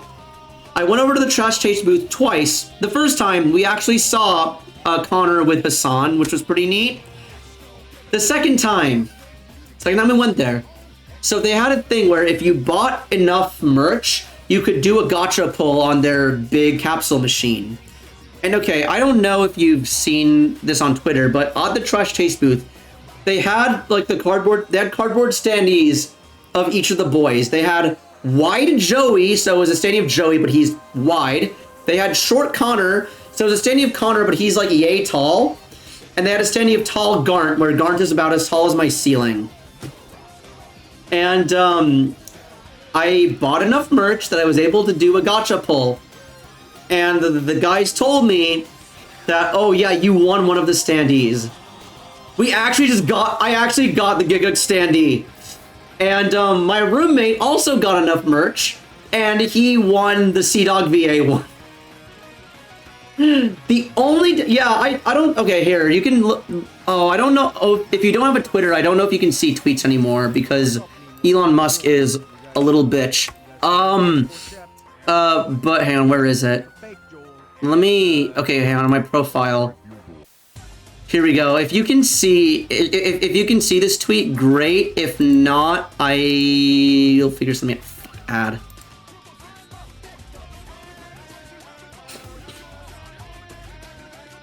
All right, I'll wait for the ad to go. I've noticed that like for some people they have like they're stuck in like 8 out of something ads or whatnot. But yeah, I'm talking about ads, talking about not getting ads, talking about ads until you. Okay, you're back. Awesome, cool.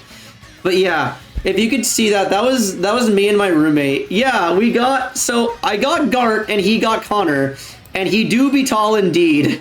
Now, unfortunately, because of how tall he is, and also just because of how bulky Connor is as well, we couldn't exactly bring them back on, because we took a Greyhound to, like, get there. Yeah. So we took a Greyhound to get there, so we had to store it in LA for the time being. And until it's gonna be delivered up here. And I'm planning to do it. I don't wanna give away all the juicy details now because I wanna see your guys' reactions so when I do it. But on the August 18th, I will do a special stream to inaugurate the Giga standee, because I think by that time, that's when Gart will be here, and he will become a permanent feature of the stream. I plan on having the Gart standee like where you see the gold line where my mirror is? That's where I'm planning on putting him. That is where we'll see Garnt. He will become a permanent feature of the stream. And I think I can say I'll call that a Gold Vortex Giga collab stream, right? Right? Yeah. But also, part of the merch I got from the Trash Chase booth is I got an acrylic standee of the boys that you see here. And the jacket I'm wearing is actually a coach's jacket. It's got the logo on there, and it's even got a design on the back. I don't know how clear it is, but yeah. And I do feel like I'd be looking fly in this jacket, so I think this was, yeah, this was a dub all around. But, you know, there were a lot of stuff that happened at Anime Expo. But yeah. I'm going to respectfully rob your house and only take the Trash Taste merch. Wait, TLR, did I ever show you this? I feel like I have. But the other Trash Taste merch that I have is, I got this. So, as you know, they went on tour across America. They came near my town. And so because of that, I was able to get a poster from them. And all the posters that they had on their tour were signed. So I literally have their signatures on here as well. If you couldn't tell, we love Trash Taste in this house. But yeah. That's, yeah. Though there are other stuff I got as well. Like, I don't know if you watch Chainsaw Man at all. I watched it and read the manga, and I got myself a Makima figure. I also got a figure of so this is one of my favorite animes called Rascal Does Not Dream of Bunny Girl Senpai, and I finally got a figure from that. If the name sounds really cringe, that's because it is. Mom, oh my fucking god. Yeah, so I remember I've seen, yeah, TLR gets it. So, TLR, then you'll appreciate this. So, I saw the show, and my friends and I saw the movie that came after the show, after it came out. And, so at Anime Expo, they premiered the second movie, and my friends and I got to see it, and it's really good. I don't want to spoil it because the movie literally isn't out yet, but the next Rascal movie is, they don't miss. They keep swinging, they keep hitting, they don't miss. Yeah, but in real talk, the Rascal series is like, it's top 5 anime for me. But thank you for the gulp, TLR. But yeah, I've just been here chatting, vibing, talking about Anime Expo, talking about anime. I promised one of my chatters I'd get into mecha anime soon-ish. But yeah. And now I figured I'd play a bit of Genshin, get some of the housekeeping stuff out of the way before I get into the new event. I think I've been up for quite a while, so I think I'm just gonna try out Spiral Abyss until I get tired of it. I say try out, but like, I'm gonna beat it. It's just more, I will get all the stars. It's more just a matter of, am I gonna do it this stream or am I gonna save it for off stream? Okay, although, yeah, once I hit the 3-hour mark for time streaming Genshin, I'm just gonna go back to streaming 16, I'm gonna be real. Top 5 really hard for me, I can tell you that JJK Hell's Paradise and Fire Force, yeah, damn. Like, okay, I thought about this. Like, my absolute #1 favorite anime of all time is Gurren Lagann. Yeah, I haven't seen Fire Force either. Yeah, JJK is good. I can vouch for JJK, it's good. I know a lot of people read the manga. I feel like, for me, a lot of the draw of JJK is like the action and like the animation style, and because of that, I feel like if I read the manga, I wouldn't be getting the same thing. So that's why, yeah. You know what? It's getting, yep, yeah, it's getting another season. Oh, it came out, yes. Oh, hell yeah, awesome. Oh, that's right. Yeah, okay, cool. Yeah, so season 2 just started. But yeah, no, that's why I didn't want to read ahead. It's fire, not gonna lie, okay. Yeah, but my absolute #1 favorite anime is Gurren Lagann. And then after that, there's a lot of anime that I love that are after that, but I was like, if I could like condense like the top 4 that I really like, that like outside of Gurren Lagann, then I think, yeah, because like when you watch or like play a lot of stuff, you stop having like favorites and you like, you just have like a collection of stuff that you really love, and it's kind of where I'm at for stuff outside of Gurren Lagann. I saw a trailer for the cutest manga I'd ever seen getting an anime. Oh, what is it? What's the anime, TLR? But yeah, the other, I'd say ReZero, is one of them. And then, fuck, what was, oh yeah. It was ReZero, Attack on Titan, another one I really love. Kaguya-sama and Rascal. Yeah, those are like the 4. Don't judge me. Let's hear it. Let's hear it. That remains to be seen.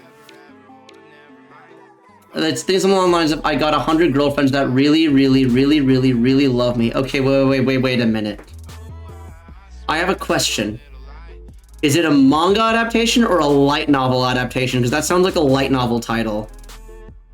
Because like, it's a light novel trope to have like a really long ass bullshit name. Manga? Hang on, wait. No, was this, okay, surely this was a light novel before it was a manga too, right?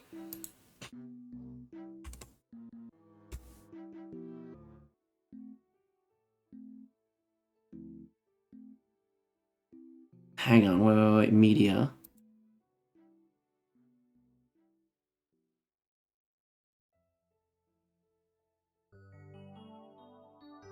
It's a manga. It was never a light novel. Oh god, oh no. Oh no. Oh god. Yeah, it's oh man, no. This is bad. This is no, this sets a bad precedent because next thing you know, we're gonna have a manga title is gonna have the same bullshit names as light novels. They're really funny for now because only light novels are doing it. It's gonna get annoying if everyone starts doing it though. Oh no. Oh no.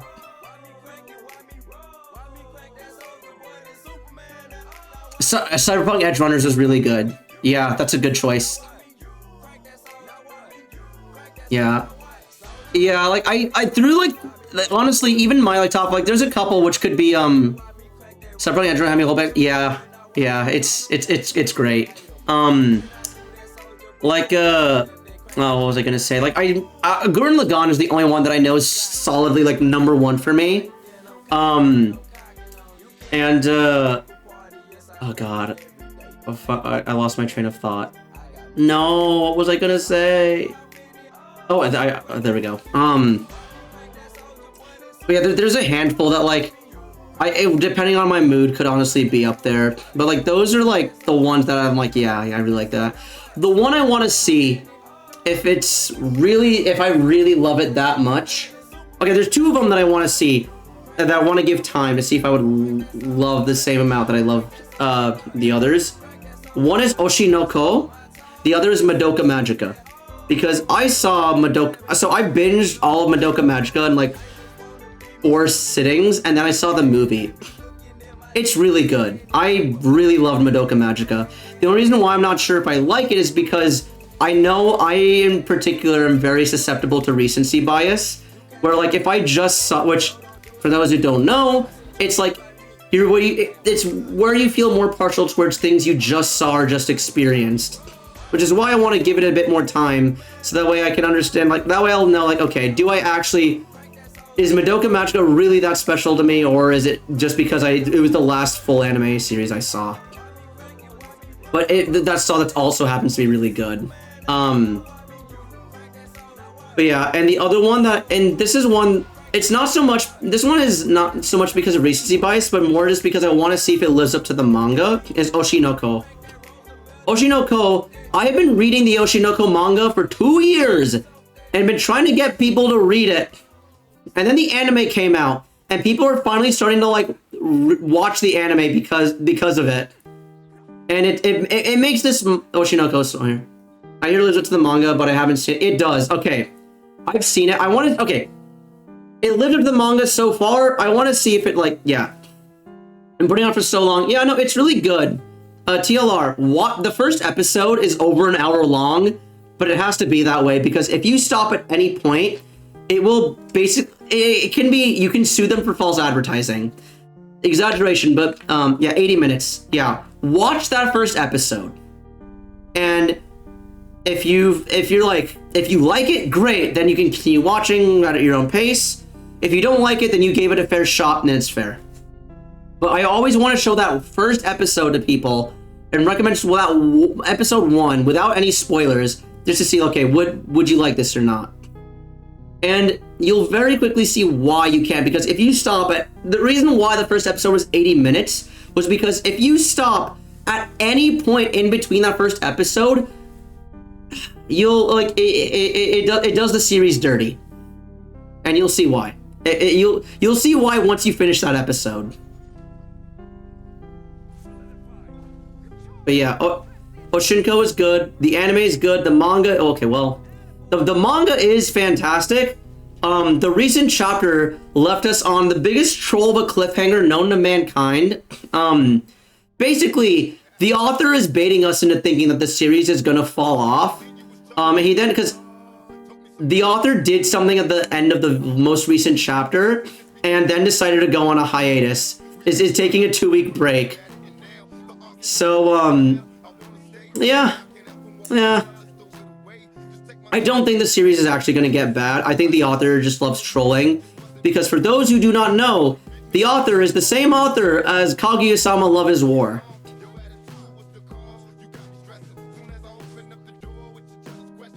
Would it be best? I'm gonna be real, TLR. I don't even know. I don't remember who Studio Orange are. I've heard of them, but I deadass forgot what they're known for.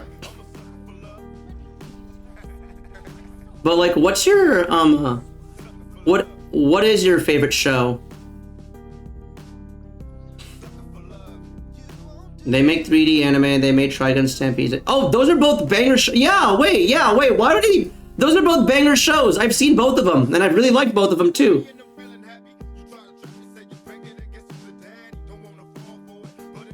Yeah, no, I saw like, The Land of Lust. Oh, okay, I've heard of that show. I haven't seen it, but I've heard of it. Okay. Interesting. Yeah. Okay, wait, out of curiosity, TLR, because I know you're a bit younger, have you at least heard of Gurren Lagann? Or, like, know anything about it?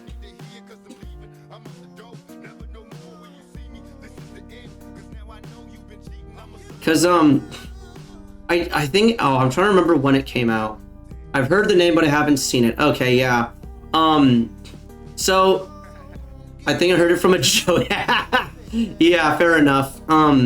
If you know Calliope Mori, it's also her favorite anime as well, because Calliope Mori has base taste. Yeah, what was I gonna say? So, you know Studio Trigger. They're the ones who made Cyberpunk. They're the ones who made Kill la Kill. They're the ones who made Darling in the Franxx. They made Panty and Stock. Like, they made, like, all the... Oh, it's 2007. All right, thank you. Yeah, so it is as old as I thought it was. So, Gurren Lagann... What was the last one? The last one was Cyberpunk. But yeah, Studio Trigger. Gurren Lagann was made by Studio Gainax. And the team that made Gurren Lagann went on to form Studio Trigger. So it's made by the same guys, basically. Yeah. Yeah, so they're pretty good. I'll be honest, like my introduction to Trigger wasn't the best, admittedly. Like, I knew Trigger as the guys who made Inferno Cop and Space Patrol Luluco, which are like their shorts shows. Which are like alright for like a quick laugh. And so like I kinda like got, and then I heard what Kill la Kill was about, and I was like, okay, I see. So it's just like, yeah, alright, they're the ones that make the horny shows. Alright, got it. And then I saw Gurren okay, oh, they also made Promare. That was another movie they made. I saw Promare and it's like, yeah, okay. They're the guys that make shows that are about like stupid shit. Got it. Then I saw Gurren Lagann, and I was like, okay, wait, no, they actually know. Like, Gurren Lagann, I feel like, is when they're in their element the most, because it has, like, the zany, like over-the-top nature, while also telling, like, a legit story. And then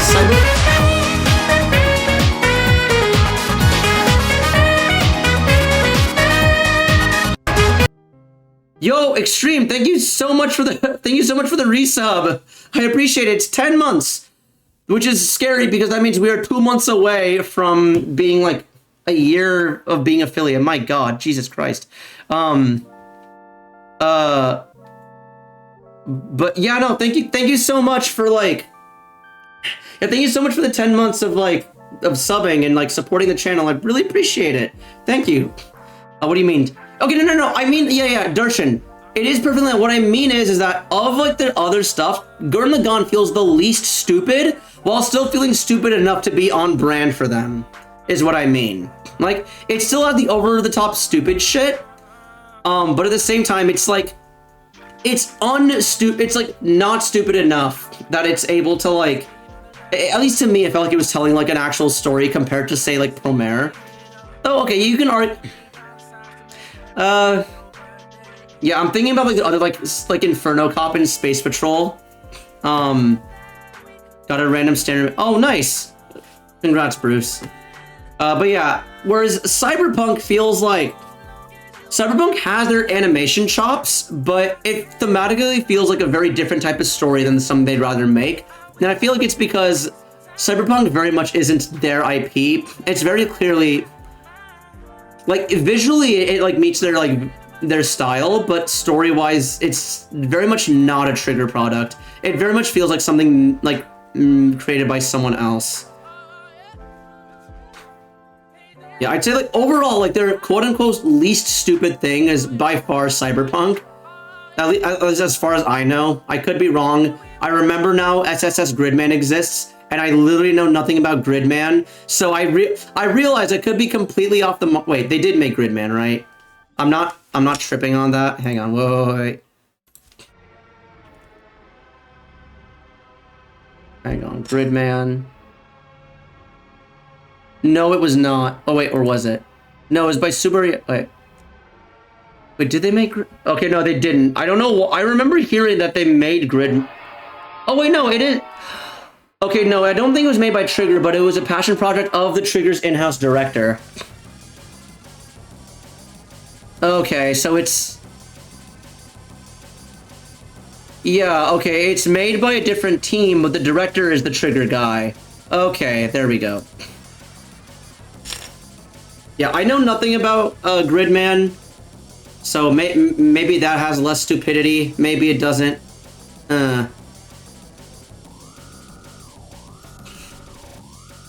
But yeah, after... Oh, sorry, I'm just listening to the music that's playing right now and was very confused. But, other than Gurren Lagann, I think Cyberpunk is probably my favorite Trigger anime.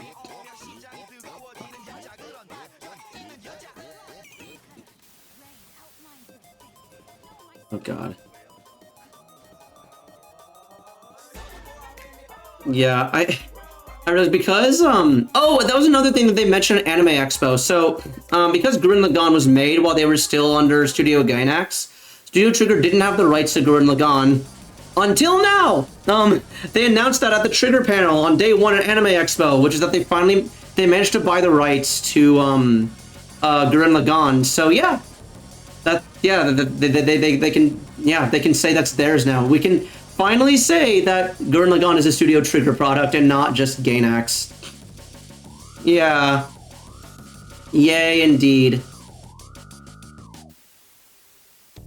Yeah, I remember that was... Oh, we were actually trying to get in line to see that panel.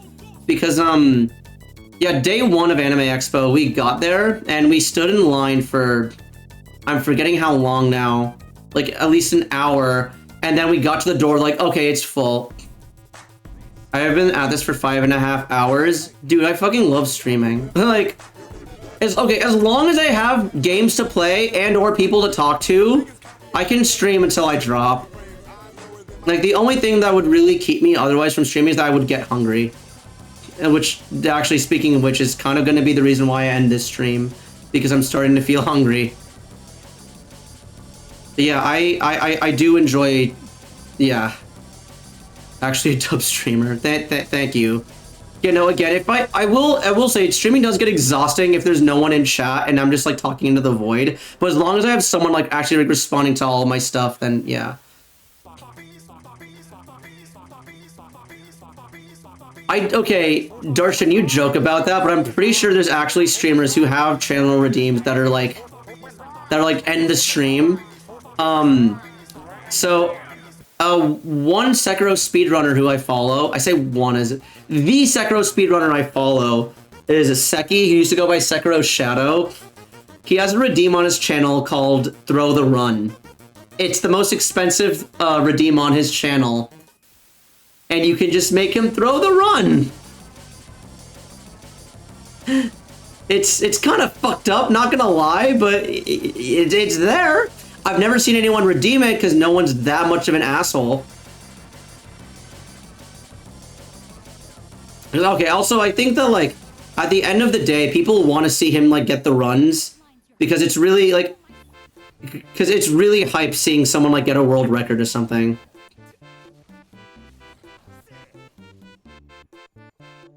If I was in a bad mood, I would totally redeem that. Jesus Christ. No one redeems it because no one's that It's fine, you didn't have to finish that. We all knew what you were gonna say. No one's that irredeemable. There, I finished it for you. In case anyone was missing that. Okay. Wow, streamer, your jokes fucking suck. Yeah, that's what I do. I say the shitty jokes, so that way my chat doesn't have to like do anything cringy. I become the cringe, so that way my chat doesn't become as cringe. I do this for you guys. So show some fucking gratitude.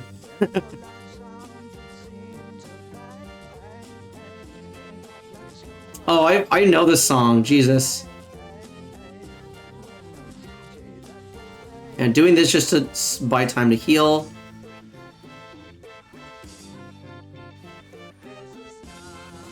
Ow. Alright, GG. See, I bet you thought I was gonna clip that. Actually, no, I didn't. I didn't even realize that you should have clipped that until you mentioned it. No, this is what I'm saying. There's so many, like, clippable moments on the stream, but, like, 1 in 3 end up actually getting clipped. Like, today's been a really, like, even if, like, let's say we have a few more banger moments on stream, even if you don't clip anything else, that would still be, like, a higher percentage of, like, clips, per moment on stream. Like, today, as far as clips goes, is probably the best day of my, second best day of my channel. The actual best, okay, the person in my community who's the best at clipping is Mia. I say that because the one time when I did a collab stream with Mia, so like she was on here in chat, and she would just like clip every single sussy thing I said. That was actually, so if you've seen the TikTok or YouTube short of the one that I made of the "You Cannot Blink the Dragon," that was Mia who clipped that. Channel reward that just says get a nosebleed. I can't get a no. I think there are people who can. I want to say I know of people who can get nosebleeds on command, but I don't know. I once did an acting project with another actor who could cry on command, which is really cool. But the thing is, she could only cry out of one eye on command, so she'd have to, like, the camera was like framed in such an angle. The camera was framed at like such an angle that like we could just see her like crying from that one eye. You told me points to make you Hydra. I'm not nearly as close to the VIP one. No one is VIP on this channel yet. I'm saying yet, hopefully.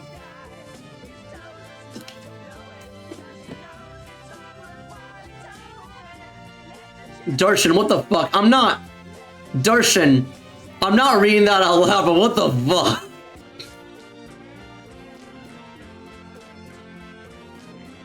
Okay, no. Pregnant streamer with a channel reward, induced labor early. Why the fuck did I do that? Oh my god, you're just gonna clip the, oh, even if, okay. I don't even know if that's even worth clipping, because that's just me saying something weird. Oh, then again, isn't that most, we have the Dendro? Can I go, no, Geo Team wouldn't be great. It's not clippable, don't worry. Yeah, okay, that's what I thought. Oh, wait a minute. Oh, yeah, okay, we're gonna go Freeze Team second half. I remember you. Alright, so where's Ayaya? Ayaya, Shenha, Mona, and Kazuha, the A team. Alright, what the hell do we do this half? Not clippable, but it'll be hella funny on a sound. That's true, huh? I feel like there's a lot of shit that I've said that's like soundboard worthy. I need to like, okay. I do appreciate this though, if people choose to do this. Even if something's not like funny, like as a clip, if you clip it for for me to like create it as a sound sample later on for like a sound redeem, that'd be pretty good. And you know what? Fuck it. Give birth now. There, I said it. If you wanna make that into a clip or soundbite for future reference, go ahead. Except knowing Extreme. Maybe I shouldn't have called out Extreme specifically, but he's the one who does this. He's gonna clip me saying clip that, but he's not gonna clip the actual clippable moment.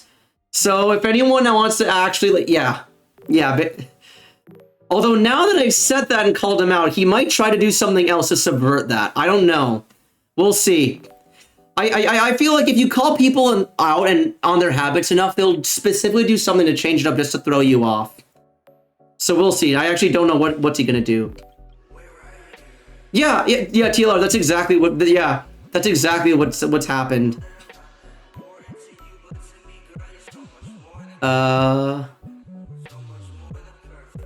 Okay, wait.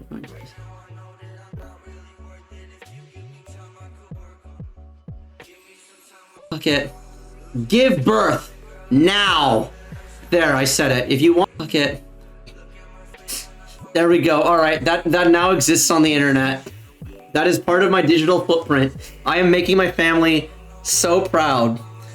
You know, one day I'm gonna get married, and gonna have a kid with my wife, and I'm gonna play that while my wife is induce labor. Yeah. What the fuck am I doing with my life? All right. Oh, I know what we're doing. Well, we're gonna do Hu Tao double hydro because that party's fucking stupid. All right, there we go. GG. We both have the same idea. Yeah. Low tier god is a very funny guy. Oh shit. Oh, I didn't read this was protect. Oh god. All right, we might fuck this up. Not gonna lie. This is not looking good, Haya Papaya fam.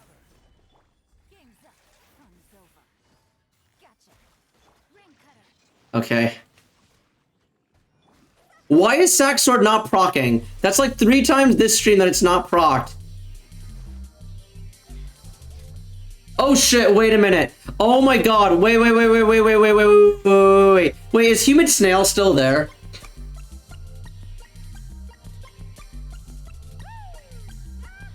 Yes, sir. Okay, wait.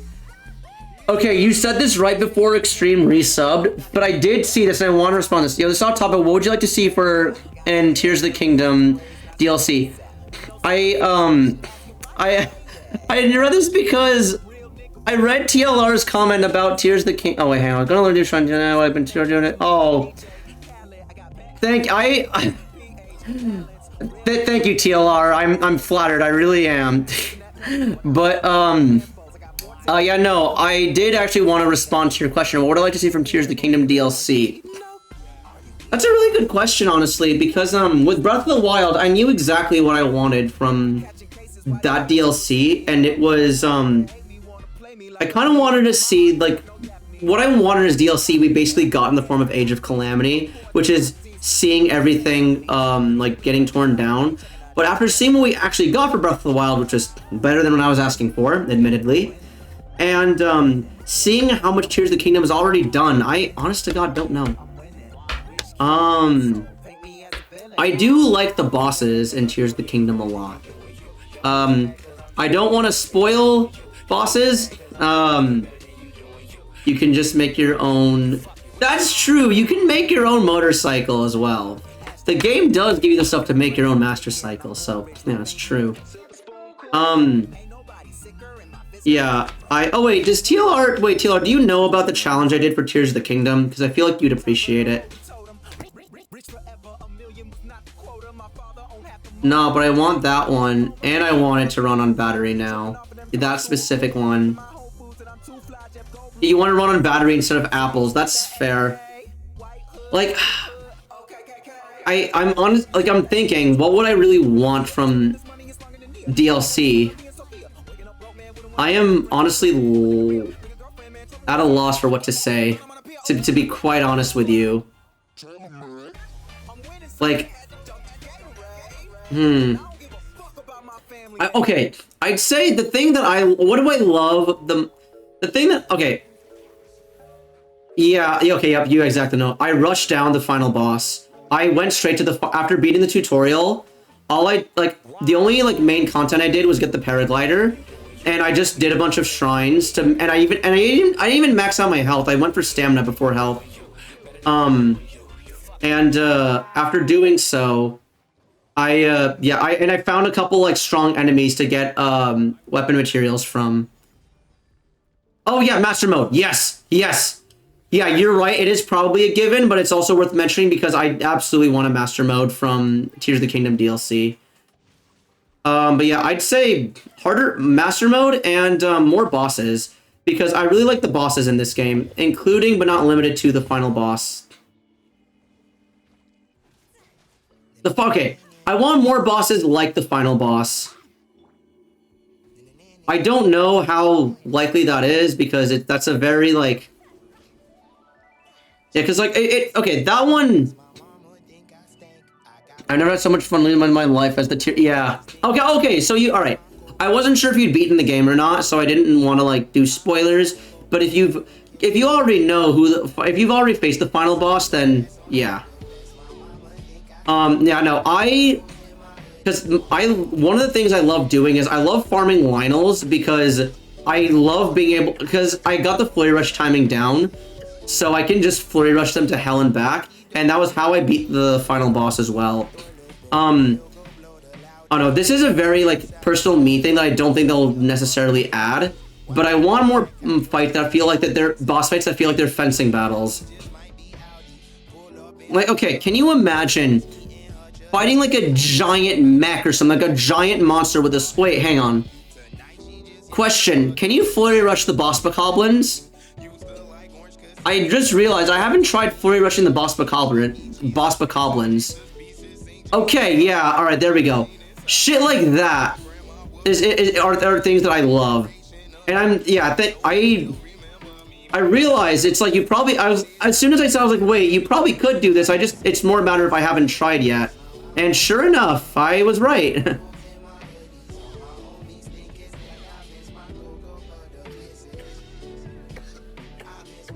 Awesome. Yeah, but like shit like that, but like with a boss health bar, because boss health bar make dopamine go brr. I feel like part of me comes down to saying like I kind of wish the game was harder, because I did the floating coliseum, that's basically where you basically do a boss gauntlet of Lionels, and the reward is Majora's Mask. I farmed that for Lionel materials. I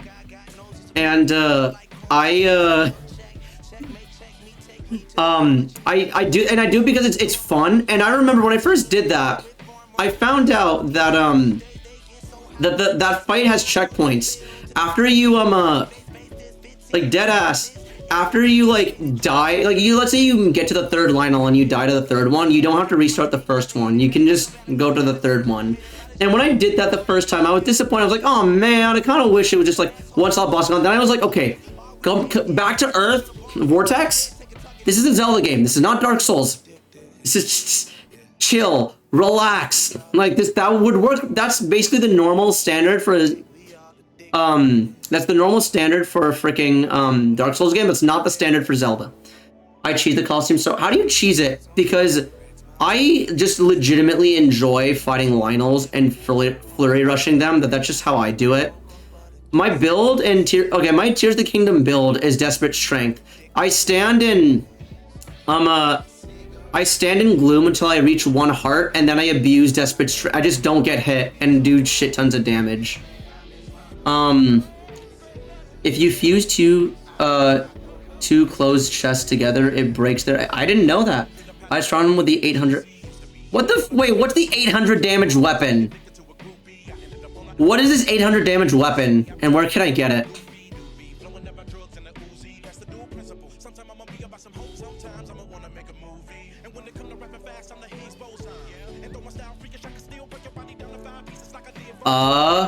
I'm listening. 800. Oh. I see. Okay. Okay, I see. I haven't actually fought any Moldugas yet. I know, real travesty. Because I haven't really explored that part of the map at all yet. I'm thinking I might though. Just because I'm in the interest of doing everything in like reverse order. So if you fight, okay, so as you know, if you go straight to the final boss, you have to do all the bosses in the game back to back to back. I do have the mech, yes. I do have the mech, yeah. Okay, so let me explain to you all the order in which I've played this game. And this was on stream, by the way. I started off by beating the final boss. The next main quest event I did was I then got the Master Sword. Then I stumbled into the temple where you get the mech, just like just through exploring. So then I got the mech. Then I found all the dragon teardrop memories in reverse chronological order.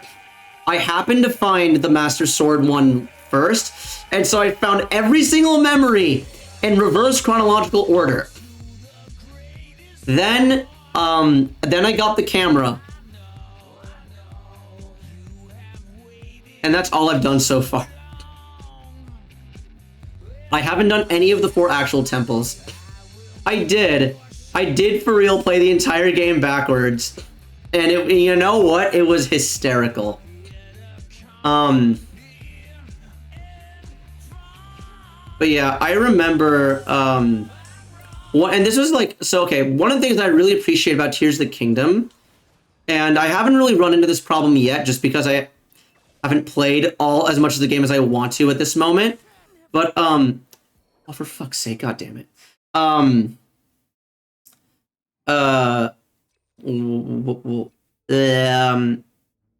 Okay, so Breath of the Wild didn't really have a story, and like finding like the memories, the method of, okay, I do really dig the format of you're like finding out the story that's already happened, and you're collecting through these memories that are scattered around the world that can be found in any order.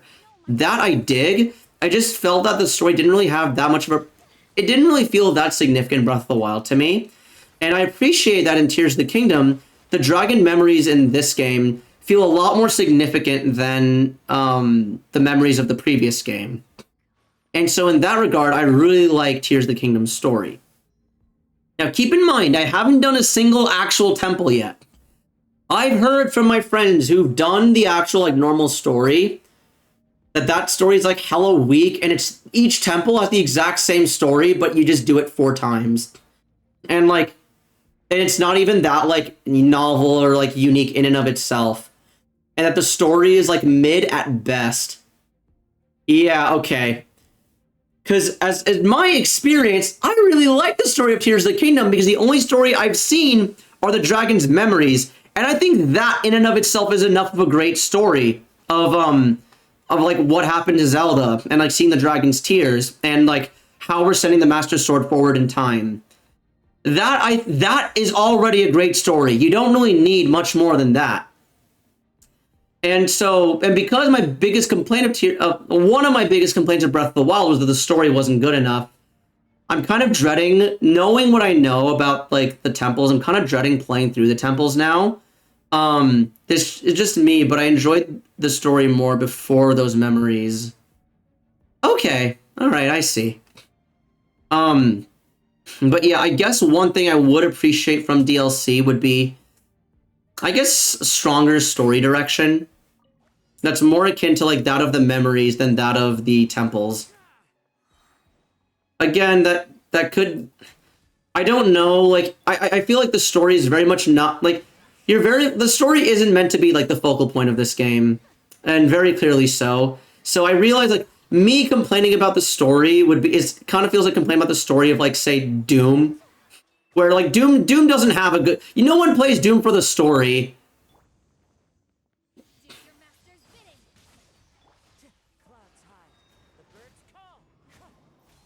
Kazuha is on life support. Holy shit.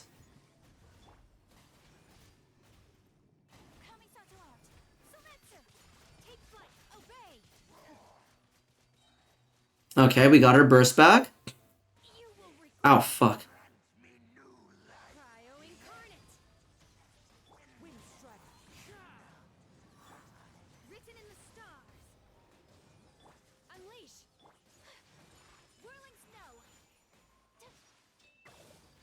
Okay, we have a minute and a half to deplete these shields, and Shenhe and Aika have good enough HP.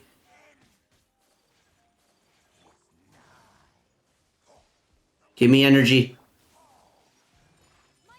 Hold on 1 second. I just let me clean house here real quick, and I'll be back to talking. You got this. Thank you. It's floor 11. If I didn't got this, that'd be pretty embarrassing with my account. The dungeons are good, but the story for said dungeon is boring. Yeah, that's basically what I've heard. You got this. Thank you. Yeah, but because in the interest of doing everything backwards, that I want to do the Gerudo Temple first, because the order in which you do the boss gauntlet when you fight the Demon King's army is Demon King's army. Then you fight Golgara, the Wind Temple boss. Then you fight the Elden Temple boss. Then you fight Muktarok, the Water Temple boss. Then you fight Queen Gibdo, the Gerudo boss. Then you fight the Seized Construct, which is the Mecha boss. And then you fight 10 Phantom Ganons at once. And then you get a checkpoint, and then you get to fight the final boss. Yeah, it's nutty. Hang on. Let me yeah,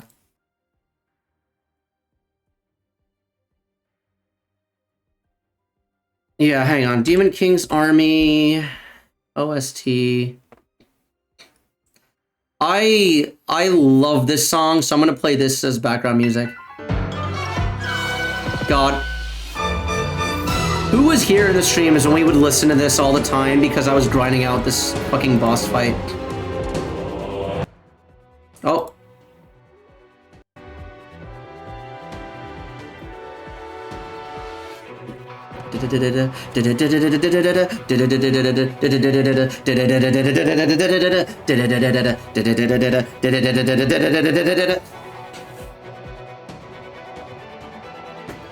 Okay, I wish I was there, yeah.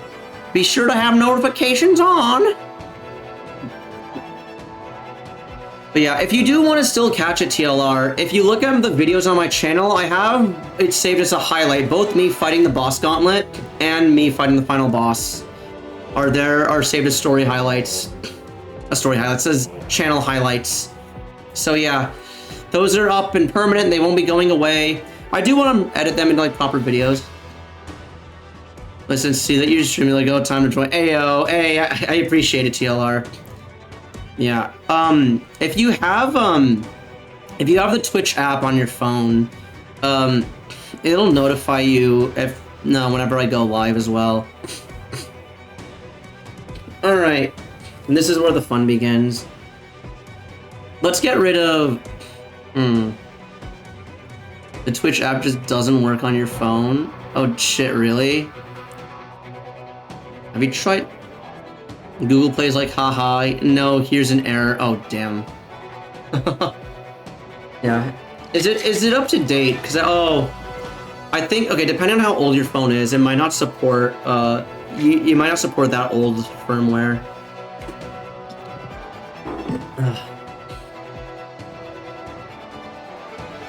I have a 50, oh, yeah, okay, that is why.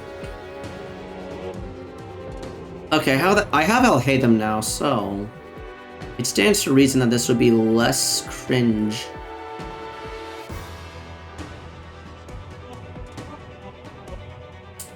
Okay, now here's what's gonna happen.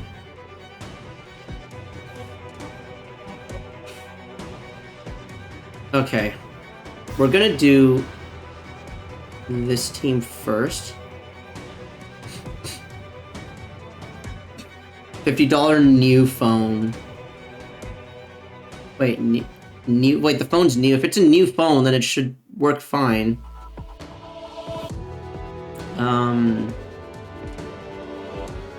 So we do $50 when you bought. Yeah. Okay. If it was $50 when you bought new, then that means the model itself is really old. Okay, so... Oh, I remember. Yeah, the party that seemed to get me through... Yeah, okay, wait. This is a banger party here. Here he is. There we go. Alright. I love Ito. Don't apologize! I love Ito. No, I'm literally an Ito main. Like, this is my main party.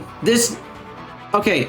I have played with Ito more than I played with any other character in this game. I am literally an Ito man. There's a reason why I have an Ito standee. Oh, fuck. Goddamn. Okay, we got really shitty blessings, though. Alright, we can move back because these are all plants, so they're gonna come back here. Yep, that was right. You know what? I just realized this music is really fitting for Spiral Abyss. I am indeed still streaming Torn. You're still awake? JK. Yeah, as I said before, because I think someone else was asking that was like, oh, how are you still streaming for like this long? I said it then and I'll say it again. I legitimately love streaming. As long as I don't die of starvation. And like as long as I don't like die of starvation, and as long as I have one or both of a game to play and people to talk to, I can stream forever. Okay.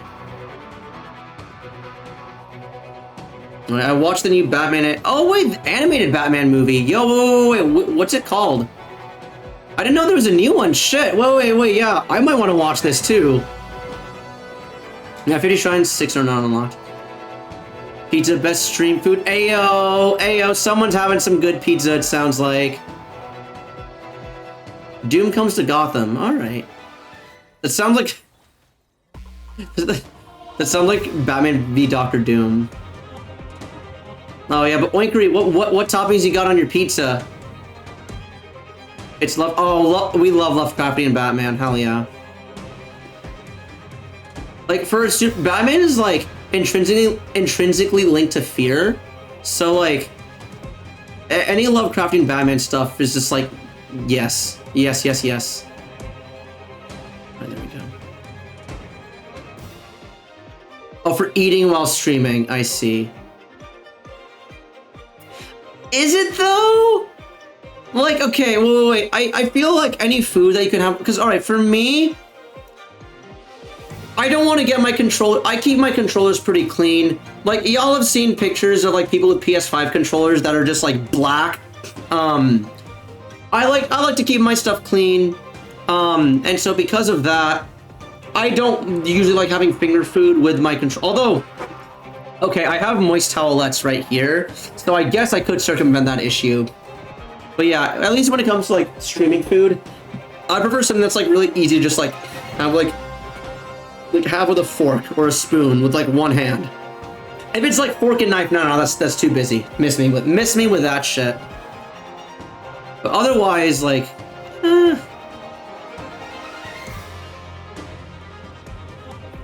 yeah, okay.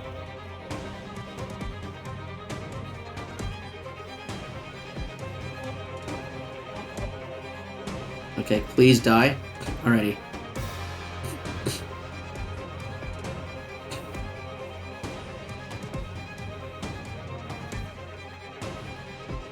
Oh, come back.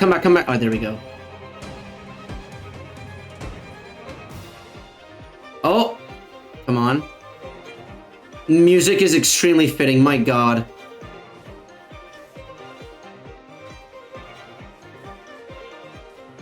Oh god, alright, it's fine. We're not going for 3 stars this run. We're going, yeah, this is specifically to get 3 stars on 2 and 3.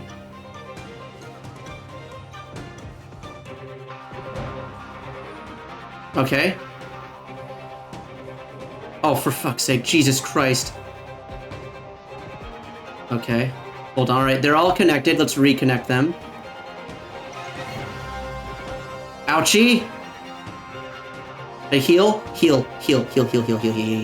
Okay, she's healing. Okay, then we're gonna run around and just heal a bit. Nice and easy. Oh, for fuck's sake. I can't dodge because I have no stamina. And because I have no stamina, I get hit by... And because I can't dodge, I get hit by the attack that drains my stamina. Feels bad, man. Go but get the... Oh, fucking go and get out of there. Okay.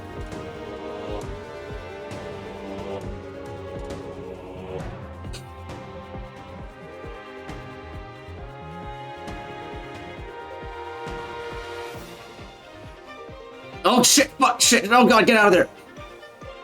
Heal. Heal. Alright, Xiangling, heal. Okay, the water one's dead. Guoba, you need to get them, and you need to get them now.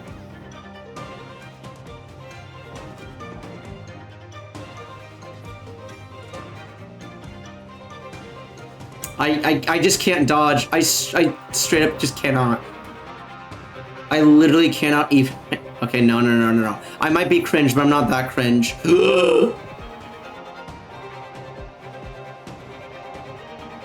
Okay. Oh! Goba, get them! Goba doesn't pull aggro at all, does he? No, he does not. But he does apply pyro pretty well, surprisingly. Oh, fuck. Did he get out of there? Oh!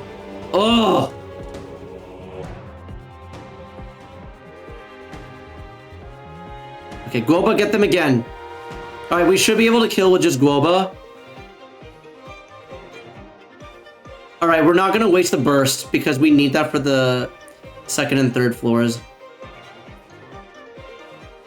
Wait, I just realized they're not connected. There we go, alright. Die, let's go, alright. Alright, we only got 1 star, but that's fine. We just needed a clear, just so that we can get there. The pacing was whack. Whoa, wait. Oinkuri, wait, is Oinkuri still here? Because I have a take that I wanted to see, because as someone who's also into, like, theory crafting for Genshin to some degree, I want to see if you agree with my friends and me on this.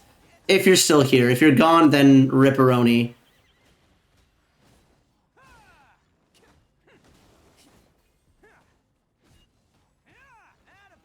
No, I didn't crit. Damn it. Oh well. Okay. Do this. Yeah, fun fact, if you have Shenhe and the Mistsplitter, Ayaka can, like, kill this in 1.5 rotations. I say half because the second rotation isn't really full. What I mean, okay, 1 rotation and energy farming. This is what I mean.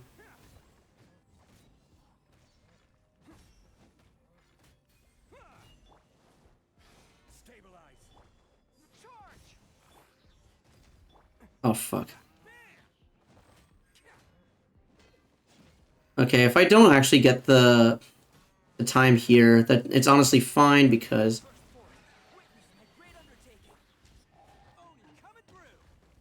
it's honestly fine because okay. All right, give me energy.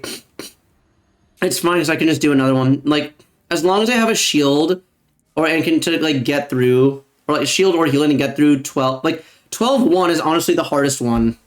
Also, why am I getting pinged?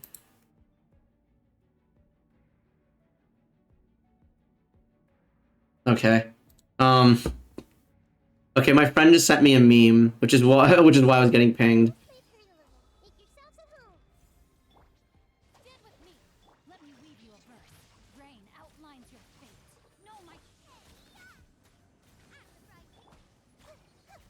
All right, let's see. Can we act? I think we can do this. Wait a minute, we're kind of shredding this thing's HP. What the fuck?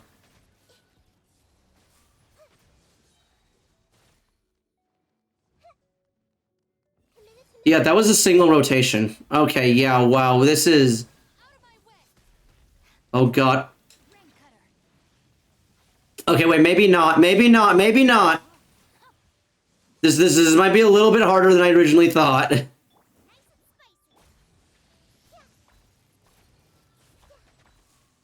Okay, Hyper Bloom with C2 Nahida alone is kinda stupid.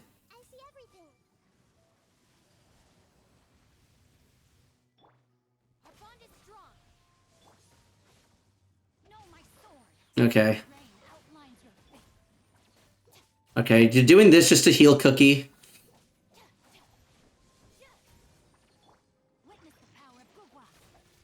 Alright, GG. Got 3 stars there.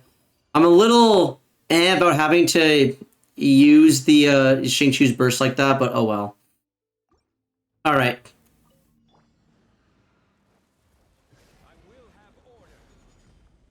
Alright. Thankfully, since we have Zhongli, we don't have to worry about the constipated beasts nearly as much. Also, I just realized the Demon King's army music is gone, Wait, oh no, no, no, no, no, no, no, no, no.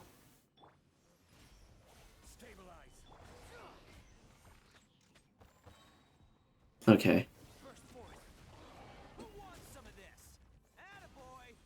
We can win without music.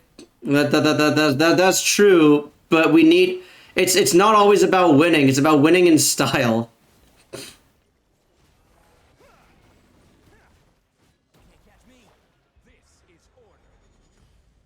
Okay, hold on, let's do this, and then...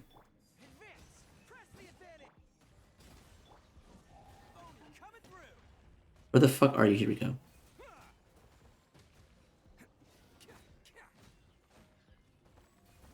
Okay,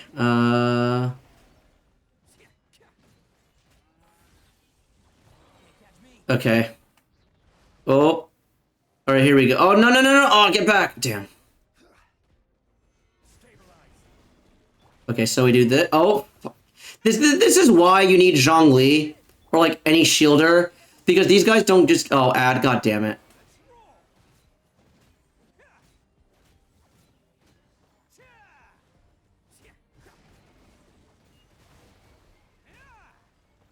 And you can't even crowd control them either because they just don't give a fuck.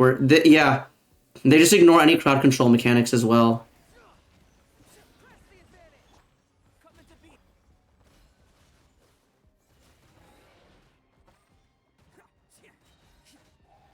Oh god, I don't think this is gonna... Not looking good. Okay, let's retry this with better crowd control. And while we reset, let me pick better music. Full endgame mashup.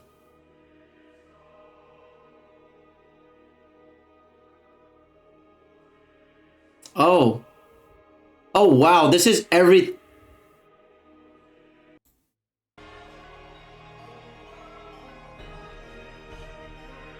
Okay. We just did Demon King. Let's do the Sage's rematch here. Alright, there we go. Music is back.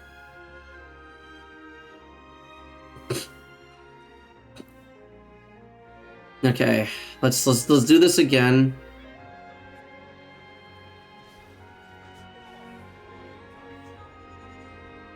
Alright. This. Alright, Ito. Hopefully we get Ito burst backs. Ah, we did not. Alright, it's fine. Oh, we almost did though. Huh. Pretty close, but not quite close enough.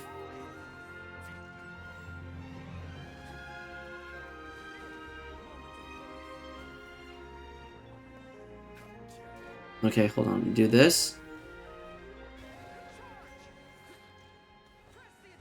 I use, for Goro, I use Skill Then Burst. I really hope it's not the wrong rotation, because that's just the one I've been doing for literally ever since I've had Goro.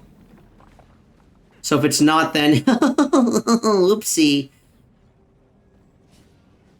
It doesn't seem like it makes that much of a difference in terms of, like, energy. It shouldn't. At least I don't think it should.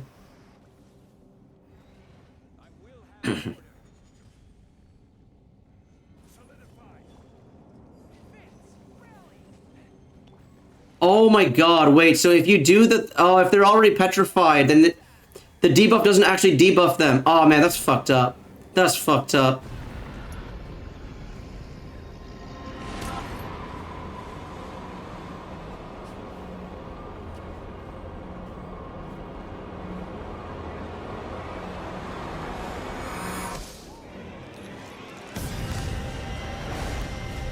What the hell is... Oh, it's Ganondorf's transformation. Fuck it, I'll let it cook. Who makes better music, Hoyo or Nintendo? I feel like Nintendo has a bigger track record. But like, that's a really good question, actually. In general, Nintendo has a bigger library, so it's easier to say them. But, I'm trying to think, like, neither one has really, like, missed that hard. And, okay, the close thing to a miss, and it's wrong even calling this a miss, was I just Another thing that I wasn't too jazzed about with Breath of the Wild was the soundtrack. The soundtrack's not bad, but it was like, eh. Like, I could take it or leave it, honestly. Same with Nintendo, yeah. Nintendo's music is a lot more iconic. It feels, okay. I feel like Nintendo's, like, soundtrack is, like... I don't know about the actual, like, quality of, like, music production or anything. But at the very least, so many of their tunes have just become ingrained in, like, culture that at the very least, Nintendo's music is a lot more culturally important for, like, gaming. If that makes sense. I don't know if people would agree with that. And yeah, if we're gonna talk about, like, how good they are just, like, you know, like, producing, like, you know, new music, then I feel like you have to, like, just look at, like, their newer stuff. Which, if we're just looking at their newer stuff, I really like their, I like the main theme for Breath of the Wild, even though I don't like the soundtrack as a whole. I'm trying to think, what are some of their other bangers?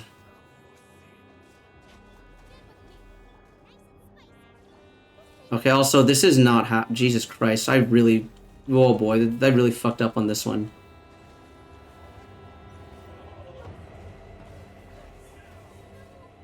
Alright, yeah, hold on. We need to... I remember being able to kill these things way quicker with Geoteam, but I guess not. I'm trying to think other new stuff. Oh, I guess the Smash theme was really good.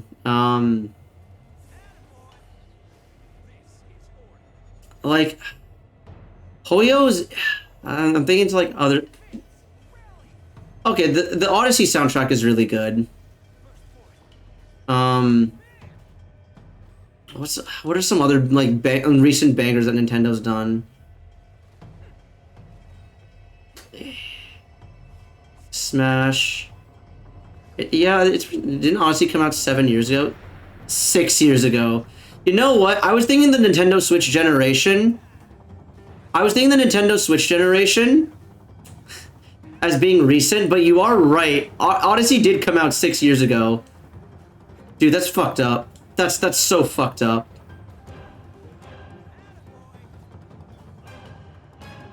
I didn't... Yeah, Jesus. Can we call... Oh god, and I just realized Smash is also like 5 years old as well. Can we call either of these games recent? I don't think we can. You're old and you're not old. If you're... Okay, if anyone who is like... If you're not old enough to drink alcohol, you're not old. Like, as it is, people give me shit for saying that I feel old at the age of 25. And so if I can... So, like, if I'm not old, then, So if I'm not old, then, like, no one's old. I'm pretty sure I am, like, I don't know what the general age of my stream is. Same here, bro, yeah. I don't know, like, okay, I don't know what the age demographic of my chatters are. But just based on, like, what I've noticed, I feel like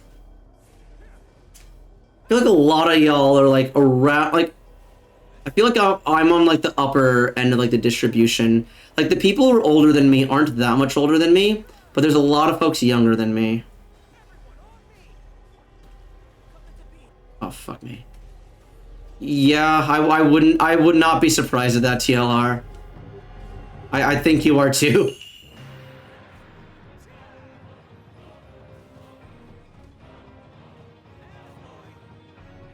Okay, this was this going in with this duo was not as... I don't know if it's the blessings this time around, but this team is not... This duo got me 3 stars on 12-3 before, but it is not working. None of them, because Genshin and Nintendo... Okay, granted, I don't play enough Nintendo games to... Oh, wait, actually, I just realized if we're gonna count this, Fire Emblem... both the Fire Emblem games I've played have banger soundtracks.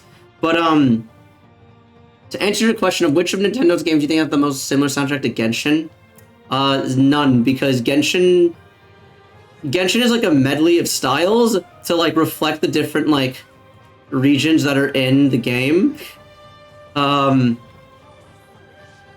And yeah, with that, like each of Nintendo's games is like stylized for like its specific setting.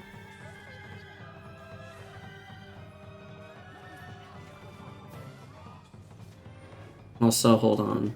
I'm just gonna end this here because I'm getting a little hungry.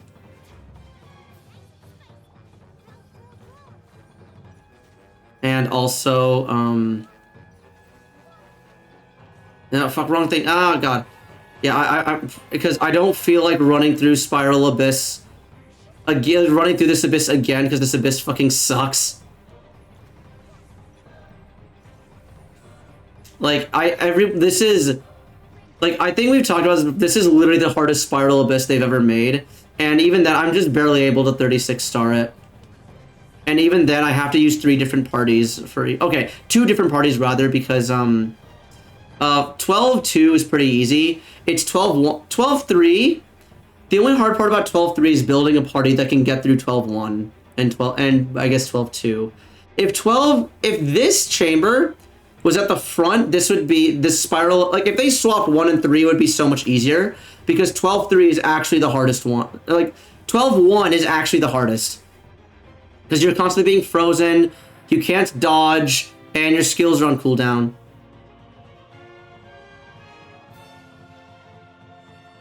Okay, but yeah, let's just... 33 stars is good for now. I'll come back for the next 3 stars later. Yes, ask away, ask your question. As long as it's... Yeah. Just ask. Don't worry about it.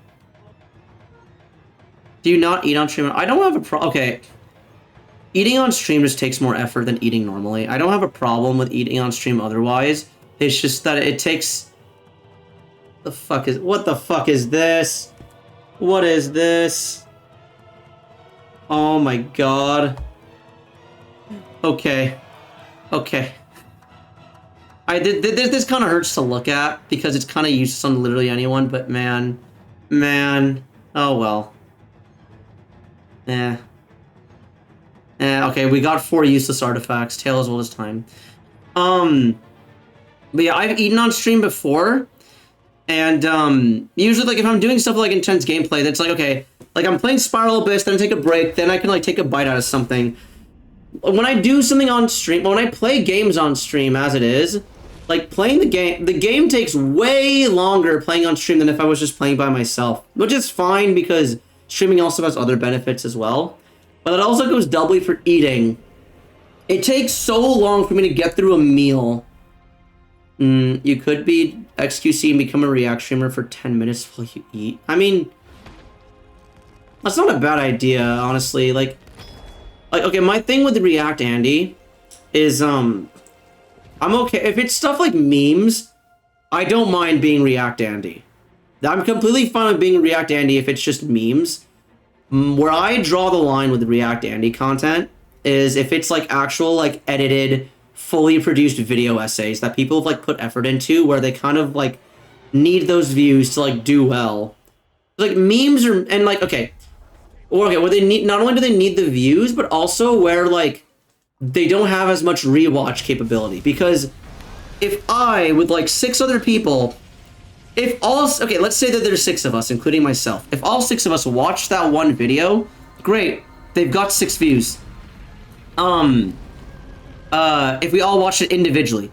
If I stream that video, they're only getting that 1 view because the 5 of you are watching it through my stream, then they're not getting those views. And, the thing with memes is, if we watch a meme together, because memes can be repeated, and it's like, yeah, we saw this one shitpost video, and then you can show it to like your other friends, and like watch together, and then yeah, then that's fine, and that doesn't really suffer from rewatchability. That doesn't like have the problem of needing to be rewatchable, or like taking away the rewatchability of something. Whereas, let's say, well, I'll use this as an example. Let's say Sunny V2 puts out a video essay about North Sentinel Island, because he did that the other day. I'll watch that video essay. I'll watch it on stream. If you guys watch me watch a Sunny V2 video, there is no like reason for y'all to watch the Sunny V2 video again. and I've basically just stolen those views from him. So that's, and as a small content creator myself, I don't want to like steal views from people. I just think it's wrong. And if the creator specifically gives me permission to watch their content on stream because they see it as a promotion, then I'll gladly do so. Because again, becoming a React Andy is the easiest form of content creation. Straight up. It takes zero effort to like just sit there and watch a YouTube video. The only way you like justify it is by having some input. But yeah, again, if it's just memes or stuff where it's rewatchable and it doesn't matter if I steal views from it, then yeah, I'm good to do that. But if it's actually a video essay, then I only, or if, not even, but if it's just like anything that took like a lot of effort, but like you would only just really watch it maybe like once or twice, then fuck, what was I gonna say? Yeah, but if it's in the where there's like a lot of effort where the original creator does benefit from those views, then I'm only gonna do so if I get permission from the creator, and I can like and it's more like a promotion. Cause like for me personally, if someone was to react to any of my content, I would really only be okay with it if I was seeing some sort of turnover in the form of like more views and traffic towards my channel. And statistically, that just straight up doesn't happen, despite what you might think.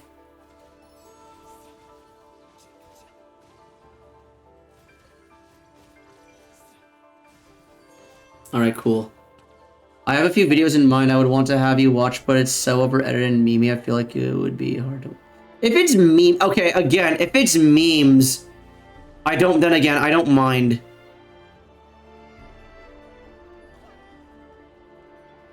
Because again, like, memes are like... Okay, it's sort of like video essays. Are you talking about Maxor? Like that, if you're talking about, if it's a Maxor video, then one, I've already seen it. Okay, yeah, no, Maxor makes good shit. Maxor makes good shit. Oh, fuck, speaking of good shit, okay.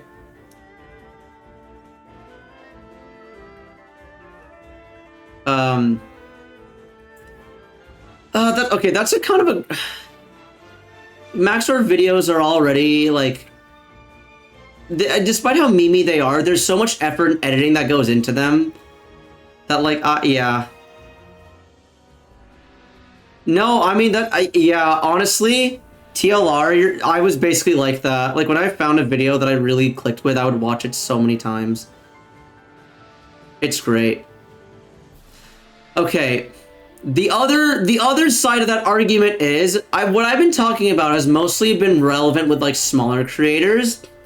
And React Andy is a really big problem when it comes to, like, big streamers like Tectone and Asmongold stealing views from much smaller creators.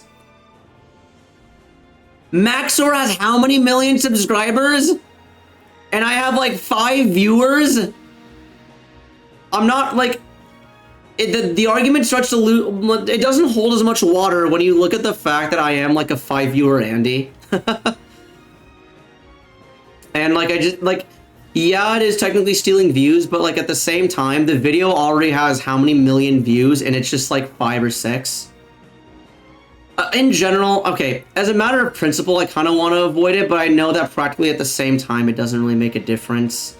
But if y'all really want to watch this video with me, I can. Would it be bad if I said Maxor's videos have been I mean, how? No, have they been underperforming in his eyes? Has he said that? Quick, make him fold on his values. Yeah, I mean, there's values and there's practicality as well. It's like the whole reason that the values are there are to protect small content creators, and like stop from hurting those content creators. Maxor is literally not being hurt. It's like the point of it isn't fuck React. If it was a matter of oh, I just don't like React Andy because it's shallow and lazy content, then yeah, I'd be fooling my values. But the thing is, that ain't my value. My value is more just to like not hurt the viewership of small creators. And me with my how many viewers do I have right now actually? Okay, whoa, I have 8 viewers? What the fuck?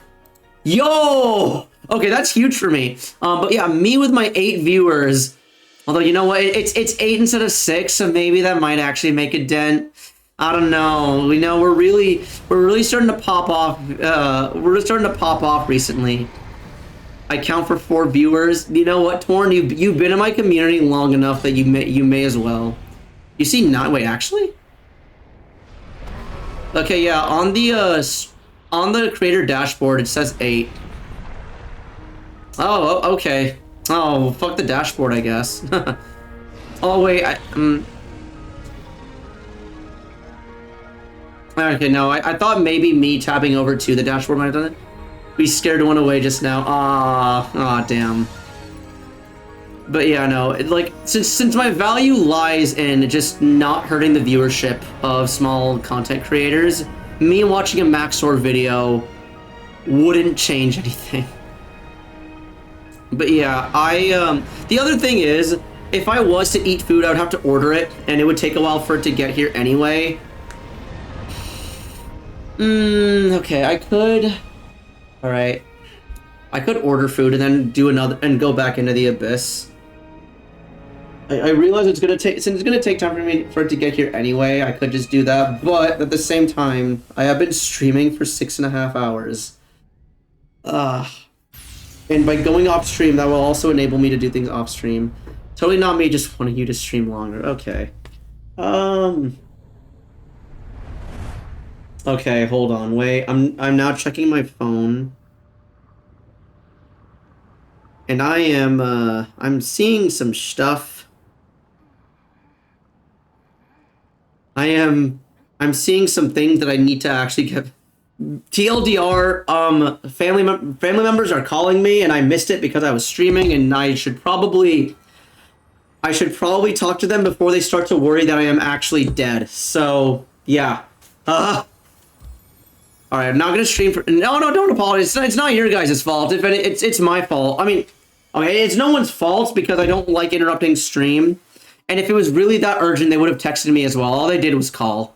So yeah, no, it's nothing urgent. It's more of just a courtesy of, oh, okay, let's just tell my family that I'm not dead. I am not buried in a ditch somewhere in downtown Los Angeles. I did indeed make it back home after Anime Expo. And I made it home big. Looking at the spot where the Giga Standee is gonna go in like less than 2 months. Jesus Christ. Okay, you want to know? Okay, real talk. Like, you want to know what's funny about like the Giga Standee is if we put it there, because this isn't like. While I do stream, this bed isn't just a stream set. I do actually stream here. I do actually sleep here every night. If we put the Giga Standee there, I will literally have Giga staring at me every night as I fall asleep. You know what?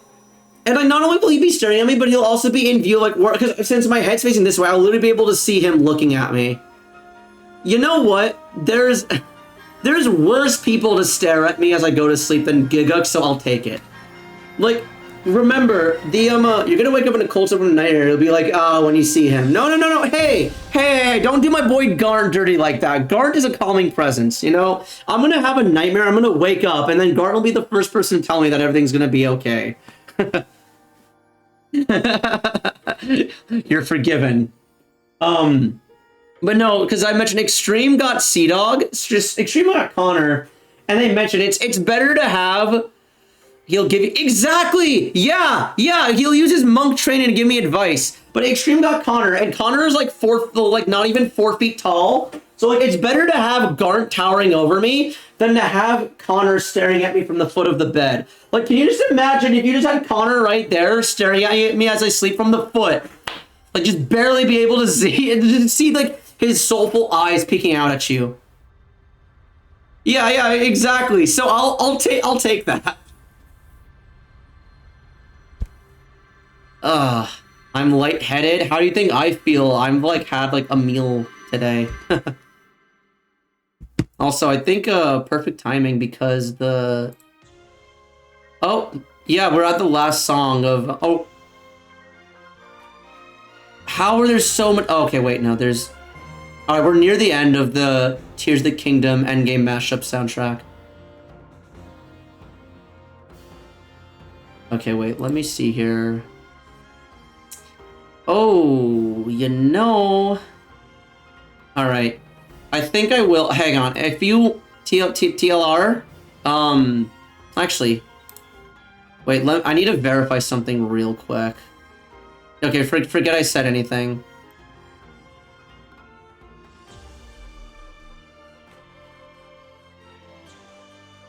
Alright, yeah. I think I will actually end stream here. But don't go anywhere, because I'm gonna raid a good friend of mine, Dr. Grambo. I spoke briefly with Grambo during Anime Expo. He was not there, but some of his friends were. And some of said friends might actually be in his chat now that I realize. Okay, I don't see them in his chat, but, Oh, no, wait. Grambo's become a PNG tuber for today. I guess the camera's not working or something, but yeah. Yeah, we're gonna raid Grambo. How the heck do I raid someone? Oh, there we go. Raid channel. Raid channel. Dr. Grambo. Yeah, and I say don't go anywhere because Grambo's a good friend of mine. Similar interests. I mentioned I spoke to him during the con, and that was because he's also someone who appreciates Rascal Does Not Dream of Bunny Girl Senpai. Okay, there's 8. Okay, there we go. I was just saying there's 8 viewers, only 5 of you ready to raid. Okay, good. All 8 of you ready to raid. Good, good, good, good, good. All right, you should totally admit it time you stream if you remember. Yeah, if I do, I only message people that I'm streaming if it's like a specific thing that I'm specifically streaming for them. But yeah, offline. Here we go. But thank you everyone for chatting today. It was 6-hour stream was a lot of fun. It was just chatting for like 3 of those hours. But yeah, be sure to give Grambo lots of love. If you are a sub to the channel, then be sure to spam the Reggie emote in chat. And if you're not a sub, I'll put... Okay, so this is the sub message. The sub message is literally just that. If you are not a sub, then type in this message that I'm typing out right now.